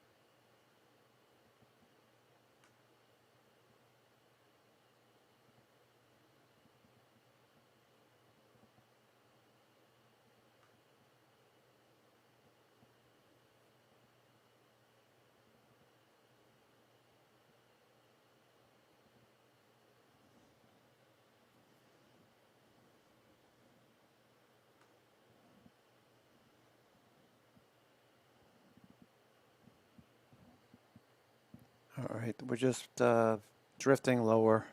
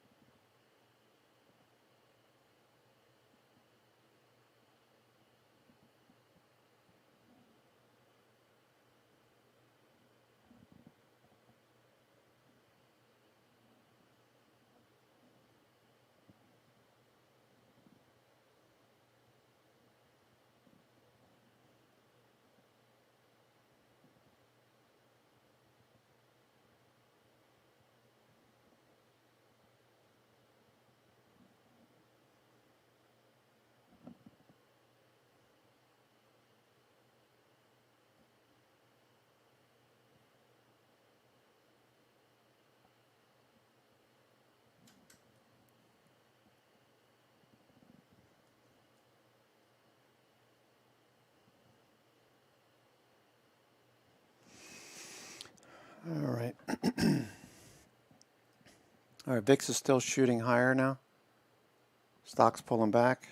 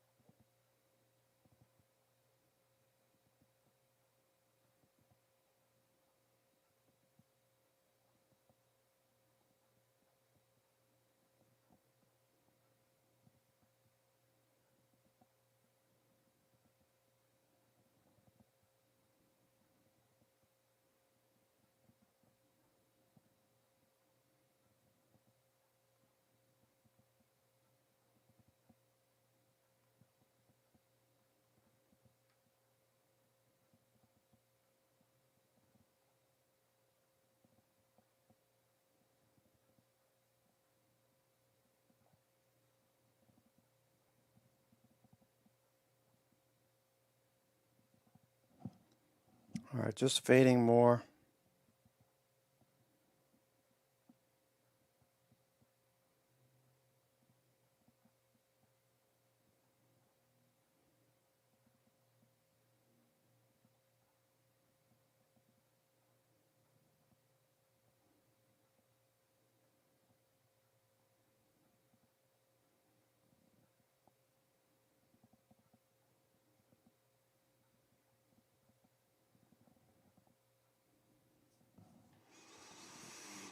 All right.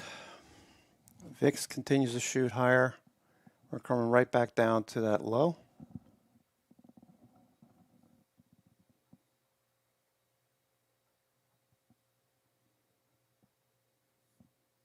from this morning.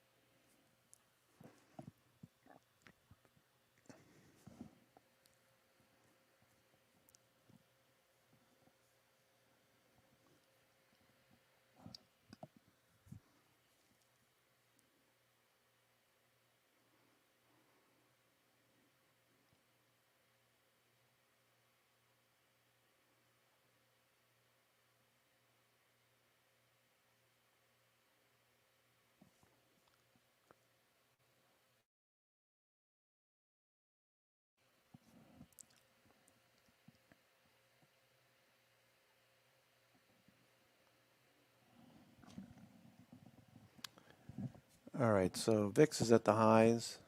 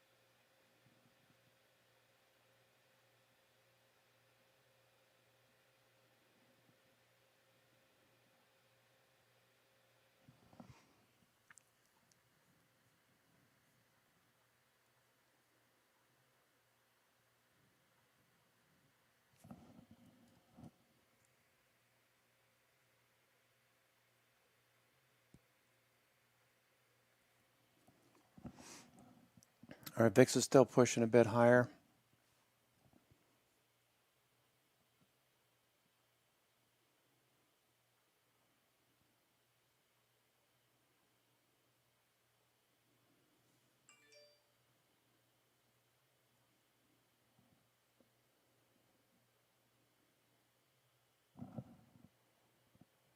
VIX is at the high of the day. I'm watching Fubo.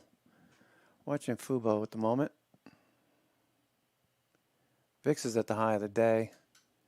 Might get rejected here, so be watchful.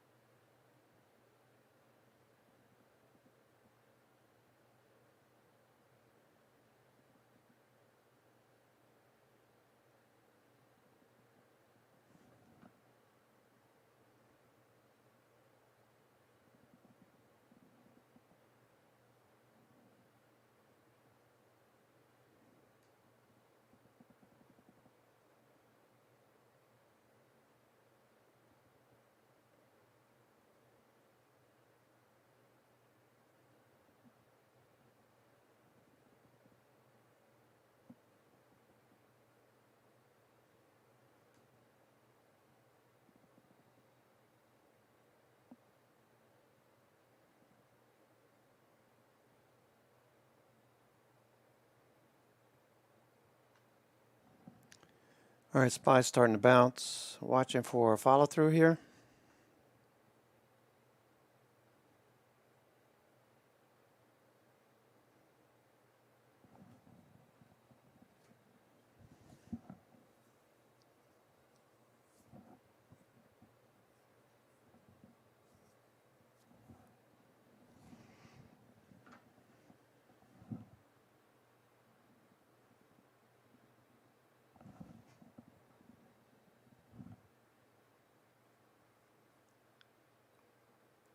Apple's still hanging out near that 150 level.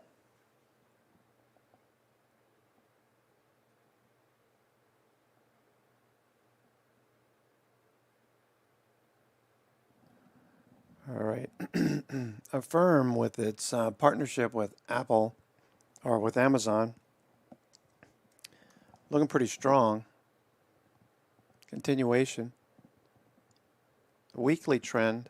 I see a couple of people looking at this on the weekly.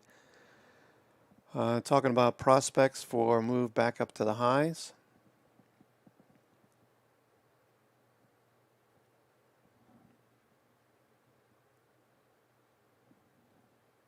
It's an IPO, obviously. Affirm.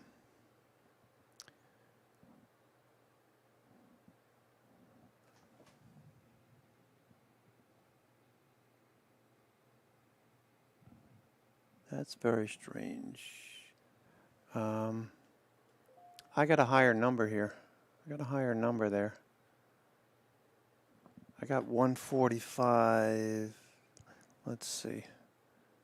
Maybe past data. Let's go back.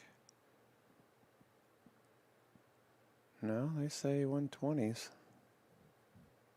Wonder how MarketSmith got that higher number. AFRM.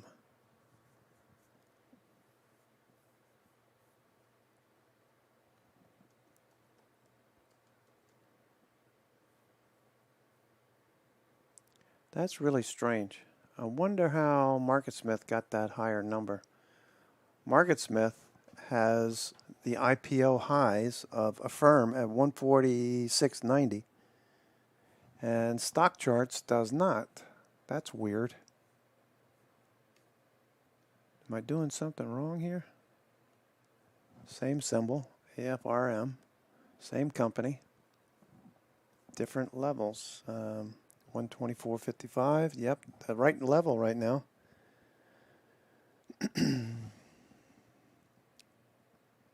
That's very interesting. What does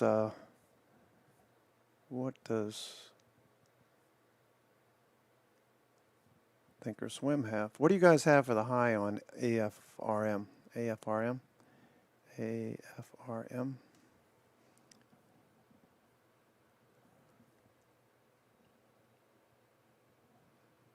Yeah, TOS has the same thing. Thinkorswim has the same thing. 146.90 on AFRM. I wonder why it's. You see that? 125? That's weird. Let me do this. Let me go to the daily and go out 2 years. Maybe it's something that happened. All right, it does. Okay, never mind. It does have 146. I wonder why the weekly gives that weird. Huh. Oh, that's the moving average. No wonder. Duh. No, that's not. That is right.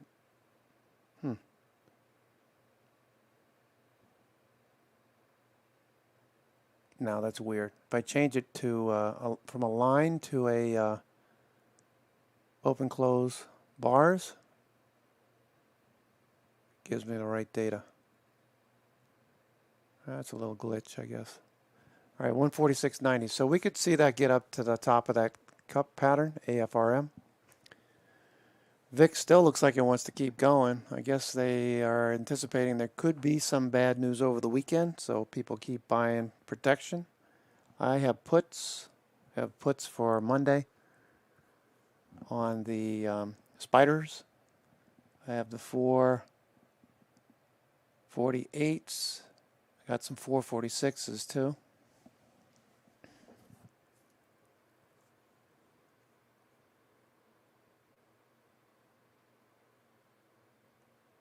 GM pulled back.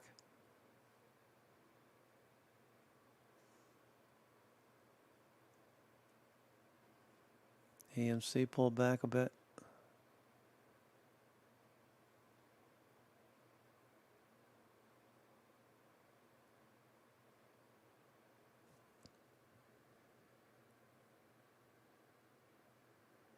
AMC looks like it wants to get going end of day. I don't know what's going on with AMC.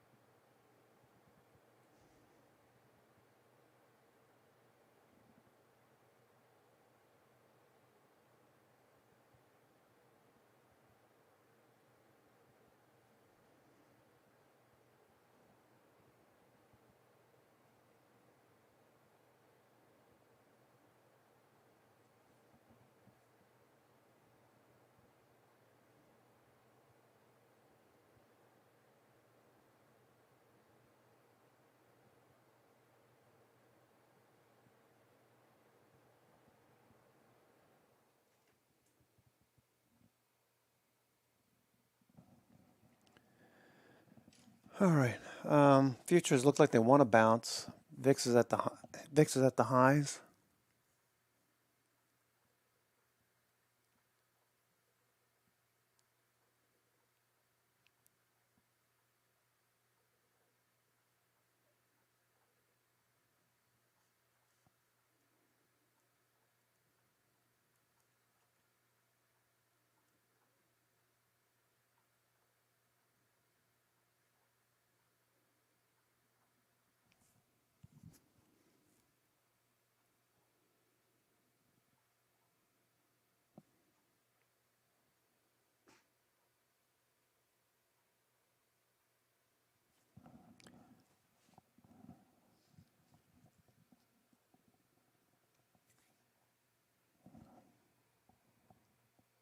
Fubo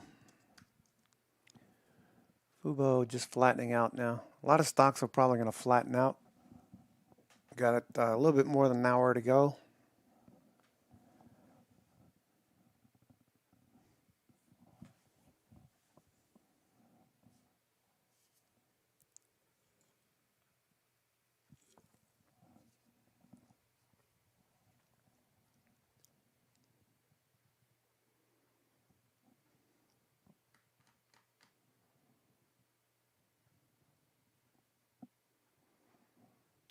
Fuel cell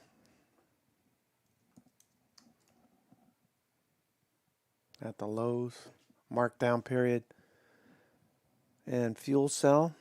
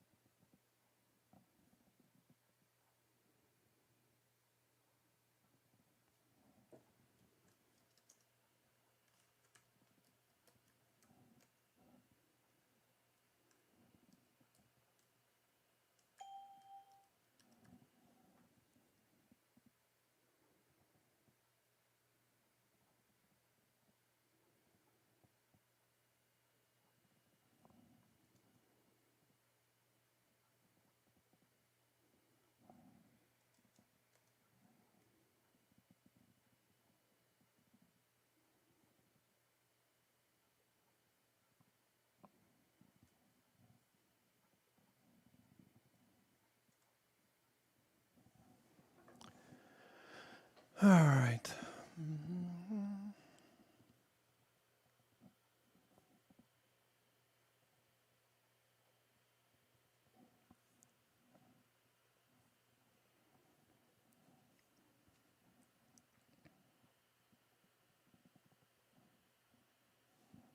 Fuel cell.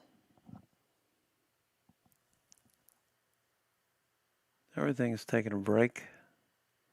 Microsoft faded back to VWAP.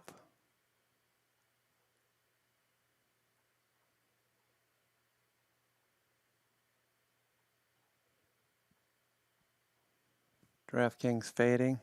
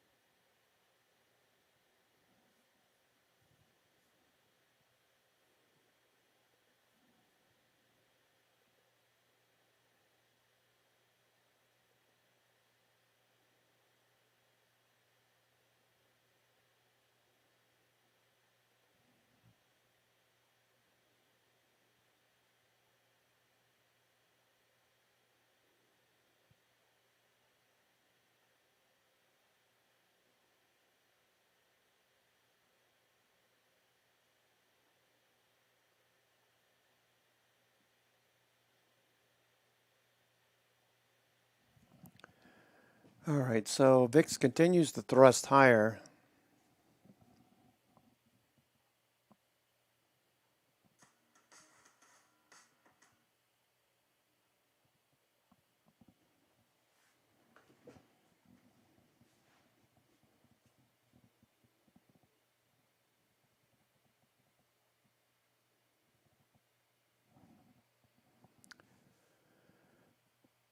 All right, VIX continues to thrust higher. Volatility building up going into next week.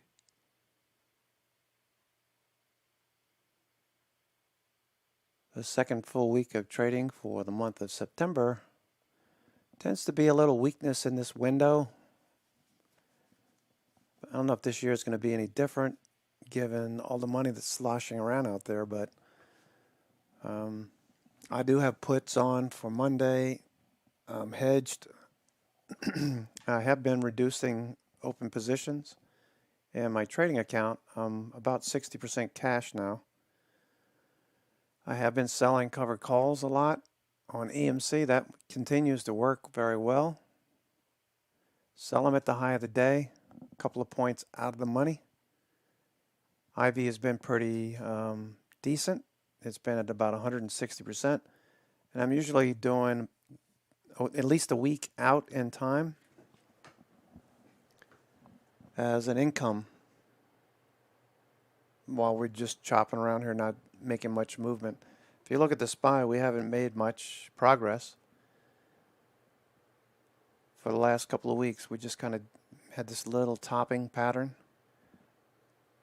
Briefly up to 454, comes back in to 440, 447 or so. So watching how this is trading out. I'm thinking that we're going to test the 50 day. If there's any weakness, if we do drop below the low of the day, 447.50 or so, we could see a quick move down to the 50 day. A lot of people are waiting for that. I have 60% cash, so I'm looking to buy things when we get down there.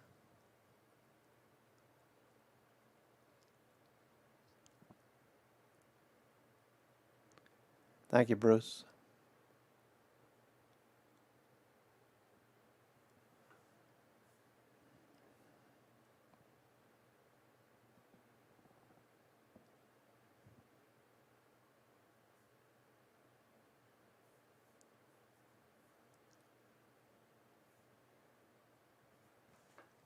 I see you in the, I'll send out a link to you and some other information. Bruce, I see you joined today. I'll send you a link to Slack in case you want to check out. There's a lot of good stuff in Slack. Specifically, and more importantly, make sure you check out the Gamma channel, Gamma with a G.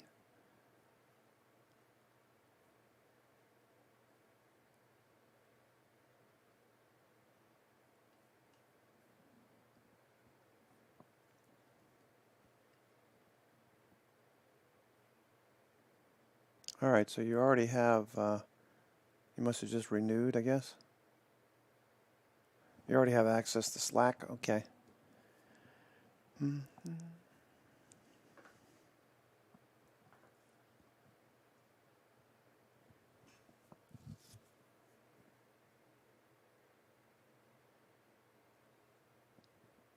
All right, so your account's activated. Bruce. I had a good friend named Bruce as a kid in New Orleans.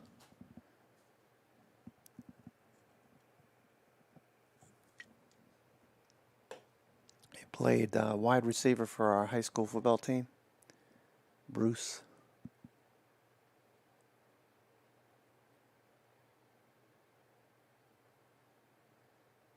Bruce Flash, like the Flash. He was fast. Lived up to his name.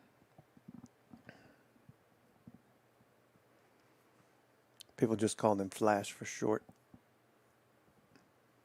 All right, so it's a pretty quiet session this evening. If we get any kind of movement, it's going to be now. It's after 3 o'clock. I'm thinking we're going to get maybe a little flush here. The more we push on the 21 day and the less we see any activity, the more it looks like they're going to push this lower.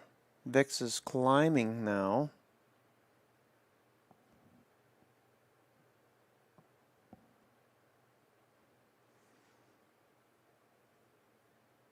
Microsoft giving back a good bit of its gains for the day.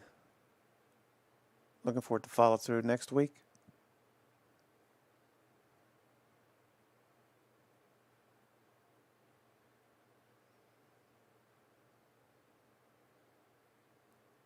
Everything is fading. For the most part, everything is fading. So if you didn't chase, you're going to see better entries most likely. All right.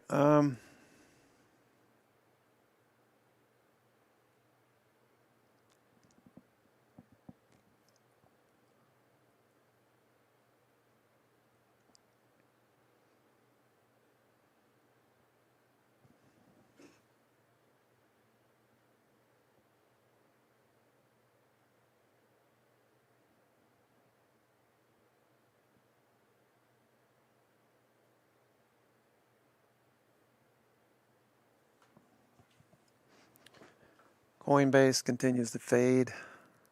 It's down 567.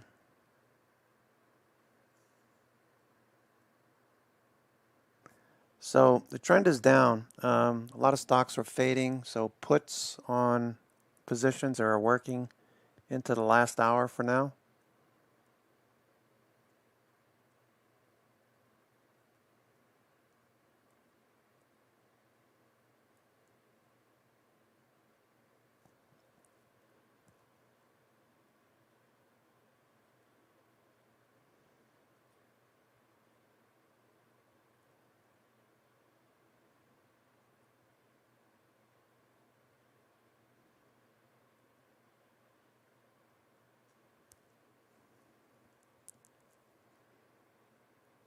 Nvidia's hanging in there. Quite interesting. Nvidia's hanging in there.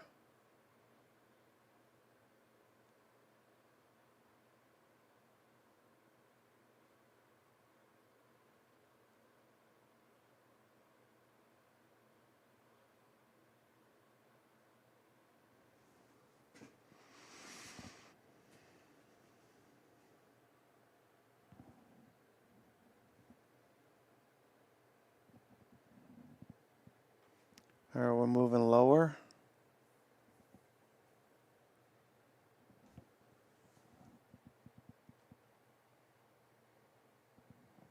Coming down and testing the low from this morning.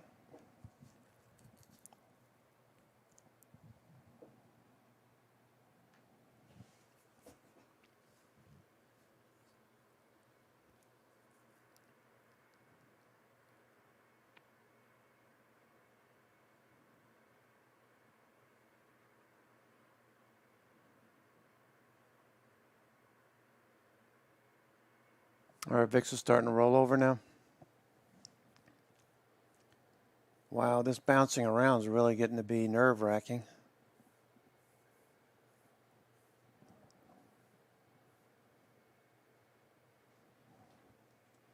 Killing premium. VIX at the highs.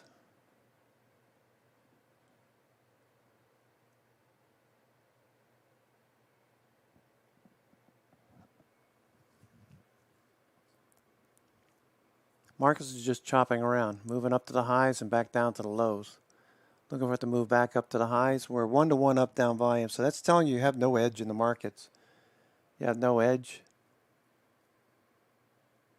Amazon was at the high of the day. Coming back now.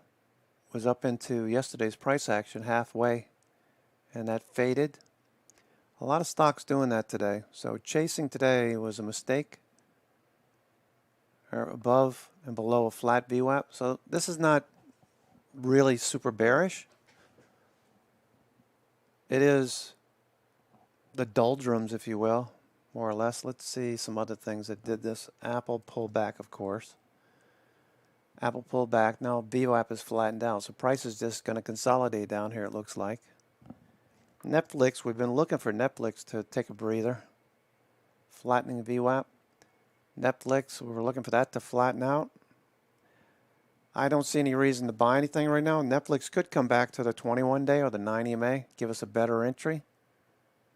This reminds me of AMD when it ran up for a couple of weeks. And then it's flattened out and went nowhere for a couple of weeks. So any money that's in this, if you're in AMD waiting, probably getting frustrated. GM had a nice bounce today and faded half of its gains. Usually when you touch the 21-day or the 50-day or the 9 EMA from below, the first attempt it usually gets sold. People will sell instinctively at an overhead moving average, take profits. If the demand outstrips the supply, obviously we'll make it above this level. And you can see this big band over here. So as we move above this level, we could see a follow through. We saw that with ATER most recently. ATER this morning moving higher. Okay, still reason to believe that this is going to continue. You can see every one of these candles since 750, you can see the high of the day gets sold. High of the day gets sold, gets sold, gets sold. So try not to buy the high of the day. VIX is ripping higher now. SPY is taking out the low here. SPY is testing the low. There go the futures. Futures taking out the low on the Q side. Qs are taking out the low. All right, so have some hedges on. Have some hedges on. Makes sense to have some hedges on.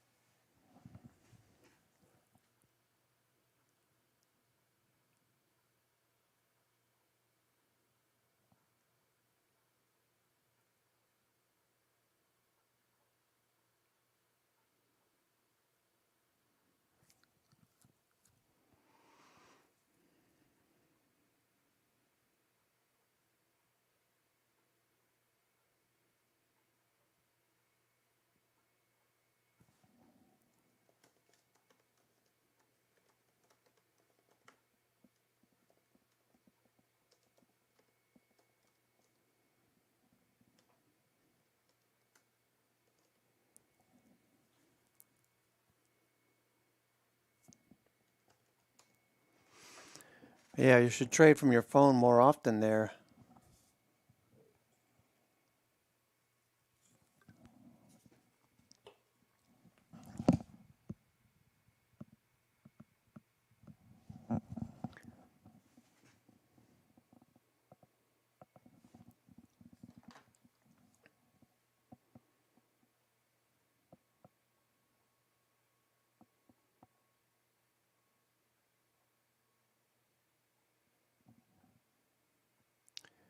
VIX finally looks like we might touch 20 again. All right, so VIX, we have this occasional move, and it happens to coincide nicely with the test of the 50-day. Bam, bam, bam, bam. Looks like that's where we're headed again. All right, so as if you've been reading Gamma, the Gamma channel, you know that most likely we'll see them selling volatility up here. They'll be selling puts. They'll be selling VIX, SPY puts, VIX calls, premium. They'll be soaking up the premium because IB is going to be very elevated. VIX will be elevated, so that's good. That'll be a sign that we could see a nice bounce there. Probably going to come back to the 50-day. That's my guess. All right, we're taking out the low of the day here. All right, so SPY.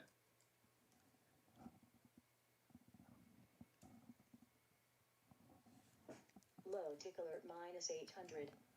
There's your low tick alert. All right, so we're taking out the lows.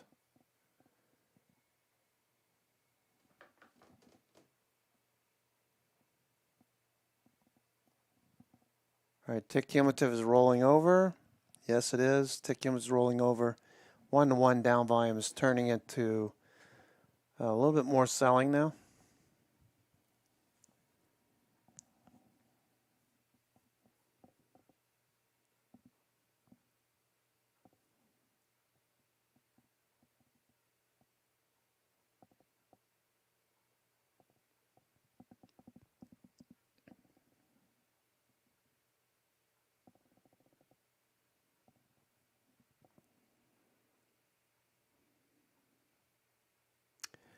Microsoft gave back all of its gains for the day. Isn't that something? That's why I wanted to wait for Microsoft for that first and second bullish candle. Disappointing. Microsoft looked really good earlier. AMC's hanging in there. AMC's showing relative strength.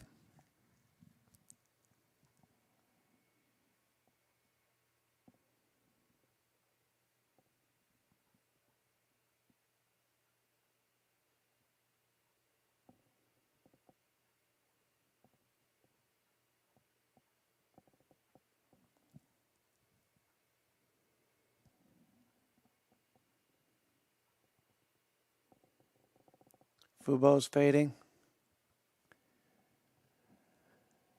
All right, Fubo's fading. VIX continues to ramp higher.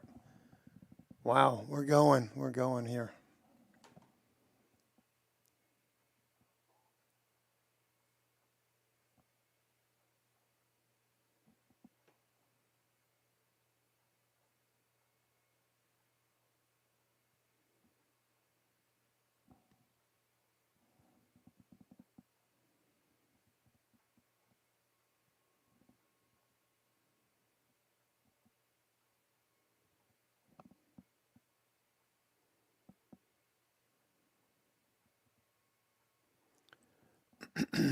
All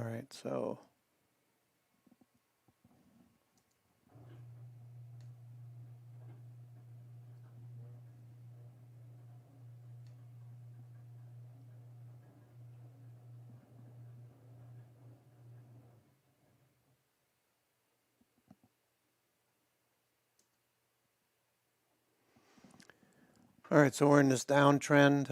Looks like they could flush this. Maybe they'll flush it. Looking for a flush.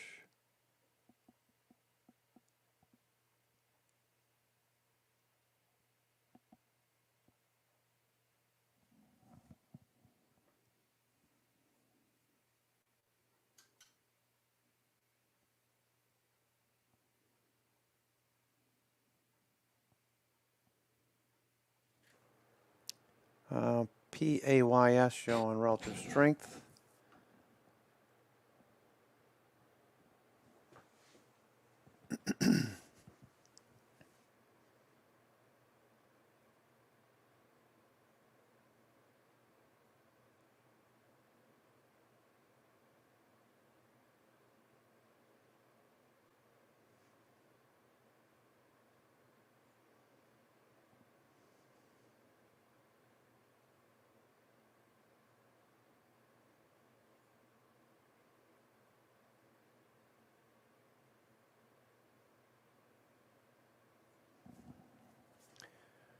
All right, SPY taking out the stops underneath here. Are they going to reverse this now? I'm thinking maybe they might.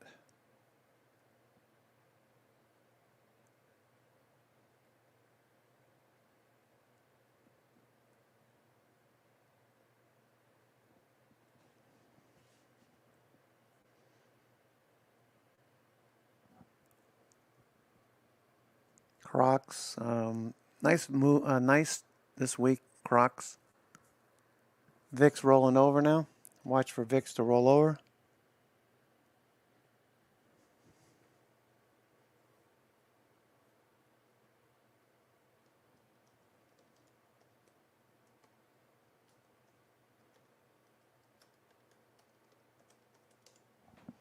All right, I took half of my puts off here at the low of the day.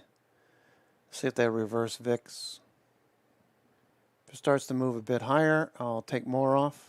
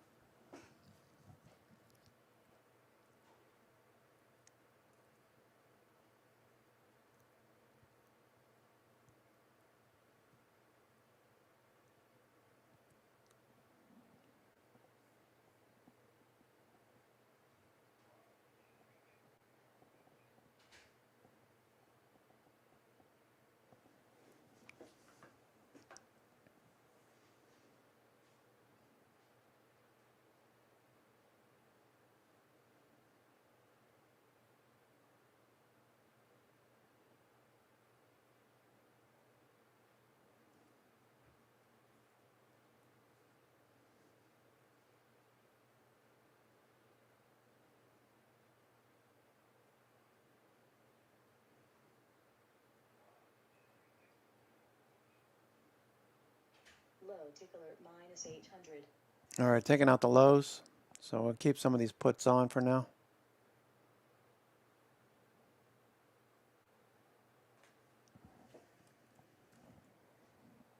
All right, looks like we're going to sell some more. VIX is really ripping here.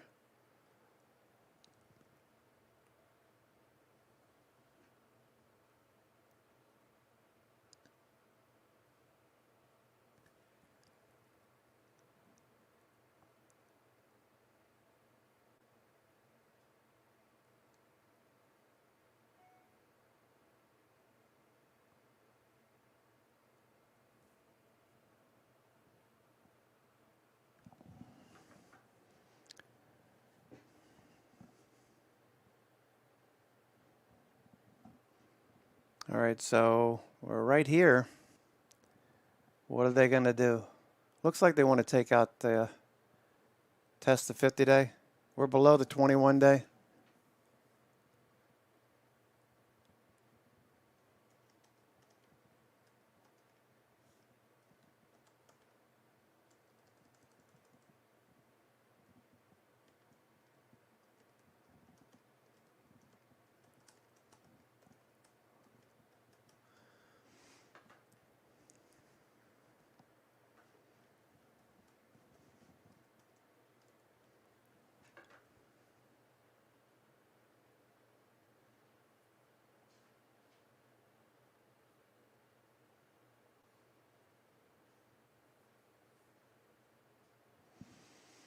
All right, S&P continues lower.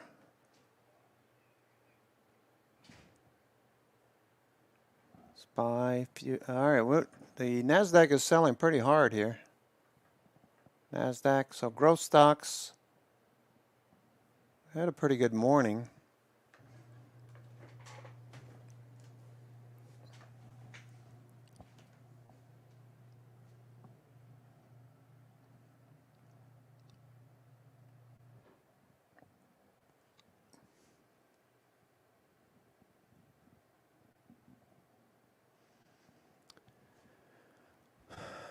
All right, so they're moving lower.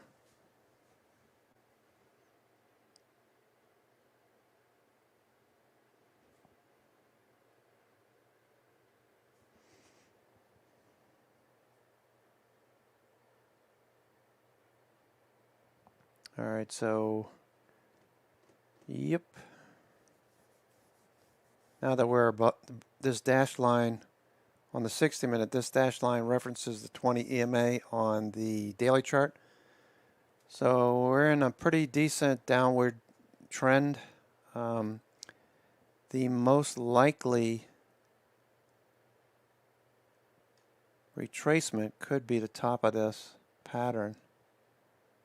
Now that we're all right, so the most I would think we could see is 450, 4,500 on any bounce at this point. I'll readjust this trend line if this drops off more. Looks like we're going to drop off more. We got plenty of time for them to sell the market. A lot of people are still bullish. Have some kind of hedge or protection. It's a good idea. Looks like we're going to sell more here. We're moving lower. VIX is moving higher. Finally getting a spike in VIX that haven't seen in a while.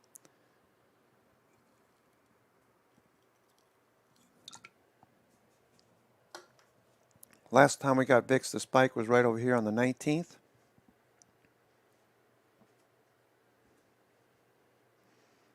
It was just the opposite of the way the S&P looks. It spiked up in the other direction. All right, so given where we are at the moment, let's see, same time frame VIX. That's where VIX spiked the last time, right there. Okay, so just the opposite of what we saw with S&P when we got down to these lows. They were selling premium up here. Volatility got really high, so we could see that level by Monday, Tuesday. If we don't test the 50-day already, just let it go. Let it go to the 50-day. That's fine by me.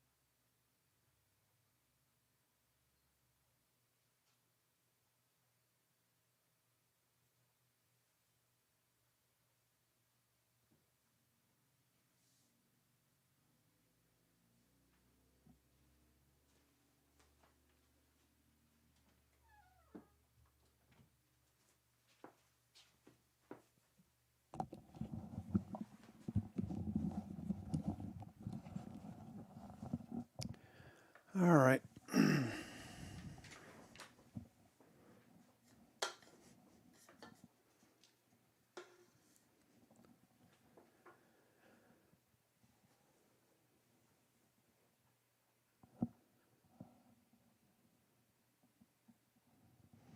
All right, lower lows and lower highs. VIX is at the high of the day.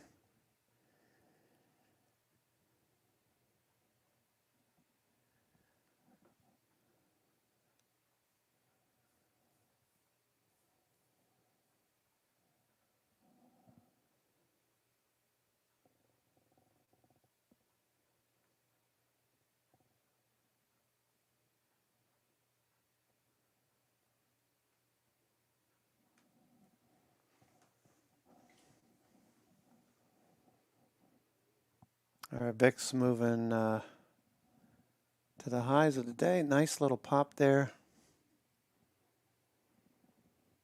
MACD still dropping. Okay, we're now oversold again. Last time we were oversold, we at least went sideways for a while before showing any signs, but we closed at the low of the day yesterday, so we could see that again today. I'm thinking that we might.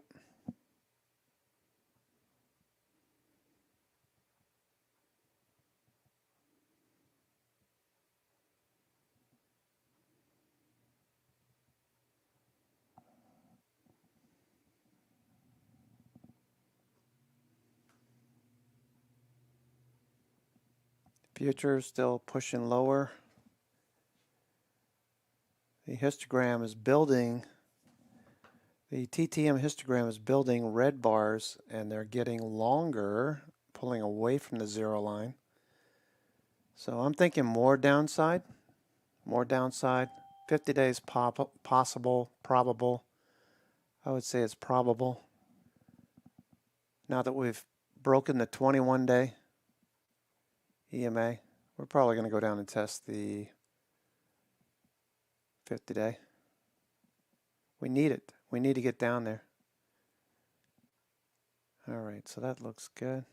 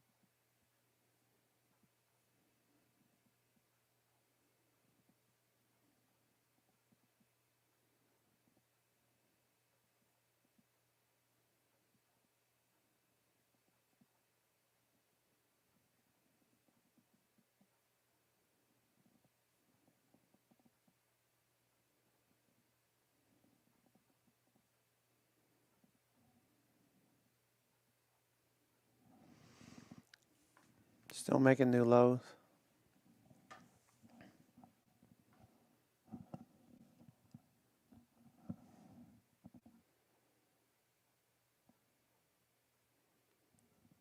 The blocks aren't really huge.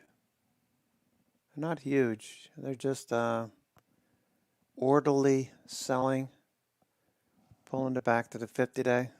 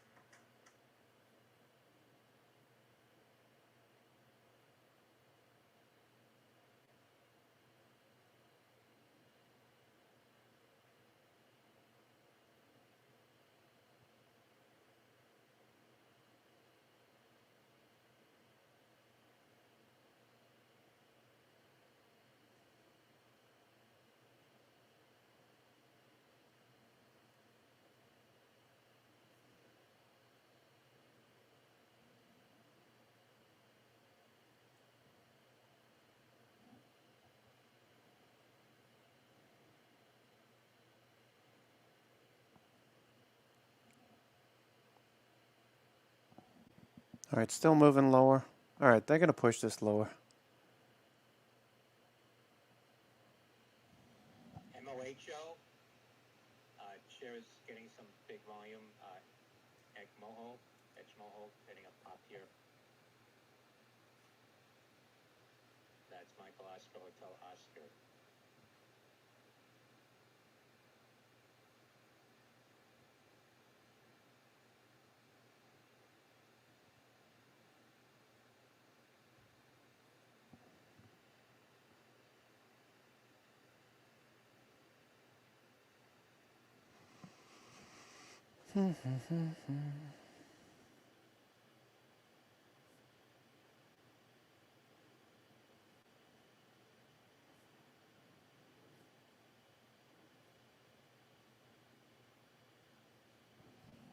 SPY's still drifting lower. VIX is at the highs.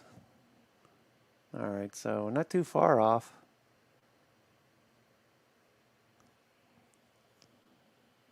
Low tick alert minus 800.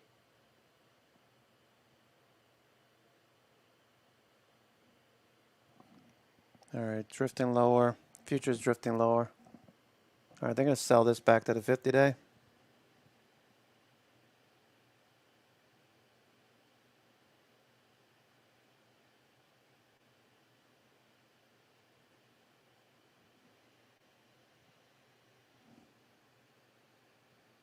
White House says economic topics were discussed in Biden's sheet call, but they were not a major part. SPY still drifting lower.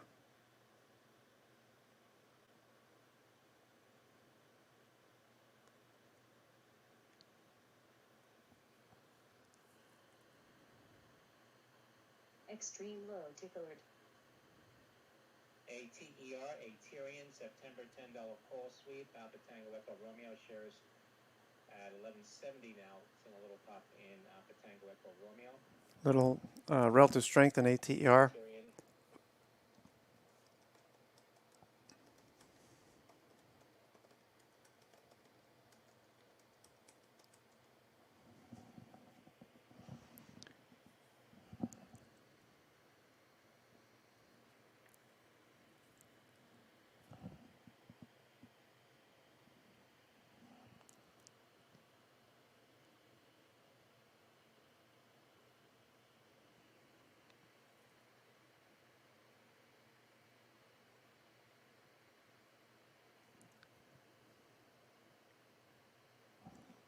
All right, continue to drop lower. Volume picking up.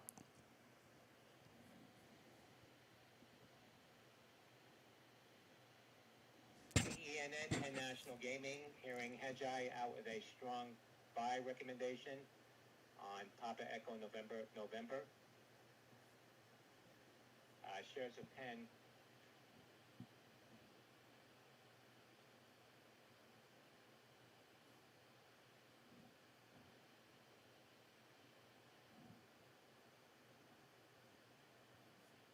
trying to confirm that report now on Penn ENN.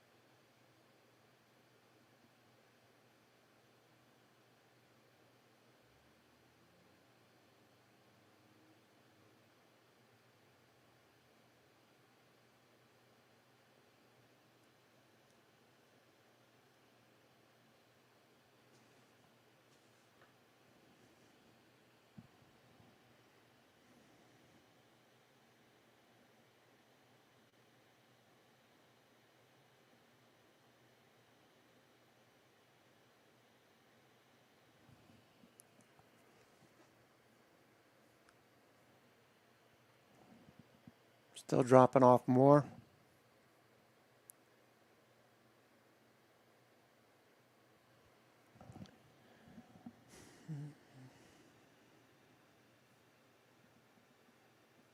Nothing to do if you're thinking safety. If you got hedges in and you're not, I wouldn't do much of anything. The markets are just consolidating recent gains.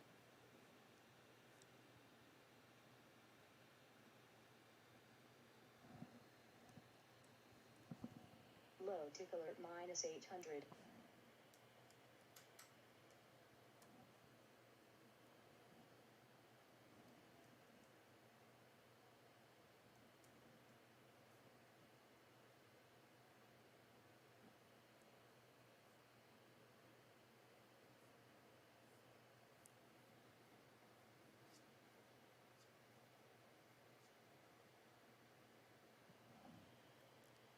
At the lows of the day.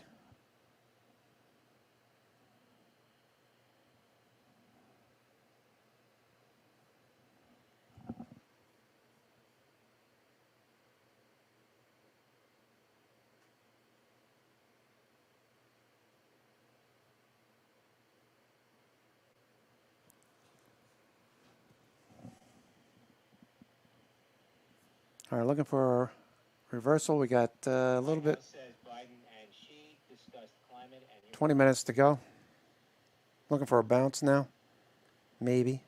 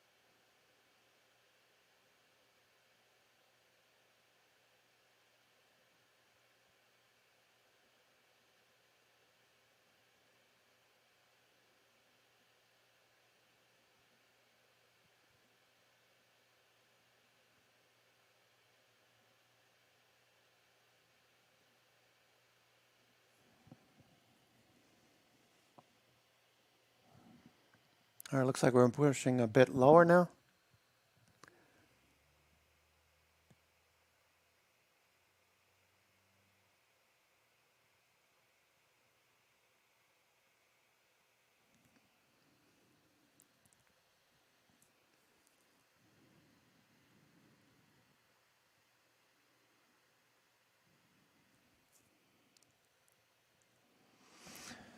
All right, puts are working, VIX is working. All right, everything's working. Working.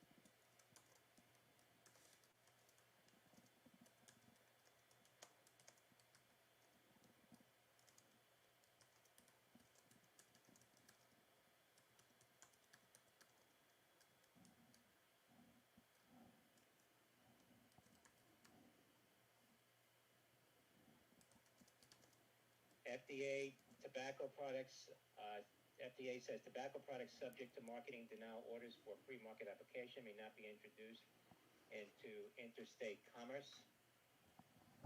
Watching shares of Altria, Michael Oscar,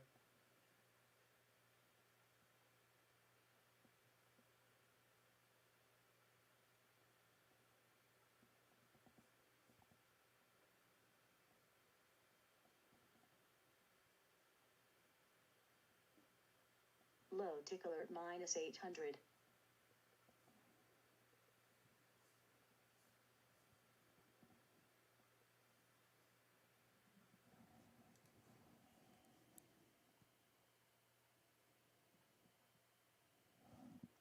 All right, we're Extreme low tick alert. dropping pretty good now. All right, they're headed for the 50-day.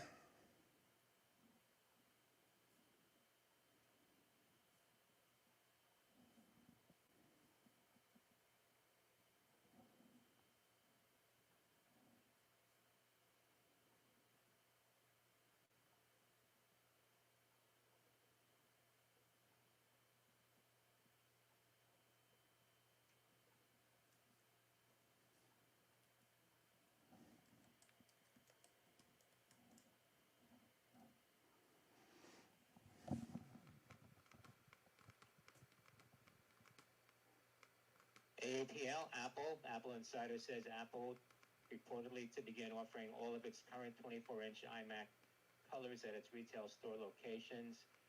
Departure from its current sales strategy. That's Alpha Papa Lima.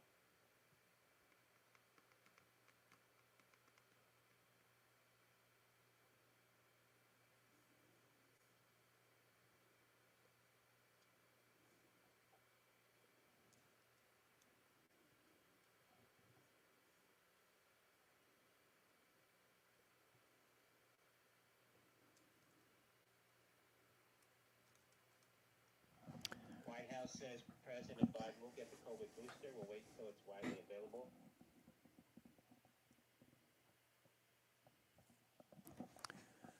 All right, looking good.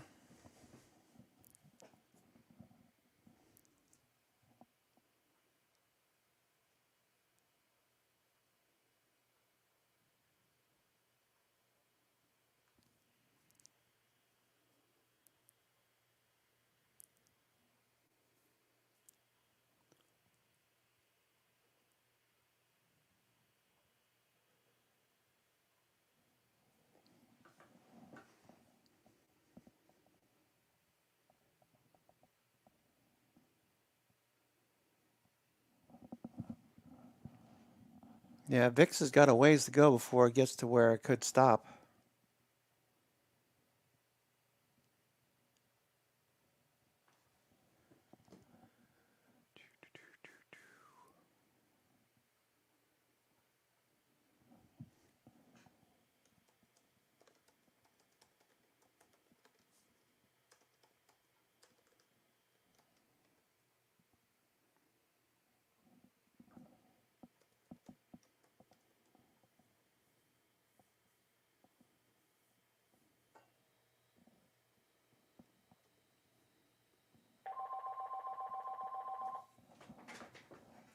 Who is that? Who would it call? Hold on one second. Let me get this, folks. Let's see how much time we got. 10 minutes? 1 second.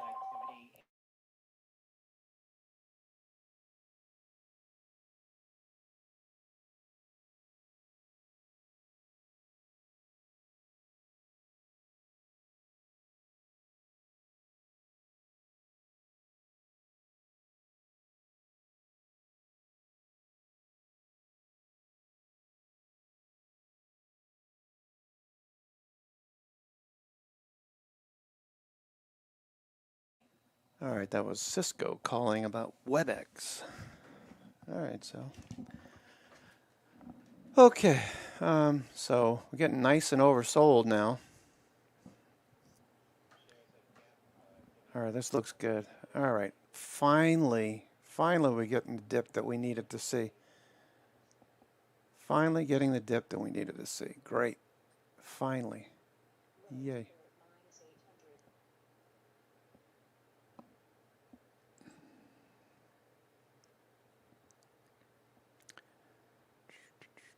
All right, good job, folks.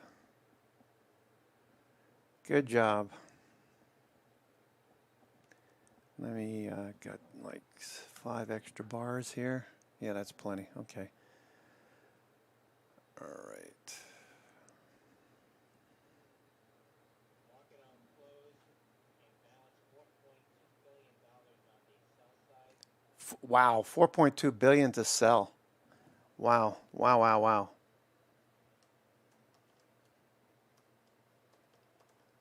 S&P futures dropping to the lows of the day.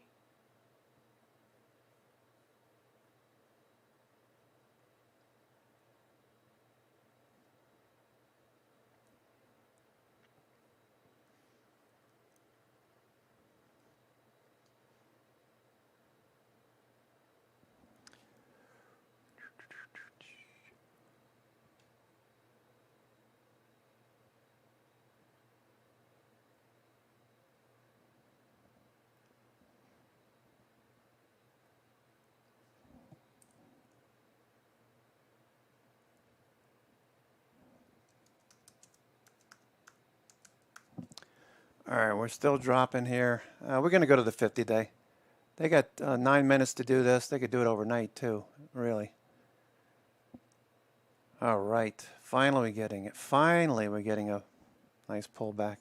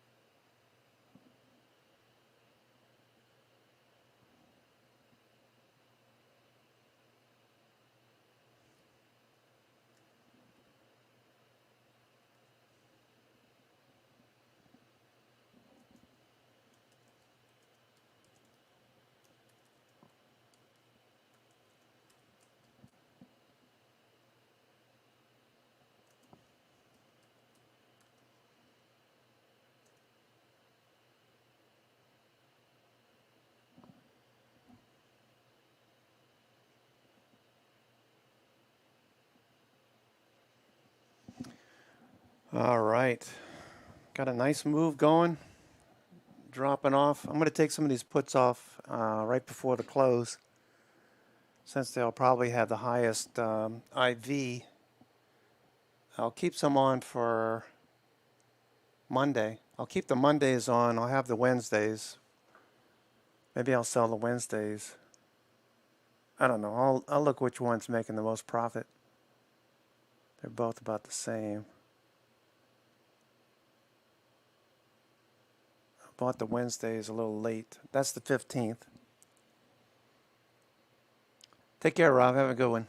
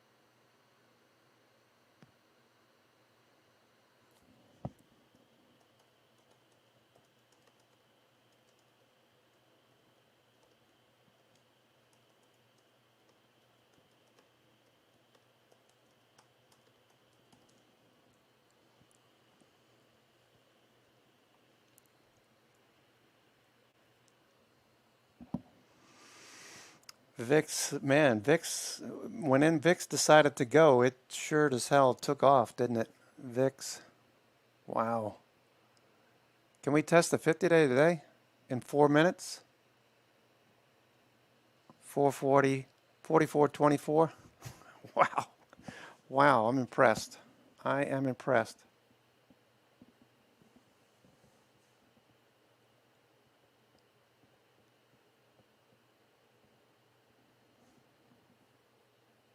Low ticker -800.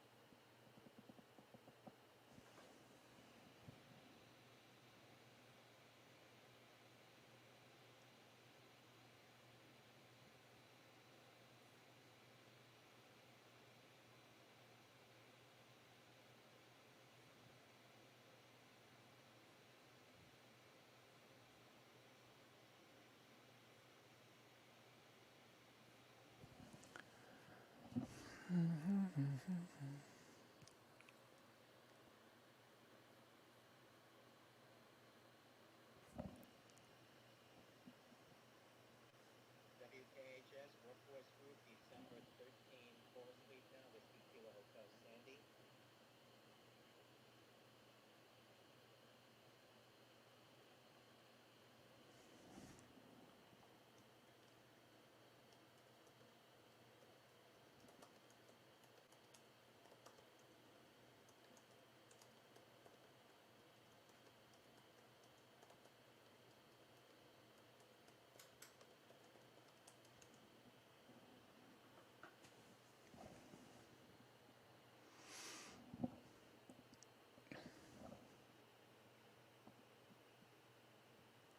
You see what it did last time? All right, we got 2 minutes to go. You see what it did last time? It came down, almost touched the 50-day.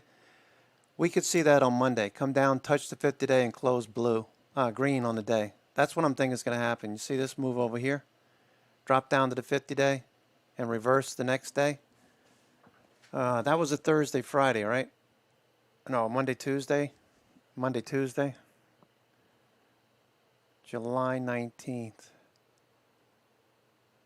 July 19th was a Monday. Yeah, so we had Monday, Tuesday. Monday, Tuesday. All right, so we're continuing to cruise lower. They're just selling the crap out of the market right now. They're trying to get it down to the 50-day.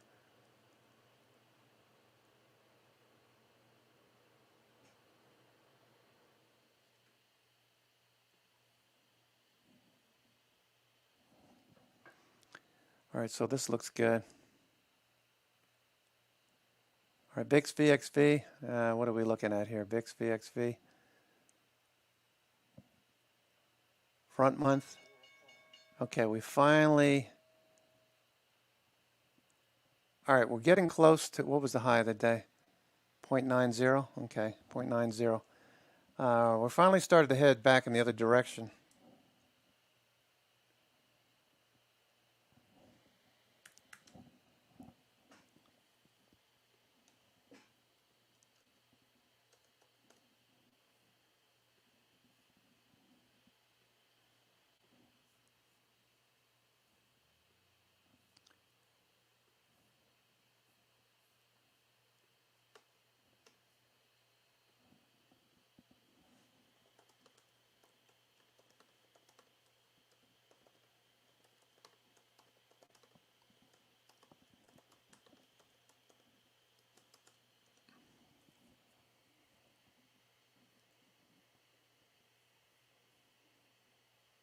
ISEE, Barrett File getting another pop here, India Sandy Echo Nicole. Have a great weekend, everyone.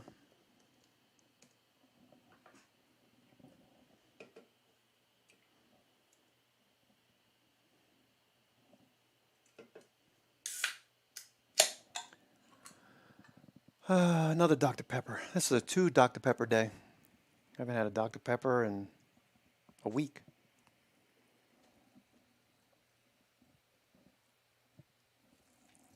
All right. All right. So we had a false start with WebEx. I'm going to talk to the WebEx guy. I'm going to talk to the WebEx guy this morning. I mean, in a few minutes. He just called a few minutes ago. See about using WebEx, find out more about it. And that's it for today. That's a wrap for the week. Hopefully you held on to some puts and some hedges, or maybe your long vol with Mikey. By VIX is ripping higher. It's probably going to peak. I would say 24.25 is the best you're going to look for. Maybe Monday we can see that, and you can sell some puts. All right, folks, take care. Have a great evening. This is Cousin Vinny coming to you from theclosingprint.com. It is September the 10th. Tomorrow, September the 11th. Remember, never forget. We'll see you guys later. Always use a exit plan before you even think about an entrance or a new entry, new positions, okay? Always have an exit. You can lose money in the markets. We all know that. Take care. Have a great evening. And we'll talk to you this weekend. Weekend video will be out around 2 p.m. on Sunday. Ciao.